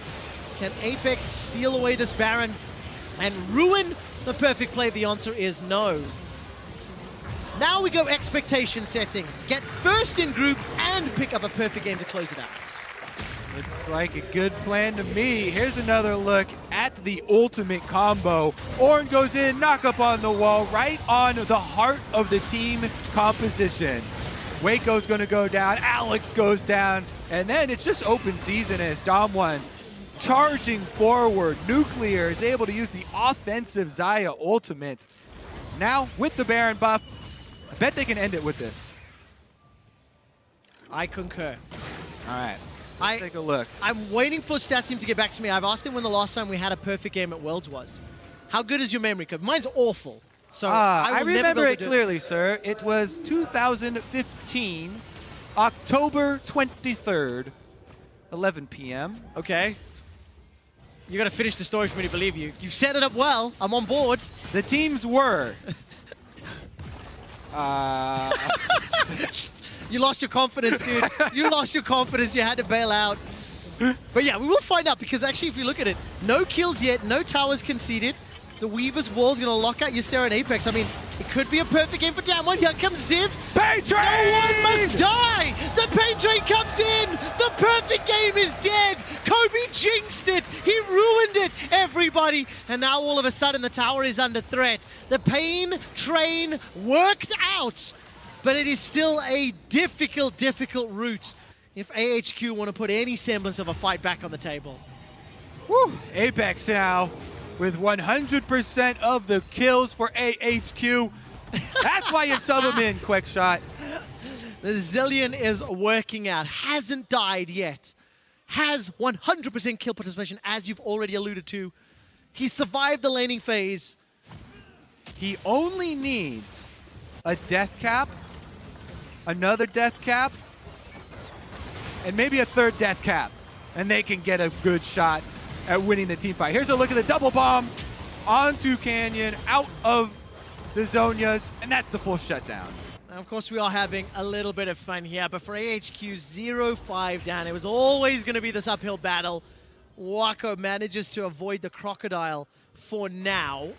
Still looking for that Pain Train to find its way to the LCK station, and it's probably a bridge too far, right? The route hasn't been built yet, as it were. Damwon are going to be celebrating what feels like a tantalizing victory. Though I think they should get judged for not getting perfect. You know, this is a quick shot thing. Quick Shot is a very, very strict teacher. Oh yeah, no doubt about it. Especially like I grade on a curve. How will Damwon finish this? Because you said they could use Baron to do it. They lost the fight in the mid tower. So now Kobe, demerits. I want to see from them.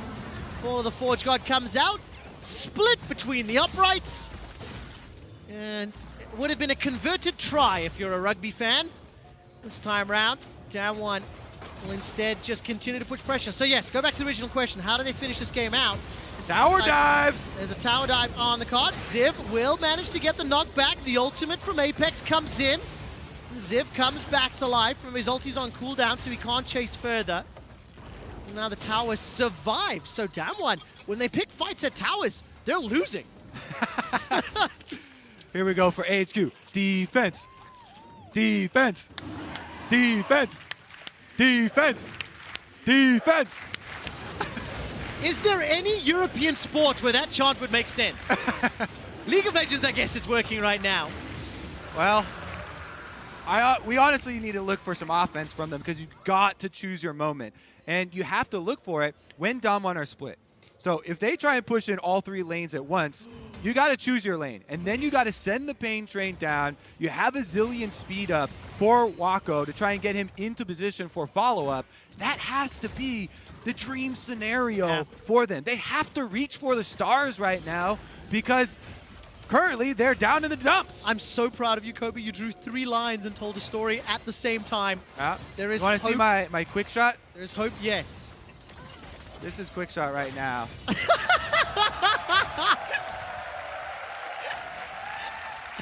It's true. It's actually true. Can I write cocoon? It's too hard.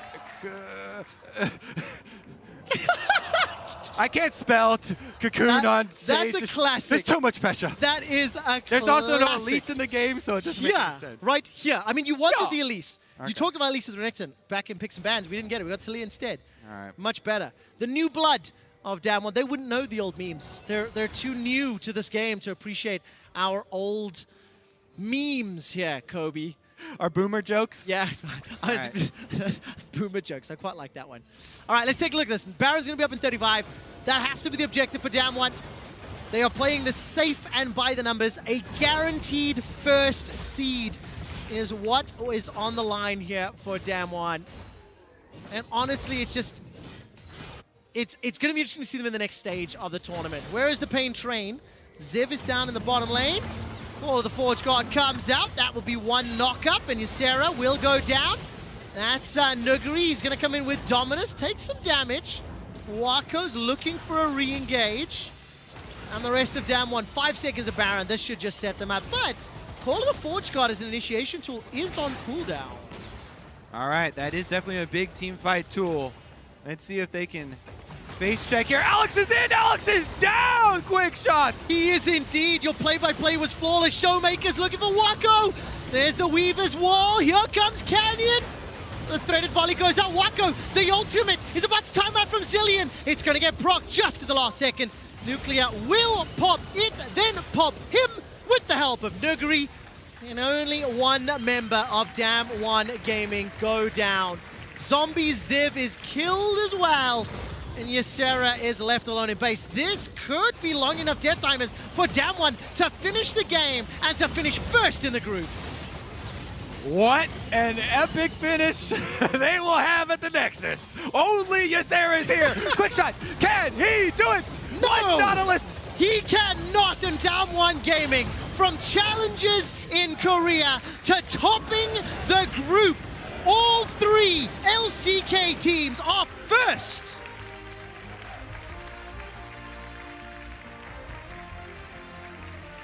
Congratulations to Damwon, 5-1. The only team to blemish their record was Team Liquid. Team Liquid will be playing IG, the winner of which will advance. Just before we get serious for a moment, Kobe, 742 days ago, 2 years, 12 days exactly, on the 8th of October, Fnatic got perfect gamed by Longzhu, and it was the last perfect game at Worlds. I got the month right. You did indeed. We need to bid farewell to AHQ. 0-6 in the group stage. All three representatives managing to go 2-1 in the first half of groups, and it's a disappointing tournament. J-Team as well as AHQ go out, and here's a couple of highlights on exactly how they were eliminated. I mean, Canyon and Nuguri just put on a clinic in the top lane. Yeah, I mean, we talked about the combination. Renekton stun into the Taliyah seismic shove. Second time around, it was messy. Alex actually had a chance there to try and get some burst damage, but if you miss that Q, then Canyon is able to hit another seismic shove, flashes out to safety, and there was no real moment where AHQ really even made an offensive move to try and turn the tides of this game. It was just Damwon from beginning to end steamrolling over the LMS. And I know we talked about it a little bit. Obviously, all three Korean teams winning their groups, right? The context is different to if it had been 2015, if it had been 2016. We've seen these teams lose a couple games. Do you think they will lose in best of fives? I do think at least one of them is getting knocked out in best of fives. I mean, it's terrifying. And of course, the only other team that's qualified thus far, FunPlus Phoenix, we're going to find out whether or not another LPL team or the only LCS team is going to be joining. It's the last game of the day. Like, stakes could not be higher. Definitely true. Defending world champion or defending LCS champion, who do you have your prediction on? I mean, I put my prediction in really early. It's no secret. I think Team Liquid are getting out. Oh, I can't wait. For the final day of groups, Mascot is awarding their fans of the day some world swag. Today, some Austrian fans, Irma, Radial, Ficha, and Paul, all showed up to support Team Liquid. And who knows, maybe we'll see them advance to the quarterfinals. Up next, it's Invictus Gaming versus Team Liquid, a direct elimination game and a rematch of the MSI semifinals. So excited to see them go head-to-head. Like this one. All right, there you go. First, Canyon will get caught up by Alex. Good damage, seismic shove, threaded volley. Alex will not be.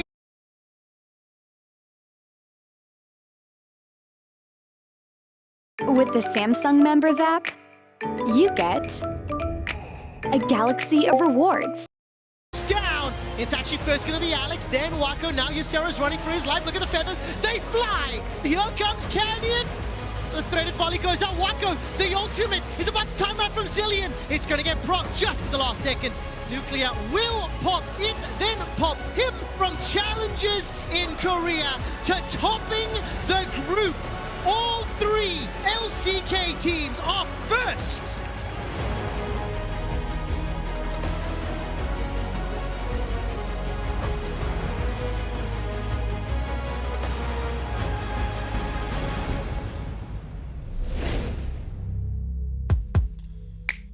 Welcome to Assist of the Week, presented by State Farm.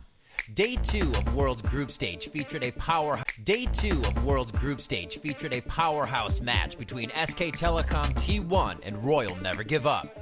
The game was basically even through 20 minutes, but as RNG tried to group and pressure mid, Clid snuck just behind enemy lines and dropped an explosive cask, hitting 3 members of Royal Never Give Up, instantly turning the fight in favor of SKT. Clid then danced with Karsa before following up with a body slam and barrel to help secure a clean 3-0 for the team.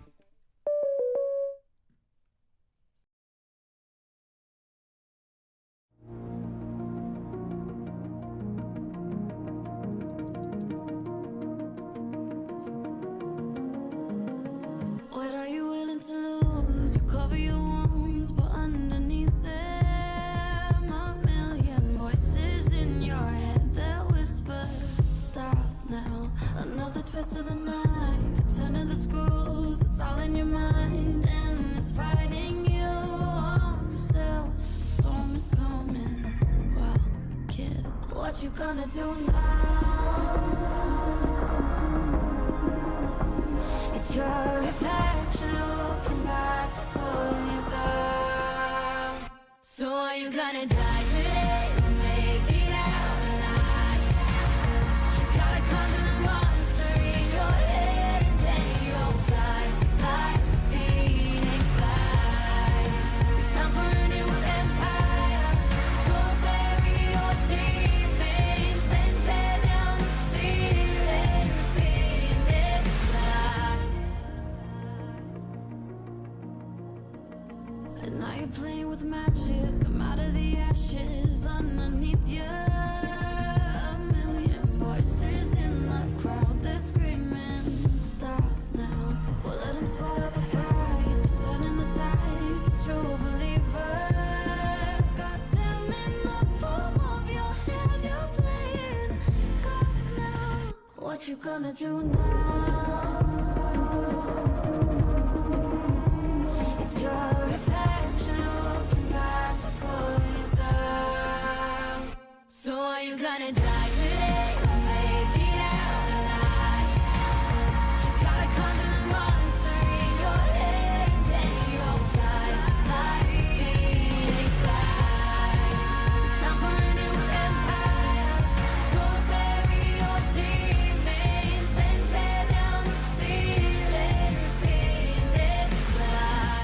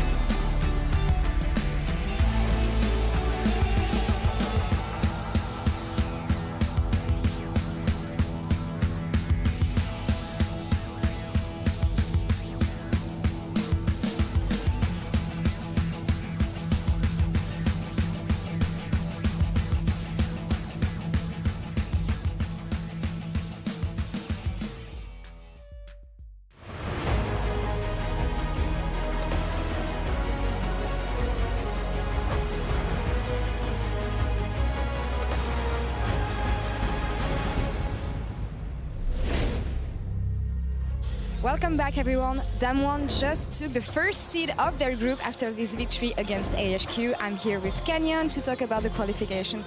Congratulations on grabbing the first seed from Challengers Korea to World's quarterfinals. How proud are you of your team right now? 우선 1번 시드로 8강 진출 너무 축하드립니다. 챌린저스 코리아에서 시작해서 8강 롤드컵 8강 진출하시게 됐는데 얼마나 자랑스러우신가요?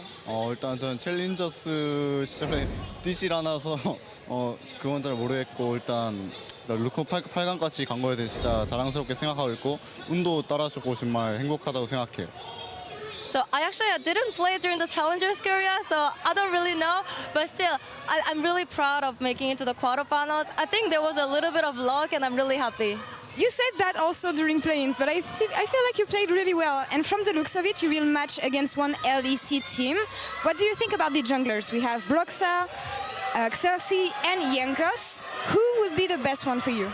이제 8강에서 LEC 팀을 만나게 되는데 제르세, 브록사, 그리고 양코스 선수를 정글러에서 만나게 되는데 어떻게 생각하시나요? 그 선수들에 대해서? 일단은 셋 다 정말 잘하는 선수라고 생각하고 일단 유력 정글러들 일단 변수가 많은 플레이하고 또 갱도 정말 잘 다니는 것 같은데 그걸 계속 생각하면서 플레이해야 될 것 같아요. So the three players you mentioned, the junglers they're all great, and I'm really sorry. Can you repeat because I couldn't hear because 한 번 더 말씀해 주세요. It's fine. 유럽 정글러들은 일단 셋 다 잘한다 생각하고 그리고 유럽 정글러도 약간 변수 많고 약간 갱킹을 잘 다니는 그런 스타일인 것 같은데 그런 걸 계속 생각하면서 플레이해야 될 것 같아요. So the three players are unpredictable. They gank a lot, so they're really good players. So I'll have to focus and try my best. Well, I wish you good luck on that. 감사합니다 for the interview. Thank you, Hajin, for the translation. And we're going to move to the last game. Back to you guys. Thank you so much, Lauren. Welcome back to the analyst desk ahead of Invictus Gaming versus Team Liquid, the fight for the last spot in the quarterfinals. And I can tell you all at home, for the last 15 minutes, all I have heard is let's go Liquid and IG It's a beautiful thing. It is a beautiful thing from both sides of the fan bases, just wanting their team to advance and putting all of their energy in this match. But unfortunately, the only people that can do it are the people that have to play this game. The pressure is on. This is the last spot for the quarterfinals, and there's only one team left from North America. TL now once again has the weight of the region on their shoulders. Yeah, they're up against it, and once more, you can't write a better script. They were facing IG at MSI, completely counted out, supposed to get absolutely destroyed, and they took that series. And here they are once again with all the hopes and dreams of the LCS fans on their shoulders, looking to carry on in the quarterfinals. Mithy, let's think back to that MSI semifinal. Well, everyone counted TL out. How much do you think they will remember that they were able to beat IG there? I think IG is definitely angry about that. Yeah. So we're gonna be seeing a very spicy game, that's for sure. It's been a long time. I've heard it. I'm sure they have. And it's in their minds. So for Invictus Gaming, who feel like they deserve that respect, reigning world champions, we're dominating the group stage at MSI. And you can see it from the fans. The IG fans are out there right next to the Team Liquid fans. It's crazy. It wasn't even this crazy yesterday, and it is eerily similar to yesterday, where an LPL seed had one elimination game to play. Then it was against Fnatic. But if IG drop here, the current world champion drops out, and there's only one LPL representative left. The pressure must be enormous. I don't even want to hear it. I don't even want to accept it. Invictus Gaming, the reigning world champions, and they look damn good. To me, the best game that I've seen thus far was the IG versus Damwon game. You have to respect the mechanics of the Shy, Rookie, Jackie Love is starting to feel that fire too. This team is online, and the only thing I'm ever worried about is Ning, so I know that's going to be a talking point at some point. I mean, I feel like you got to be watching a different game than I was. IG against Damwon. They get a level 1 first blood on the Shy. They have so much attention up there, and Ning threw it completely all away. There was mechanical errors, the 1v1 dive that Mithy was talking about in the last post-game segment. They threw away tempo. They had such a stranglehold on that game, and they managed to lose, and this does not look like a solid IG to me. Yeah, I don't think either team has been very consistent, and it's going to come down to what's going to happen in this specific game. And if TL survives the onslaught, I think they can even take it. Okay, Azael, from what you've seen today, at the beginning of the day you said TL knows about their fundamentals. They can play so well, but maybe they don't have enough of kind of a risk or surprise factor, and they need to fight through these aggressive teams. How do you feel about them now? I think overall, individually, they have played well today. To me, where they have fallen short is shot calling, particularly around objectives. When we look at game one against Damwon, the call to go to the Ocean Dragon, even in their win against AHQ, the call to take that Rift Herald when they had an advantage bot. But those are things that should be easy to fix, that they should be able to clean up with the coaching staff. And the individual play has been great, so I'm feeling good. Yeah, I totally agree. They've just been a bit too greedy, and like I said, it's mostly just about like if they survive the early game onslaught of IG, they have a really good chance. Raz, what have you seen from IG so far? I know you've been positive, and you said they are rounding up, they are working themselves up to that World Championship form. Yes. How far are they off right now? Very close to it. We already saw 2 of their drafts being very focused on lane dominance. That is what won them Worlds. That is what got them to a very strong area during the entirety of the spring split. And remember, FPX only lost 1 best of 3 in the regular season. It was to Invictus Gaming. We know what their ceiling is. And when they make plays like these happen, just based off of, Baolan's engage, Rookie's Orianna that he's been getting consistently, and just the disgusting play that Deshai's been aiming to just have, 1v1, great things can happen. On top of the general stakes of getting to the quarterfinals for the teams and the pride of the region, I want to zero in on 2 people in specific. All right. I want to start with Ning. He has been given the trust of the support staff of Invictus Gaming today, and now is where he has to pay it back to them. Right? Because this is the qualification game. How do we feel about him? I'm feeling good. I know that you have 2 bad games already with him, in my opinion, and you get to a point where if you keep flipping that coin, it's gonna turn heads at one point. All right, I'm confident that the probability is gonna turn in my favor. Now, the second player I want to talk about is Doublelift. He made history for himself by, for the first time ever, making it to the MSI knockout stage. Can he do it here, Azael? I think they can definitely do it. They have been looking strong. I think they have been improving throughout the tournament. Doublelift over the last couple of years has been getting better and better. The crowd can't wait for the game. We can't either. Awesome we are so close crowd. to Champion Select. Give me your predictions. Who is making it to the quarterfinal and why? Did I stutter? 100% Invictus Gaming. IG's got this. IG will take this one. We've already seen how strong they are as laners. They will find themselves in the best of 5. I think they're not too interested in what you got to say there, Raz. And as all North American fans, sometimes we know you got to have a little faith. I think the fans are with them. I'm with them. Let's go, Liquid! Oh my God. Mithy? I would love for TL to qualify, but I just have to go with IG. I don't think TL is gonna survive.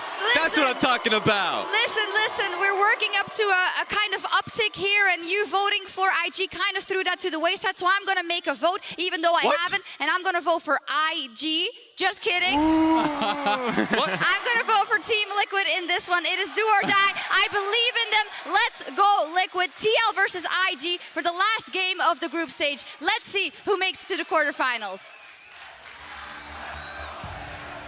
Thank you so much, Berlin and TL fans, and Shishi, all Invictus Gaming fans. Your energy and hype is fueling us on the caster desk. Invictus Gaming have banned Jarvan, Rakan, and Skarner. Team Liquid, Pantheon, and Jace. Your jaw has hit the floor, Kobe. What are you seeing? I saw a Skarner ban Quickshot in an elimination match here. They are trying to go at the tried and true Team Liquid style. Tanky, just looking for those picks with the jungler. They know that it's not really to the biggest strength to embrace the current meta for Team Liquid of the Elise and Lee Sin and early game playmaking, but that's what they're going to have to do. Meanwhile, on the side of Team Liquid, they ban away the Jace that we just saw from the Shy, that brutal lane matchup that they tried to overpower Damwon with. All right, first pick, Gragas, after 2 junglers are removed from the pool. The Kayle is being hovered right now, and I have mixed feelings about this pick. I have seen it fail more times than I have seen it succeed.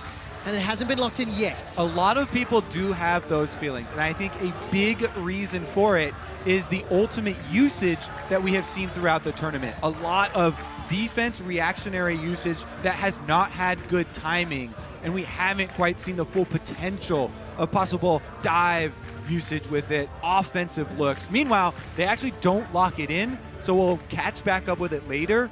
I definitely do still have a high priority on the Kayle as a champion, but it is going to be priority bottom lane. You're in an elimination match. You have Doublelift and Core JJ as your bottom lane. They lock them, the Xayah not. The weight of an entire region on backs of Invictus and Team Liquid, defending world champions on the cusp of being eliminated by the team that eliminated them from MSI. JackeyLove will get his hands on Kai'Sa. We saw him on the Syndra earlier today. When I see this Invictus Gaming Champ Select already, I am getting chills. You remember back to the World Championship last year, Quickshot, Ning on Gragas absolutely took over the entire game, earned MVP of the World Championship. Plus, we're gonna get JackeyLove's Kai'Sa. Skin in the game. And skin in this matchup. Oh my word, Qiyana is locked in. Can go to the Shy or Rookie. Technically could be a flex as well. That could be a Gragas support as a potential, and LeBlanc for Jensen. And the Qiyana just combos so incredibly well with Gragas. You look at the champion kits, and they just completely meld together. Qiyana with a Water Blade can flash and guarantee a route for a Gragas to come in. Body Slam Flash is already almost indefensible. If you set it up with that, they have a very lethal kill combo. LeBlanc is one of the only champions that even has a hope of getting out with the passive, but even then, these are AoE abilities from Gragas and Qiyana. They can legitimately 100% to zero you even while you're invisible. They don't 100% to zero you even while you're invisible. They don't have to target you a lot of the time. All right, so what jungler do we start looking at for Xmithie? Lee Sin finds himself in the ban pool. I think Elise is still available. What other options do you consider? I do like the Elise that you're talking about. I expect something like that to find its way onto the Sejuani ban table here. I do not want to see Sejuani after the recent nerfs. Yep. I think it just will put them too far behind. You're looking at a very quick tempo here from Invictus Gaming already, set up with possible actionable play off the Qiyana Gragas. And Team Liquid, I think, have to answer it. I don't think they go full defensive turtle like we just saw in the last game. They've got a LeBlanc here for Jensen. I think an offensive look is better. All right, offensive look. They'll get the first pick in phase 2. There's one ban remaining for Invictus. 3 junglers have already been removed from the pool, and Kayle will be taken out as well. Honestly, he's got a lot of options. The Jarvan as well, extremely proficient, possible for the... Oh no, banned out so early on in round 1. Yeah. They're really preying on that Elise pick. Look at Doublelift's face. There's a lot of nerves. There's a lot of stress. He's got the Xayah that he's already locked in. And Impact turns his head. We did briefly forget about that Olaf. And Xmithie will be locking that in. Olaf, without something like a Karma to support him late game, puts so much emphasis on execution of your early game route. This is going to be incredibly important for Xmithie. You can power clear through the jungle, then try and use your level advantage to turn those matchups. Best case scenario, you are there for the gank on time with Gragas. Alistar locked in for Invictus though. They're not shying away from it. So many ways to start these fights. Qiyana flash, Gragas flash, Alistar flash. They are looking to throw punches. I am getting nervous already when I see the composition Invictus has put together. We're anticipating one last pick here, whether this will be the Shy or Rookies. Qiyana can have some flex. It'll be Vladimir. We anticipate that for the Shy. The IG fans losing their minds. Vladimir scales so insanely well into those late game team fights. The only opening that we have seen has been the NA Aatrox used multiple times here. Impact was able to make it work last time. I remember that Aatrox. It was into Nuguri's Vlad, and it was fantastic. Impact is locking in the Aatrox into a matchup he has already played and won at this group stage, but the stakes are so much higher right now. And there's a big difference between Nuguri and the Shy. The Shy said he is not one of those players that will go for a Kleptomancy in a lane that you need more power in. We'll see if it comes to run here. Is he actually going to stay true to his word, or will he go the money gambler route? Oh man, we'll find out in a few moments. Just as a quick aside, out of nearly 3 million pick'ems, 4,184 still remain flawless. Of those 4,184, only 1,466 people have predicted Team Liquid to win this game. It is do or die. One team advances to quarterfinals and one does not. Right now are the moments that are so incredibly important for coaches. I think you need to send them into this game with a level 1 in mind. Team Liquid drafting Olaf with the axes and having a Nautilus, I think they really need to try and make use of that. It sets up Olaf's early game if you can get that early information or blow a summoner spell. And Invictus Gaming have to be ready for that possibility. Oh, so much on stake.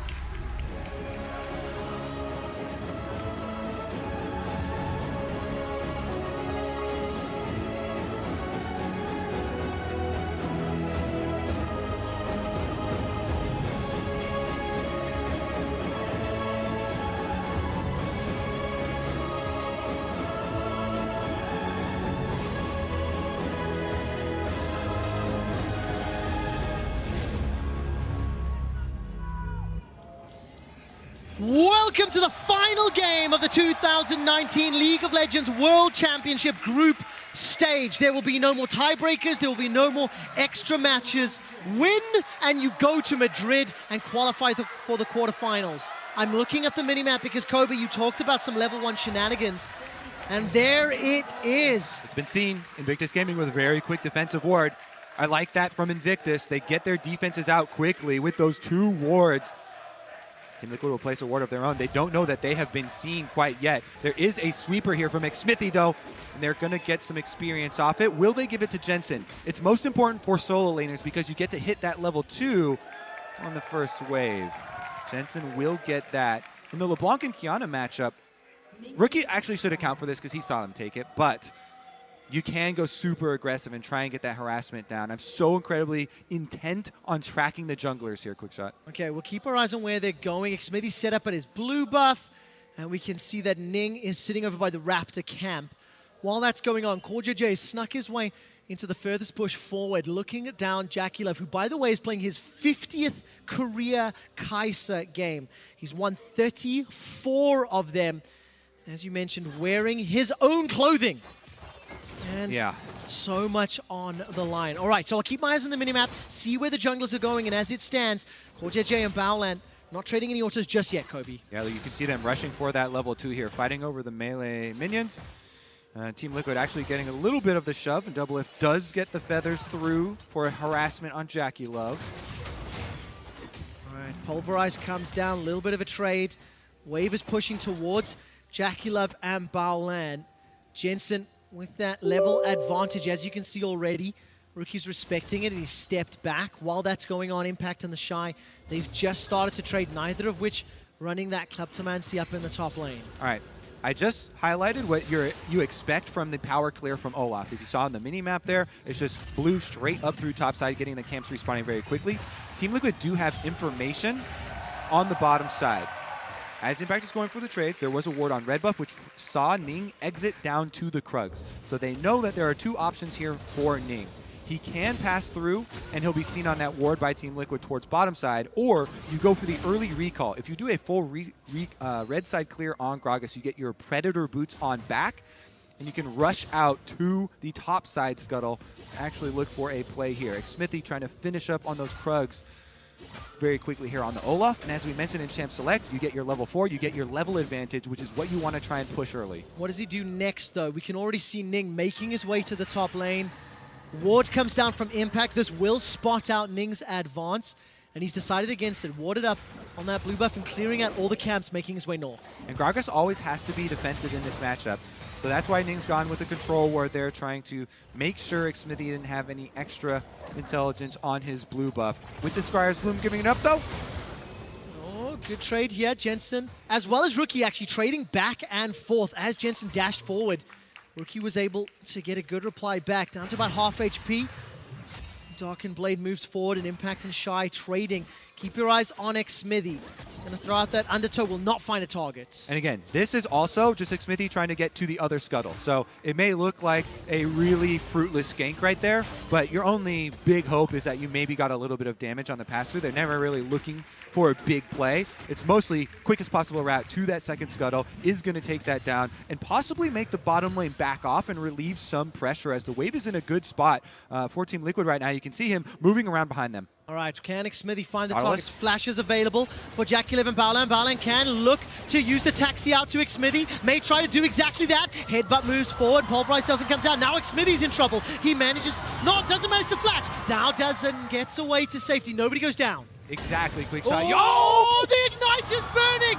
Traded back and forth, a couple of minions, but Rookie gets a solo kill. Rookie back on top, and he solo kills Jensen in the Qiyana. Absolutely insane. He's able to retake control. How did... Oh, the passive was already popped here. Waterblade? Yep. Yeah, he picked up water a little bit earlier. There we go. And there we go. And just Jensen not easy. respecting that burst damage. Absolutely big here. This is why Rookie's so feared. And he didn't have the best summer because he had to take some time off for personal issues, but he is back on form. Rookie here on the world stage, making his presence felt. That's why the NLSS was talking about them having the best solo laners in the world.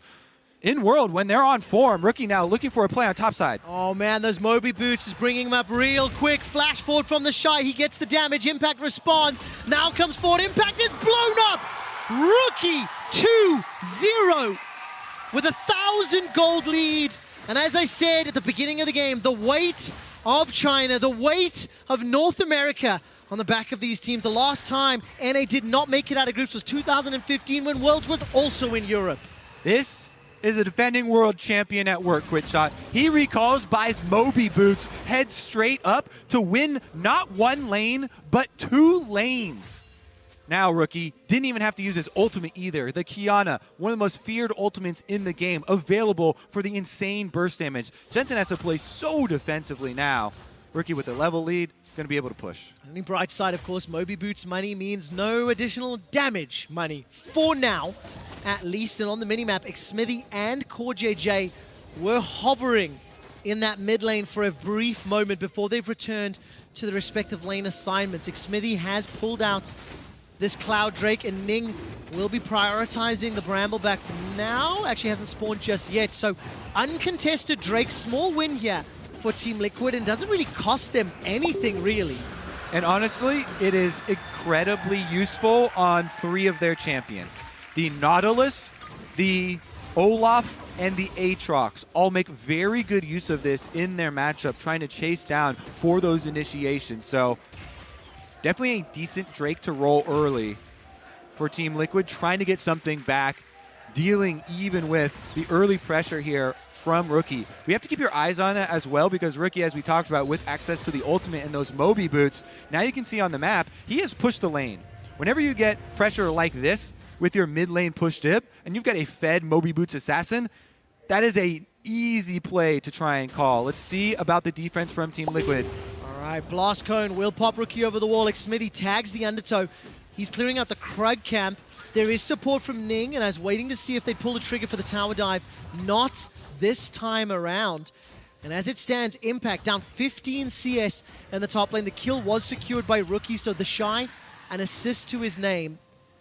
And obviously, a deficit for Team Liquid. Double Lift is going to get caught by the Ignite. CoreJJ manages to find the Q onto JackeyLove. They start to turn this one around. Summon a heal, still available for Double Lift, but so it is for JackeyLove. Too late to the Summoner. Team Liquid strike back. Here comes Jensen. JackeyLove, flash, and heal available. Ning is running in with the Predator. Now Jensen needs to escape with his life. He gets stunned. A supreme display of talent with Ning's help. Picks up another for for IG. Just as Team Liquid are celebrating their success on the bottom lane, Rookie comes to take care of it. He absolutely demolishes Jensen. Jensen running back towards the brush that has a control ward owned by Invictus Gaming. Never had a chance there. You cannot exit back to mid lane. He even, coming from mid, lost track of Rookie there, who again will extract another kill. 2-0-1. Ning substituted in today. 1-0 on his Gragas. And off to a very good start for Invictus Gaming. Here's a replay. CoreJJ landing that dredge line onto JackeyLove did so much to help. Exactly. This is all about a big double knockup from Baolan. IG go all forward, but CoreJJ with this Nautilus hook immediately targets the enemy carry to get JackeyLove off of double lift, and then they have the zone to focus down the support. Here's where it all goes bad for Team Liquid though. Actually, the reason Jensen lost track of Rookie is because he was coming from base off the recall, but no respect given to the mobility boots. And he goes down. No possible response there. Once the Water Blade lands, he's rooted in place into the stun of the ultimate. Gets 100-0. Then Rookie also went back mid and got another turret plate. Those Moby boots were an investment in the future, ladies and gentlemen. They are paying dividends as Rookie has impacted every single lane in the game. Solo mid, assist top, and kill bottom. Jensen will not find the ethereal chains, so Rookie able to dodge and dip and duck away. Look at the mini-map. Baolan's now made his way up. Flash away from Rookie, actually. Threatened from the engage. That was very, very important. Jensen and Xmithie could have done something. Now Ning looking for a play up top. No flash for Impact. He's going to get blown up here.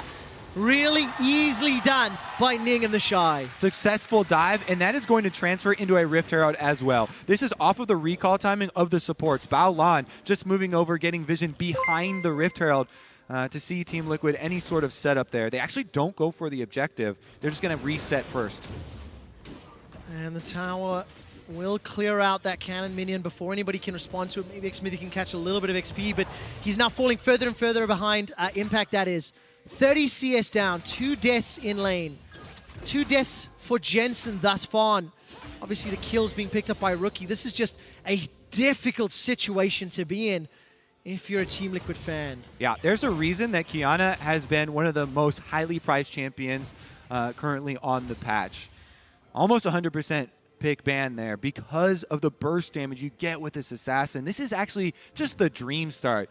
Qiyana getting a solo kill, an immediate follow-up, winning topside 2 for the Shy in the Aatrox matchup. Just, it actually reshapes the way this game is supposed to go, given champion select.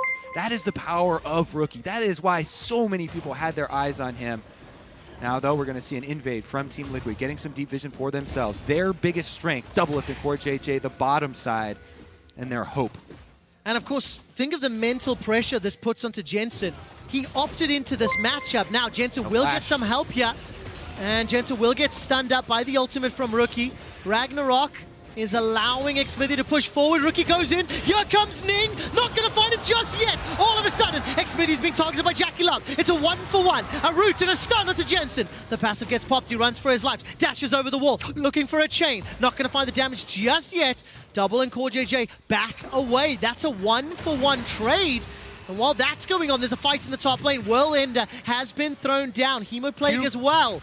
Tarkin Blade is going to pop. The Shy immediately turning this one around. And Impact down nearly half the CS, still got enough in his kit to pick the fights. Yeah, we saw it the first time around. Impact is so confident on Aatrox. He's put so many games on it. Into the Vlad matchup, you can choose your moments with your ultimate as long as you see the enemy jungler to try and chase him down.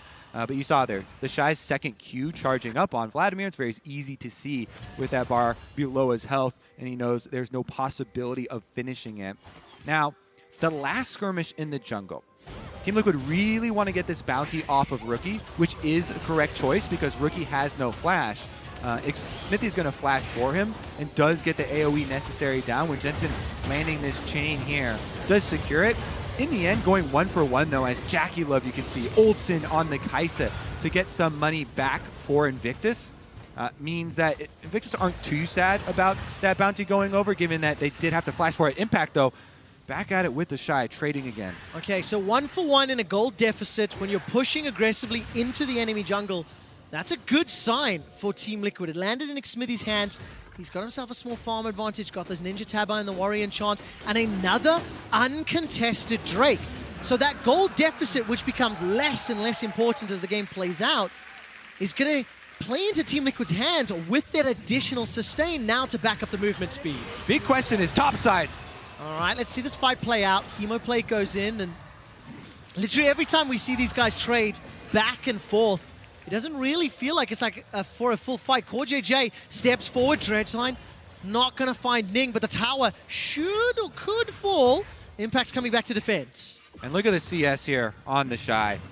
Absolutely farming up a storm on Vladimir. 2 levels above Impact because of intervention. CoreJJ wants that fight, but it's so scary going up against the level 11 Vladimir with plenty of cooldown reduction. Xmithie is going to join as well. They're just throwing so many resources up here to try and deal with this, but the damage was done so early on from Rookie's roam on Qiyana. The constant threat of Gragas dives, Qiyana dives have taken their toll. Look at the mini-map. Baolan's making his way up, so is Rookie. I can't see a blast cone to hop over, so Rookie moves forward, places some deep vision, pushing that control ward further. It killed the one in the banana bush, or the one behind red buff, and pushes it towards that Raptor camp. The top jungle does not belong to Team Liquid. They are 3,000 gold down as we hit the 15-minute mark, and now JackeyLove will throw down the flash. He should be able to escape to the blast cone, but trading a Nautilus Ultima for flash is a huge win for Team Liquid. Yeah, that's ideal. And they want to continue the focus on their bottom side. That is their hope for this game. Double to CoreJJ, taking down the turret, taking down summoner spells, earning some sort of advantage on the other half of the map. It's going to be very difficult for them to bring that to Brent, though, because, look, you've got your item completions. Gold already spent. The Ghost Blade on Qiyana. That is an insanely fast assassin roaming around and threatening by these neutral objectives, specifically with the power that you get ulting in the river and getting very big AoEs for those knockups. There is a blessing and a curse on the side of Invictus Gaming. The entirety of their gold lead is in the Shy's pockets. Everyone else is just marginally a couple hundred gold here or there, but it's over 2,000 up. Now, while that's fantastic for a scaling pick like Vladimir, if skirmishes happen elsewhere on the map, that lead is less relevant and less impactful. And it becomes down to the situation. Can the Shy actually get to the backline? Backline access. He has to play the flanks well for Invictus Gaming. That's a situation that the Shy is used to playing. It's definitely a position he's well aware of. Getting to the backline, trying to get that pressure onto Xayah.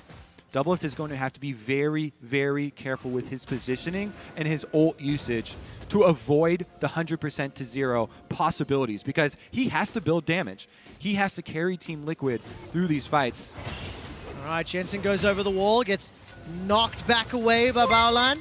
JackeyLove holding on to the ultimate. He tagged the W, and I wondered if there was a re-engage. Team Liquid have grouped up 1, 2, 3 members in the mid lane.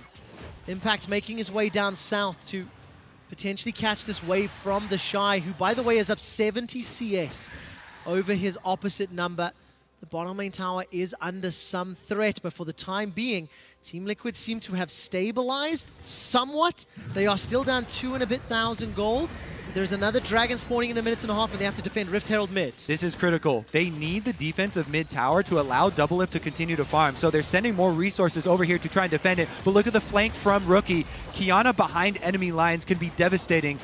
Oh, Jensen is caught out. He jumped into it. No, he escapes the passive from LeBlanc. Manages to tag with a chain for now. Rookie also backs away. Jensen so close to being blown up, but as you said, Kobe, the LeBlanc passive keeping him alive for now. The middle lane turret is still under siege. Can they defend it? They need this mid tower to allow for gold income.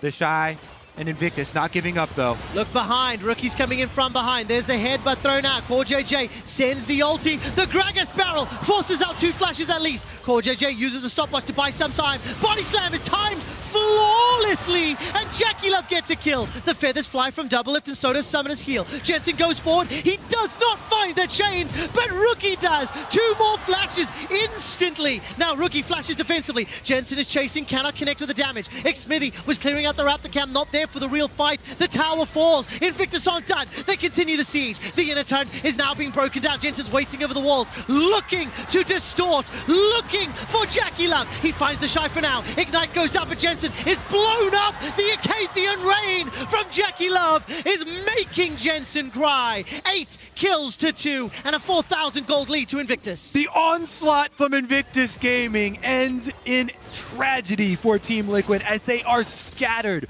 back to their base. Summoners blown and mid laner reviving. Rookie heading down to the bottom side can push in that wave as well. So much was just taken over for Invictus. Team Liquid trying to get something back for themselves with one of these dragons, but the teleport is used. 3-1-3 on Rookie's Qiyana. 3-0-0 on JackeyLove's Kai'Sa in his 50th game with 34 wins. Invictus Gaming, the defending world champions, have found themselves another kill.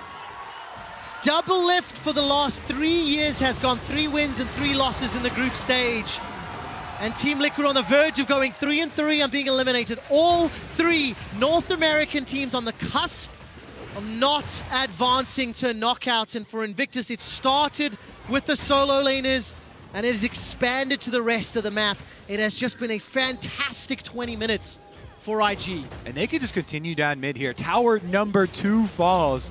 They return and get those 2 pickups so quickly. Doublelift had no flash, no ultimate left from the extended defense that they tried to pull off in mid. So that was a quick pickup there. Ning flashing in, and then they get the second chase down. Invictus will get to reset with their pockets full of gold. Man, those team fights in the mid lane around that tower, it's going to haunt Team Liquid. Multiple flashes used, and still to no avail. Invictus just picking them off one by one by one. Okay. Oh, this is just a fantastic setup for IG. Next goal for Team Liquid. They are very far in the hole, but they need to get some vision set up for this Baron. Your hope of the Hail Mary big comeback is trying to turn one of those fights where Invictus get a little bit too loose in their setup. They have to skip some steps, and you can try and find it. The crowd with rally caps on, trying to open up some position for them. They can get control wards leading up.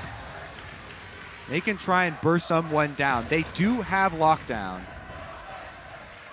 And it's so important to know that that setup and the execution has to be flawless. When you're down this far, you cannot afford those mistakes. 21 minutes on the clock. Baron is up. You can see TL moving some vision forward, and Impact is now being dove. 2-level advantage to the Shy. Hemo Plague, Proto Belt, World Ender Q's not going to be enough. The Shy solos Impact. And they've got the rest of the crew coming.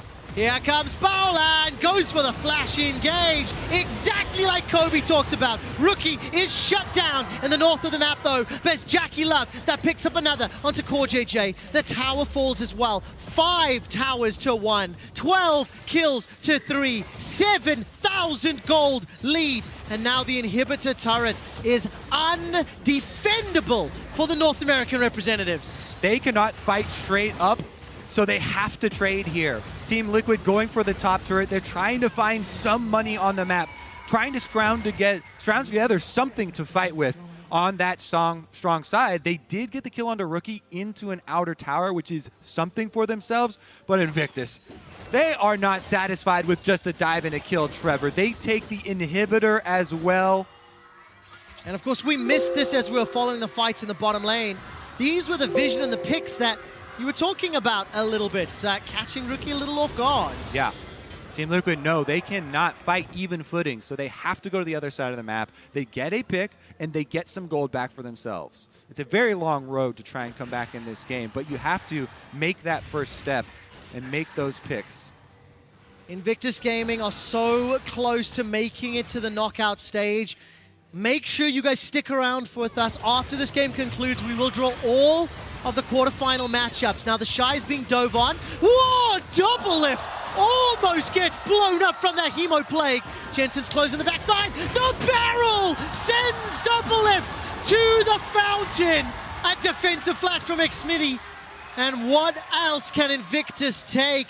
The Shy's damage is unbelievable. And he played right on the edge of that blade collar, just outside of the pullback damage to soften up Double Lift. Then Ning comes in, they find the kill with the Gragas, they take the mid inhibitor. Are they going to push for the win?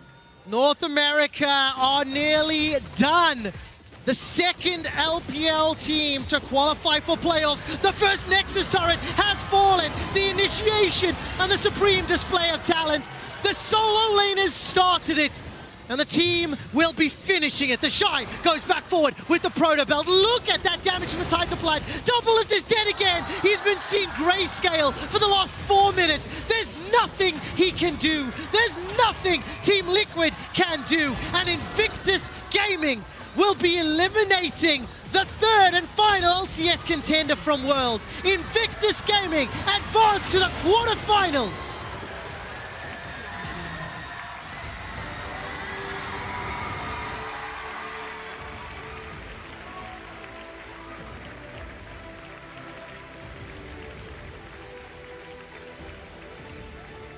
No doubt about it, Invictus Gaming were the better team on the day. They had a competitive game against Damwon, and they obliterated TL to end it. There were questions surrounding the summer performance as they dropped down. Rookie had to take some time off. And there were questions surrounding his individual performance, but he made his presence felt so strongly in this game, winning multiple lanes for Invictus. Off of that first 1v1 kill with Jensen into Moby boots and taking out the Aatrox Vladimir matchup early. Then Ning comes in on his Gragas. They sub him back in onto the Rift. They put back together the World Championship squad. Gigantic smiles on the faces of Invictus Gaming. Commiseration on the side of Team Liquid. Double Lift in 2015.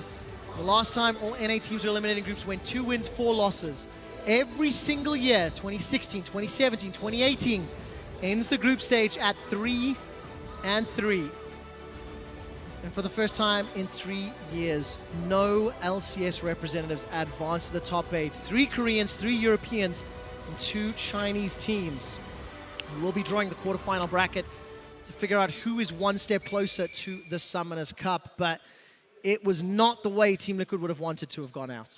Absolutely not. Definitely not so. I mean, it was just such a quick pace there from IG. I mean, sweeping the map. Really, really intelligent work. Yeah, exceptional play from Hi Rookie. guys, The good solo evening. kill into the Moby Good boots. morning. It just unlocked the entire game. And thank you very much it just, for watching with makes me you ask those questions. this You know, last Invictus day of Gaming, group stage. a lot of people have kind of written them off maraming coming salamat into the din dahil tournament and na-reach had natin yung 1,000 questions around follows. what they were going to look like Thank you, on the Omar big Flores, stage, but when the pressure was follow. turned Sa up, lahat mga they nag-follow showed today, up. lahat ng mga nanonood, lahat ng mga Absolutely nag-like, lahat insane. ng mga nag-share. Really good usage too of the transfer Watch. of Thank you that very lead much. that they got. And I mean, as I said, after thank you very Rookie much dahil opened up the na-reach map, natin yung we saw 1,000 Ning on follows. fire on the Gragas. Completely Hopefully on by point with next those week, flashes, I'll with be those giving away some combinations, and the Shy perks was able to or make that Fed rewards. Vladimir work. Unbelievable. Sa While we mga set up for the quarterfinals dahil draw on na-reach stage, just natin want to say yung 1,000 thank you to follows. everyone As I watching at home. A promised, special thank you to giving everybody here in Berlin. The prizes energy kapag, was na-reach fantastic. natin yung Freak, 1,000 over to you and follows. World's Cooldown. And yes, we're done for group stage. And then I think ngayon din Thank you very much, Trevor. Great quarterfinals. cast on the Let's day. see. Raz, Wait natin. I believe you did call it. Yeah, I mean, look, I'm happy about it, but it was a close call. All right, it was too close for me. That game The game itself wasn't was close. not that close. The game But the itself fact that wasn't they were a close. game from elimination, I mean, I'm happy for IG. I'm happy to have the defending world champion be able to get the ultimate revenge on Team Liquid for what happened in MSI semifinals, to beat them twice in group and knock them out of the tournament. But I'm also just really sad for Team Liquid and Double Lift specifically to be 1 win away from quarterfinals 4 years in a row.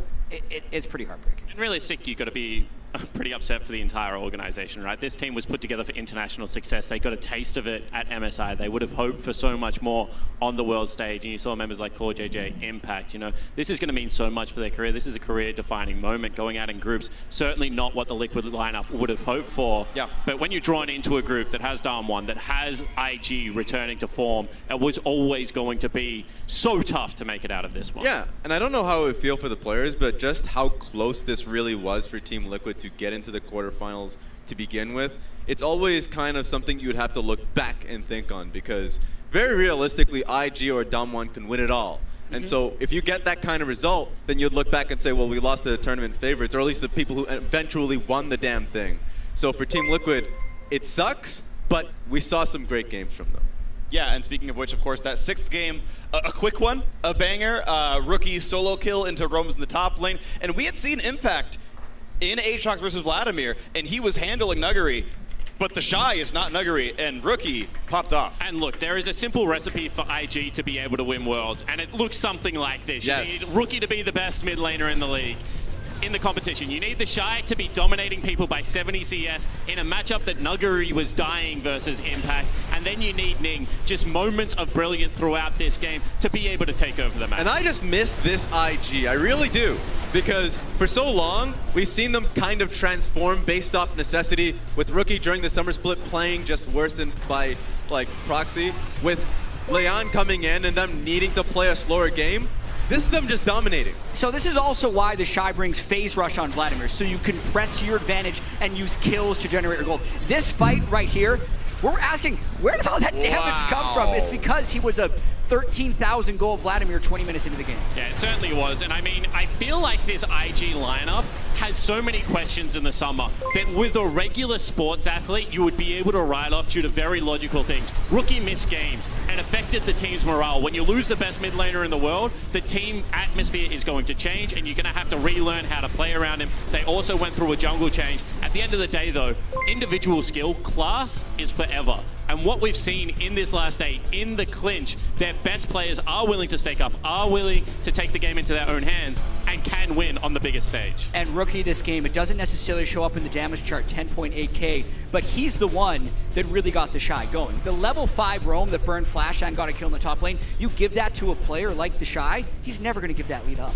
And you have to respect the matchup with Aatrox versus Vladimir, but Aatrox had to respect the mid laner. With Rookie constantly roaming topside, there was one moment where he went up topside alongside Ning. It didn't turn into anything, but Aatrox no longer has control of the matchup, and that's the problem. And I feel like these blowout games, we've just sung the praises of IG, right? I feel like these blowout games always have a turning point where they could have gone either way. I just think back to Smithy's gank in the bottom lane. If he had a flash towards Yellowstar, if that had been a more decisive setup, maybe they get something rolling. You know, we talk about weak side top laners and a little bit more respect. Maybe if the Shy isn't that far ahead. Because I do want to stress that I feel like in individual skill and kind of team environment, individual skill went to IG. I feel like team play was always going to be TL's way out of it. But when those gold leads start to balloon, it does impact the way that you can actually play those team fights. And on a different day, on a different time, we've seen this Liquid lineup actually take it to IG, and it just feels so bad that that wasn't today. That's true. It's the way it went. Of course, they secured the last quarterfinal spot. Trevor said it on the cast. 3 Korean teams, all top seed, all 3 LEC teams, second seed, and the last 2 spots all going to the LPL as well. So we're down to a 3-region world championship, and kudos to the teams there from those spots who fought so hard. Special shout out to Fnatic for being the only team to drop an LPL team out of the tournament. That was, of course, impressive for them as well. So kind of your thoughts on what we've seen overall, even like a regional power ranking kind of idea, now seeing the group stage. I just love the fact that throughout the entire year there has been rampant discussions about LCK coming back and whether that was true or not, and this was just the outright affirmation of that. LCK, specifically Griffin, topped their group when G2 had already made that stance in MSI. SKT was already expected to do well in that group that they had there. And then you saw Damwon once again nailing down first seed. So across the board, LCK was #1. Yeah, a lot of 5-1 records or 6-1 records. You know, pretty strong performances. Either way, for more on IG's win, let's check in with Laure and the Shy. Thanks guys, Laure here, joined by the Shy this time around, who just took the second seed in their group. I guess that it's no surprise for you that IG made it out of group, but are you happy about the way you did it? 네, 우선은 IG 그룹 스테이지에서 8강 가신 거 정말 축하드립니다. 하지만 경기 내적으로 정말 만족하시나요? 사실 지금까지 계속 롤드컵 경기를 하면서 좀 제 실력에 대한 자신감이 좀 없었고 좀 내가 왜 이렇게 못하지 좀 더 자기는 이런 느낌이 아닌데 나 이런 생각 많이 했는데 마지막 판에 팀원들이 저한테 그러니까 너의 실력은 다른 게 없는데 너의 생각이 문제인 것 같다라는 말을 듣고 좀 정신을 차리고 했더니 좋은 결과가 나온 것 같아요. So actually, during the Worlds run, I was feeling less confident. I was like, this is not the way I should play. This is not the Shy. However, my teammates told me that this is not your performance. It's about your mentality. So that kind of gave me strength, and I was able to go back to game. And if you were to change something in your run and work on something for the later stages of the competition, what would it be? 그러면 다가오는 일정에서 그러면 개선해야 할 점이 있다면 무엇일까요? 제가 중국어가 좀 부족해서 팀원과 소통이 가끔 미스가 나는 경향이 있는데 그게 저의 가장 큰 문제점 같고 그거를 가장 우선적으로 고쳐야 될 것 같아요. So maybe my Chinese, because I don't have enough Chinese skills, so maybe we have some lack of communication between my teammates, so that's my highest priority. I hope you can work on this for quarterfinals, because now, from the looks of it, LCK has 3 first seed. Europe looks strong as well. So what do you think about the LPL's chances this year and your chances to have another championship title? 그럼 올해는 LCK가 정말 강해 보입니다. 세 팀 모두 1시드를 확보했고 유럽도 모두 8강에 진출하는 등 좋은 모습을 보여주고 있는데 그럼 LPL에 대한 생각은 어떠신지 그리고 IG가 또 한 번 우승할 확률은 얼마나 된다고 보시나요? 사실 1등으로 진출하면서 담원이 2시드가 되고 한국팀끼리 붙는 내전이 나오면 정말 재밌겠다라는 생각을 했는데 물론 그렇게 나오지 않았고 그냥 저희가 2등으로 된 거 8강에서 SKT 만나서 이기면 우승을 하고 싶고 지면은 그래도 강팀한테 졌으니까 아쉬운 마음으로 돌아가는 게 가장 저의 바람이에요.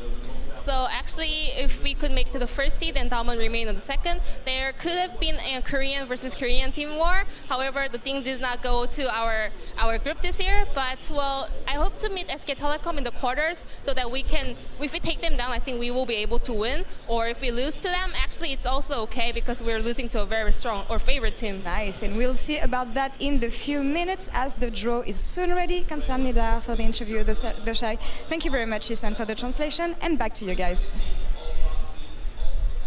I want to see that too. IG, SKT, the Shy's like, please, give me Faker. What a player. Yeah.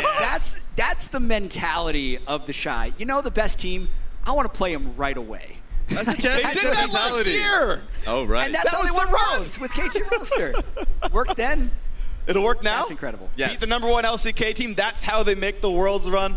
From second seed in groups, like it's writing itself basically at this point. It's that championship mentality. He's basically saying if we can beat them, then 100% we have the chance to win it all. So I love that mentality, 100%. It'd be a lot of fun. Either way, of course, we also saw Daewon. On the day, they went undefeated. That one against IG was a nail-biter. That was close. That was a battle, as it turns out, for first seed. But they secured the top spot out of Group D. IG went 2-1. Daewon 3-0. Another LCK team at the top. Yeah, absolutely. And I mean, this is a different kind of LCK team, in my opinion, because we saw so many individual performances from Daewon Gaming today. A region that is normally defined by their teamwork, their ability to set up the map, has been completely shifted, in my opinion, by players like Showmaker as well as Nuguri. And Canyon's performance in those matchups was just phenomenal to watch. I think this is a team that, once again, much in the same vein as IG, if the individual pieces show up, they could go the whole way as well. And I will always remember that Baron fight versus Invictus Gaming because that really showcases what is possible for Daewon. In moments in which they have to claw back, especially in the best of 5 in quarterfinals, those are the type of plays you have to look at to know your enemy.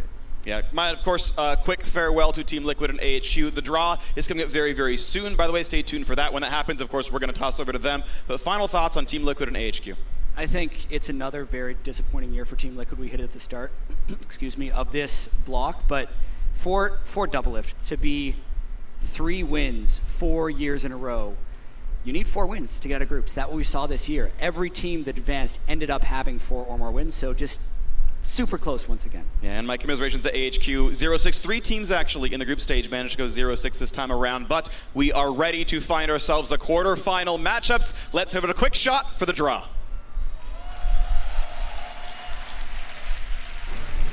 The 2019 League of Legends World Championship group stage is now complete. Half of the teams that took to this stage have been eliminated and 8 teams now remain. They are 1 step closer to lifting the Summoners Cup, and we're about to draw their quarterfinal matchups, see who will be moving on and working their way towards Paris. Before we do that, I would like to welcome to the stage Origin's Support 2015 World Championship semi-finalist, 2017 MSI finalists. It's Origin's Mythy.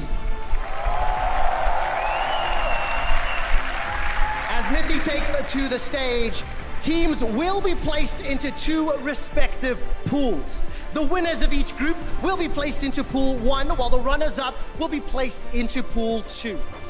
We will draw all Pool 1 teams into the bracket and then find their respective matchups. The only caveat being that teams from the same group cannot face off against teams from the same group with which they competed or be on the same side of the bracket. In the event that a draw is invalid, we will bump the team to the next valid and appropriate draw.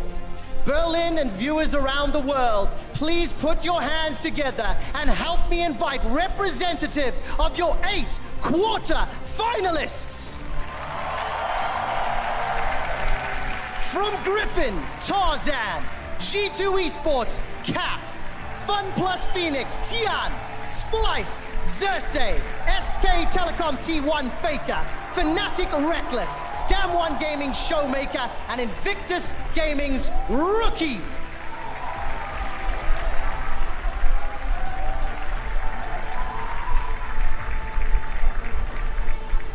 It's about time to start the draw. Mithy, please mix up the teams and draw the first Pool 1 squad.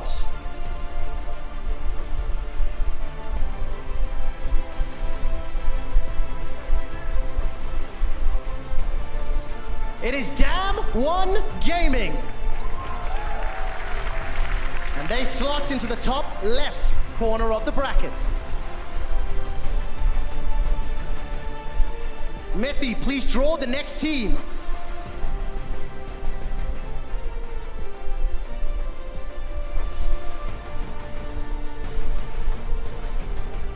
SK Telecom T1. And they will be slotted into the bottom left corner. Mithy, please draw the next team.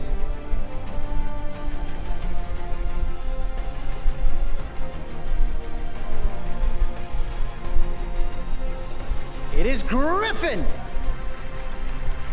Griffin find themselves in the top right-hand corner of the bracket. And there's one team left to draw. Mithy, please do the honors.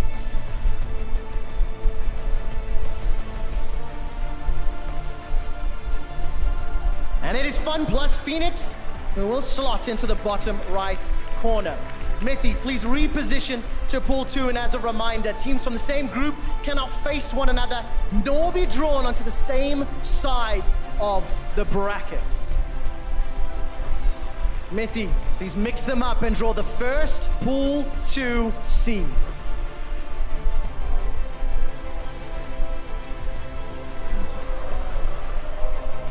It is Invictus Gaming. And they will slot into the top right corner against Griffin.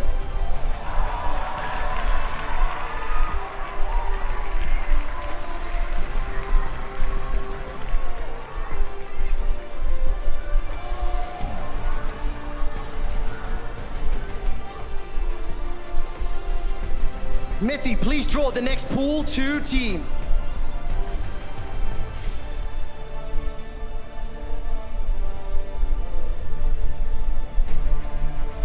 It is Fnatic.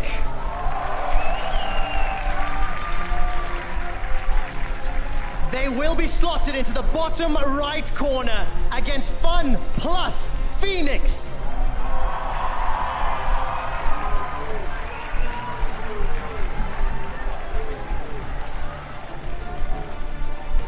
Mithy, please draw the next team.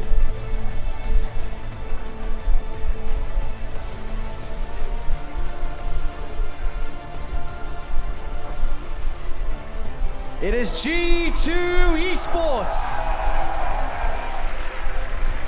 They will be slotted into the top left corner against Damwon Gaming.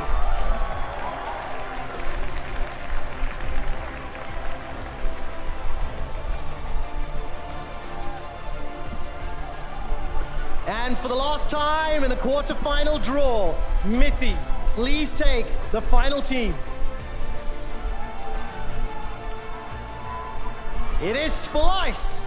who will find themselves in the bottom left corner, taking on SK Telecom T1.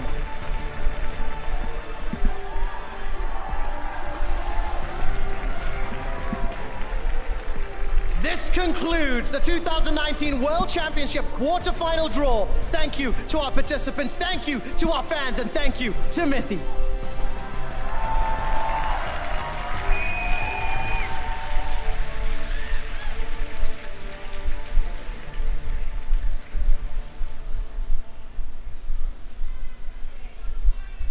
Welcome back to World's Cooldown. There's the quarterfinal draws. My first gut check, I like this bracket. Everyone else? It's great. It's really funny. The first thing for me is that Fnatic would possibly have to go through 3 LPL teams to make it to the finals, which is hilarious to me.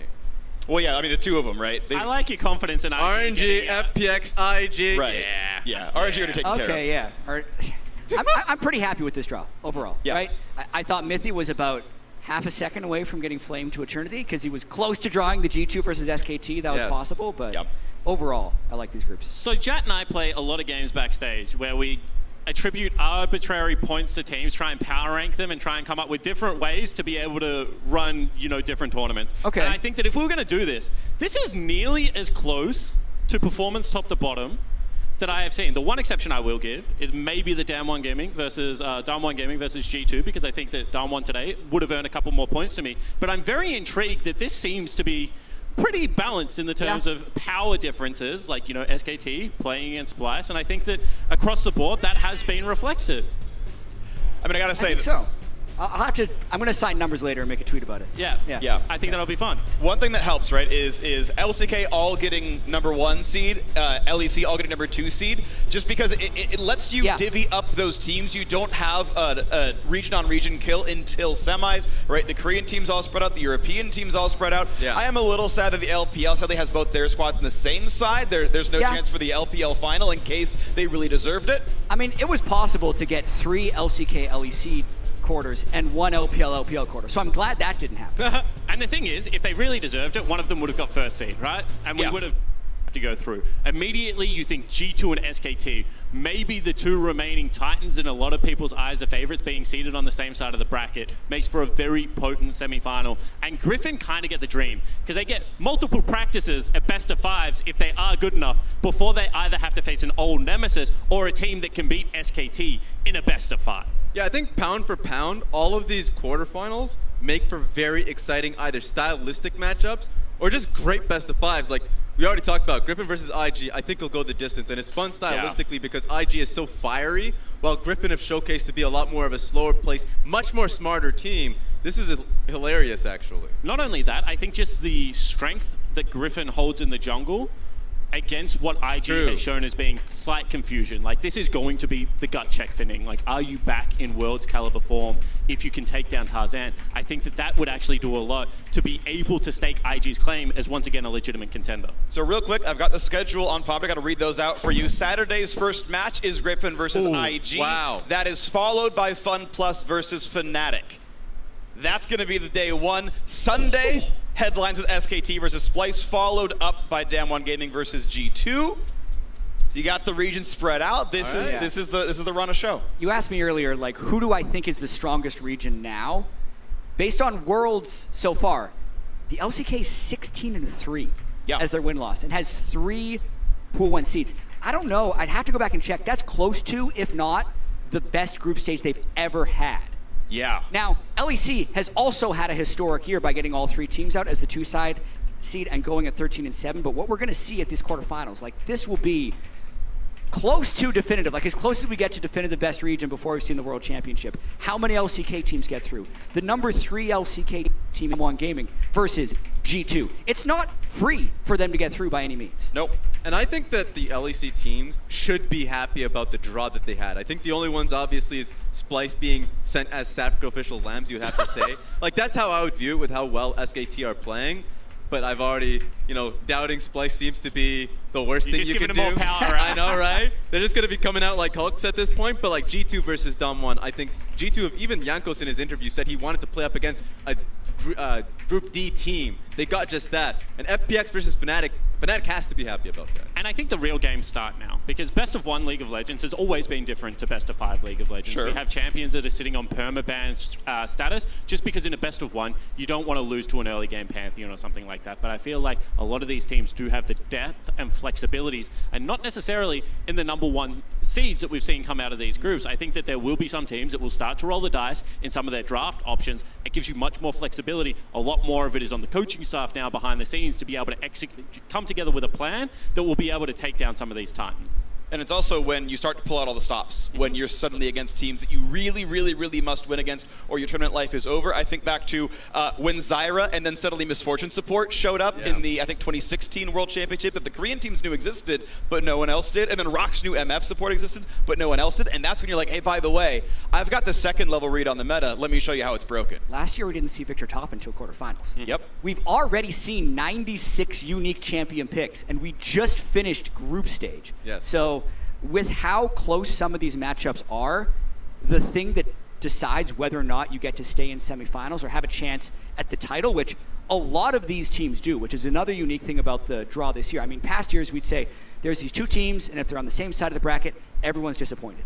And even though two of the favorites, SKT and G2, are on the same side of the bracket, we're still like, but Griffin has looked great, IG's been good, Fnatic and FunPlus Phoenix, even though they had a few stumbles in group stage, have had really high moments. There's so much that's still to be played.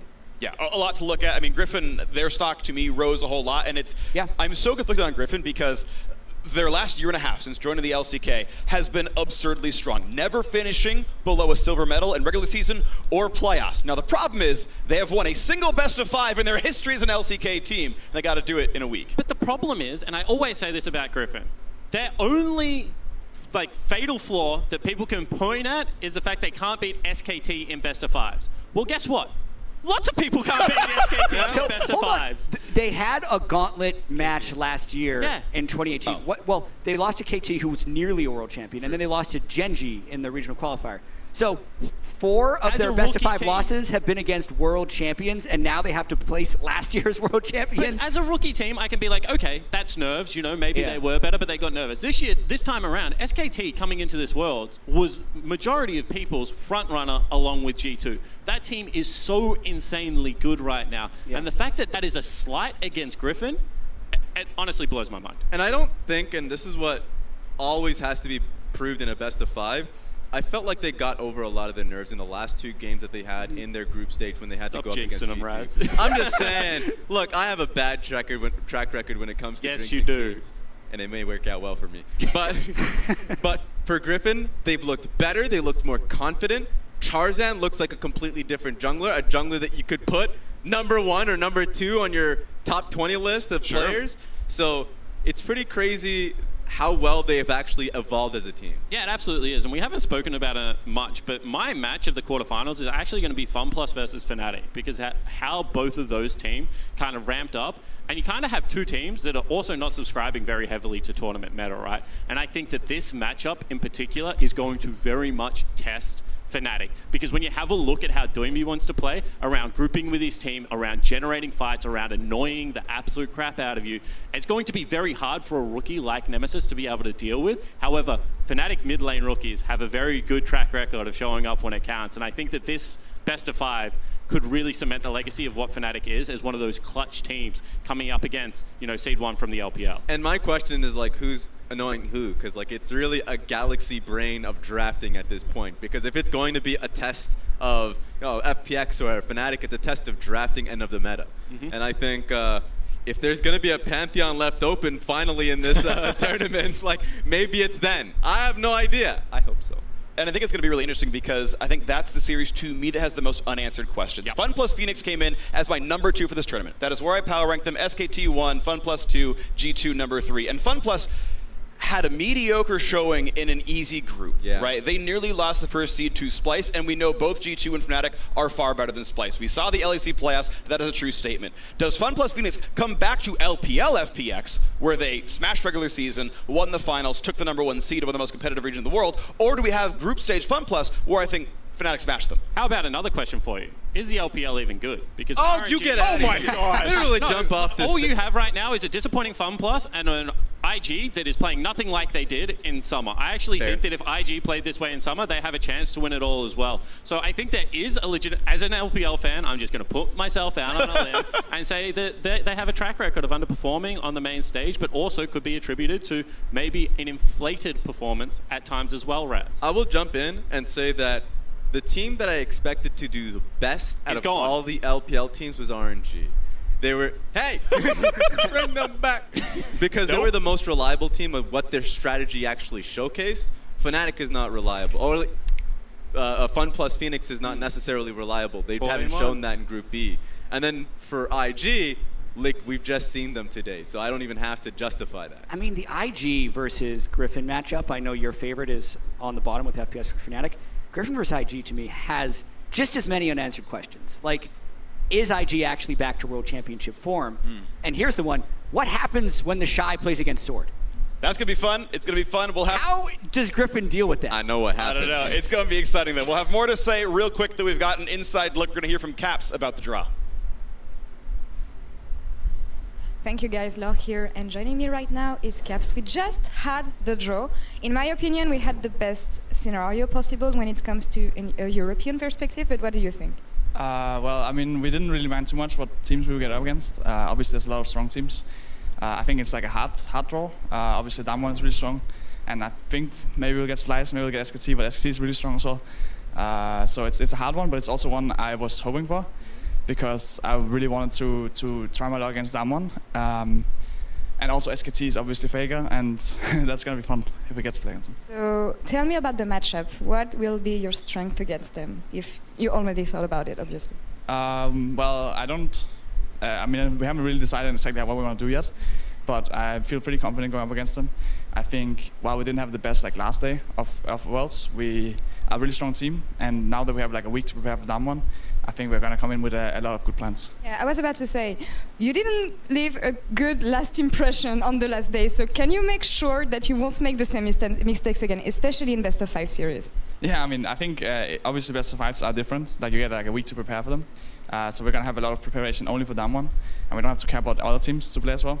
So I'm pretty confident going in. I think usually we're really good at preparing for teams.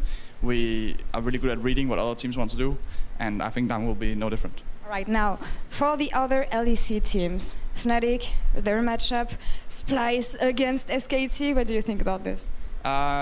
So I think SKT is probably looking like one of the stronger teams this tournament. So it's going to be a hard game series for Splice. But I think FPX is probably the weakest seed 1 team. So I think Fnatic is probably pretty happy with that. But yeah, let's see if we can't see all the EU teams going further, and see if we can actually make the same kind of thing happen that happened last year. I was talking to the Shy before the draw, and about the fact that the LCK had 3 first seeds here, unlike the last year where they had an awful year basically. So what is your take on the fact that LCK looks super strong this year? I think LCK is always really strong. Obviously they maybe had an off year last year. Obviously MSI wasn't that great for them, and same with Worlds. But I think they're back. They are really looking really strong. But at the same time, I also feel pretty confident. I think we, as I mentioned, are a team that are really good at preparing for teams. And now that we have a week to prepare for them, I'm sure we can figure out what the Koreans want to do and counter it. Still the year of EU for you? Yeah, we're going for the Grand Slam. Thank you very much, Caps. Good luck on the rest of the championship. Back to you guys. Thank you very much, Laure. G2 hoping for the Grand Slam, double LEC titles, MSI champion, looking now at Worlds. Couple of stumbles in the group stage, but I think one of the better tune-up matches they could go for in LCK3. If they do that, I believe they're on the Faker side of the bracket, so then SKT is next. And Caps knows about how the final 2 days of a group stage don't necessarily make or break your World Championship. He was in the shoes of beating IG twice in a row at the end of a group stage last year, then ended up losing to them in the World Finals. So I think they have the right mindset, that it was good that they lost in the group stage rather than in the best of 5, and are going to be pretty strong. And I think kind of the attitude we see out of Caps as, the mid laner of G2 is what a lot of European hopefuls allude to behind the scene. You can see these kind of bouncing, he's bubbly, he's happy with the lineups, he wants to have a swing at the best players. All these guys know that if you're going to win the World Championship, you have to play them eventually if they are that good. So why not get it out of the way play when you're nice and rested, you know, just coming off a very successful group stages. I like G2's chances. And if they do win their quarterfinal matchup, and SKT does the same, just back in May, they beat SKT in the best of 5. So it does look like the ability to win is there. We'll see if they show up on the day. Now, if you missed anything from the last day of groups, be sure to stick around for our rebroadcast starting at 8:30 p.m. CEST, which is 11:30 a.m. Pacific time. That's all from us here at Worlds. Thank you so much for Berlin for hosting us, and we'll be back next Saturday for the quarterfinals in Madrid. Now, before we go, let's get a look at the big moves of the day presented by Axe. The 2019 League of Legends World Championship group stage is now complete. Half of the teams that took to this stage have been eliminated, and 8 teams now remain. Damwon Gaming. Canyon finds the Shy. That's an easy kill. And Canyon's GA gets popped. Barrel goes in with the E. Nuclear sidesteps everything. Damwon melt Invictus. And it is Fun plus Phoenix. Looking to try and get in there. We've seen this before. There was Tien early into this pit. Oh! Somehow the burst didn't work out, and now the dive bomb comes in. The shotgun into the backline, and there goes LWX. It is Griffin. Tarzan would be waiting, and now they're actually going to counter. There you go. Rakanal now comes in. They're going to kick it right back in the middle of the team. The Kiana can't get anything done. Look, they're defending the inner tier too. They're going in. Kiana just going to cut through the entire team. It is Invictus Gaming. The Shy on the front line, forcing double lift away, and IG able to survive. Shy, Shockwave! Ooh, but the Shockwave finds 3. Invictus Gaming find their fight. They find the Baron. They almost find the ace. Impact tries to flash away, but he is chased down with a killer instinct. It is Fnatic. The objective is still alive. Eyes on the Herald, who gets it in the end. SKT, but Fnatic will play defense. We'll try to stop this one away. Effort has now been locked up, and then once again a beautiful Vigar stun. Teddy can't get back in the fight. Have to burn Cleanse to do so. It is G2 Esports. And here they go, on to turret number 1. 5v5 to close the game right now. Sneaky out of hell, 2 for 0-3. Already picked up, making a 4th. SK Telecom T1. Teleport's finally coming in. Faker's going to be joining the fray, so is Khan. Ultimate from Nautilus goes out. Clutch Gaming have got the Baron, but can they get out alive? 1, 2, 3. North Americans are down. SKT only lose 1. It is Splice. Meganar slowly starting to stack, gets a minion wave there to finish. If he wants to double jump, he can fish for it. Vizichaki just going to bounce right in. Lands it on 2, and Splice now trying to clear the fight, desperate to get something back. But both the carries, no. One going down, Fofo is dead. It's all eyes on Little B.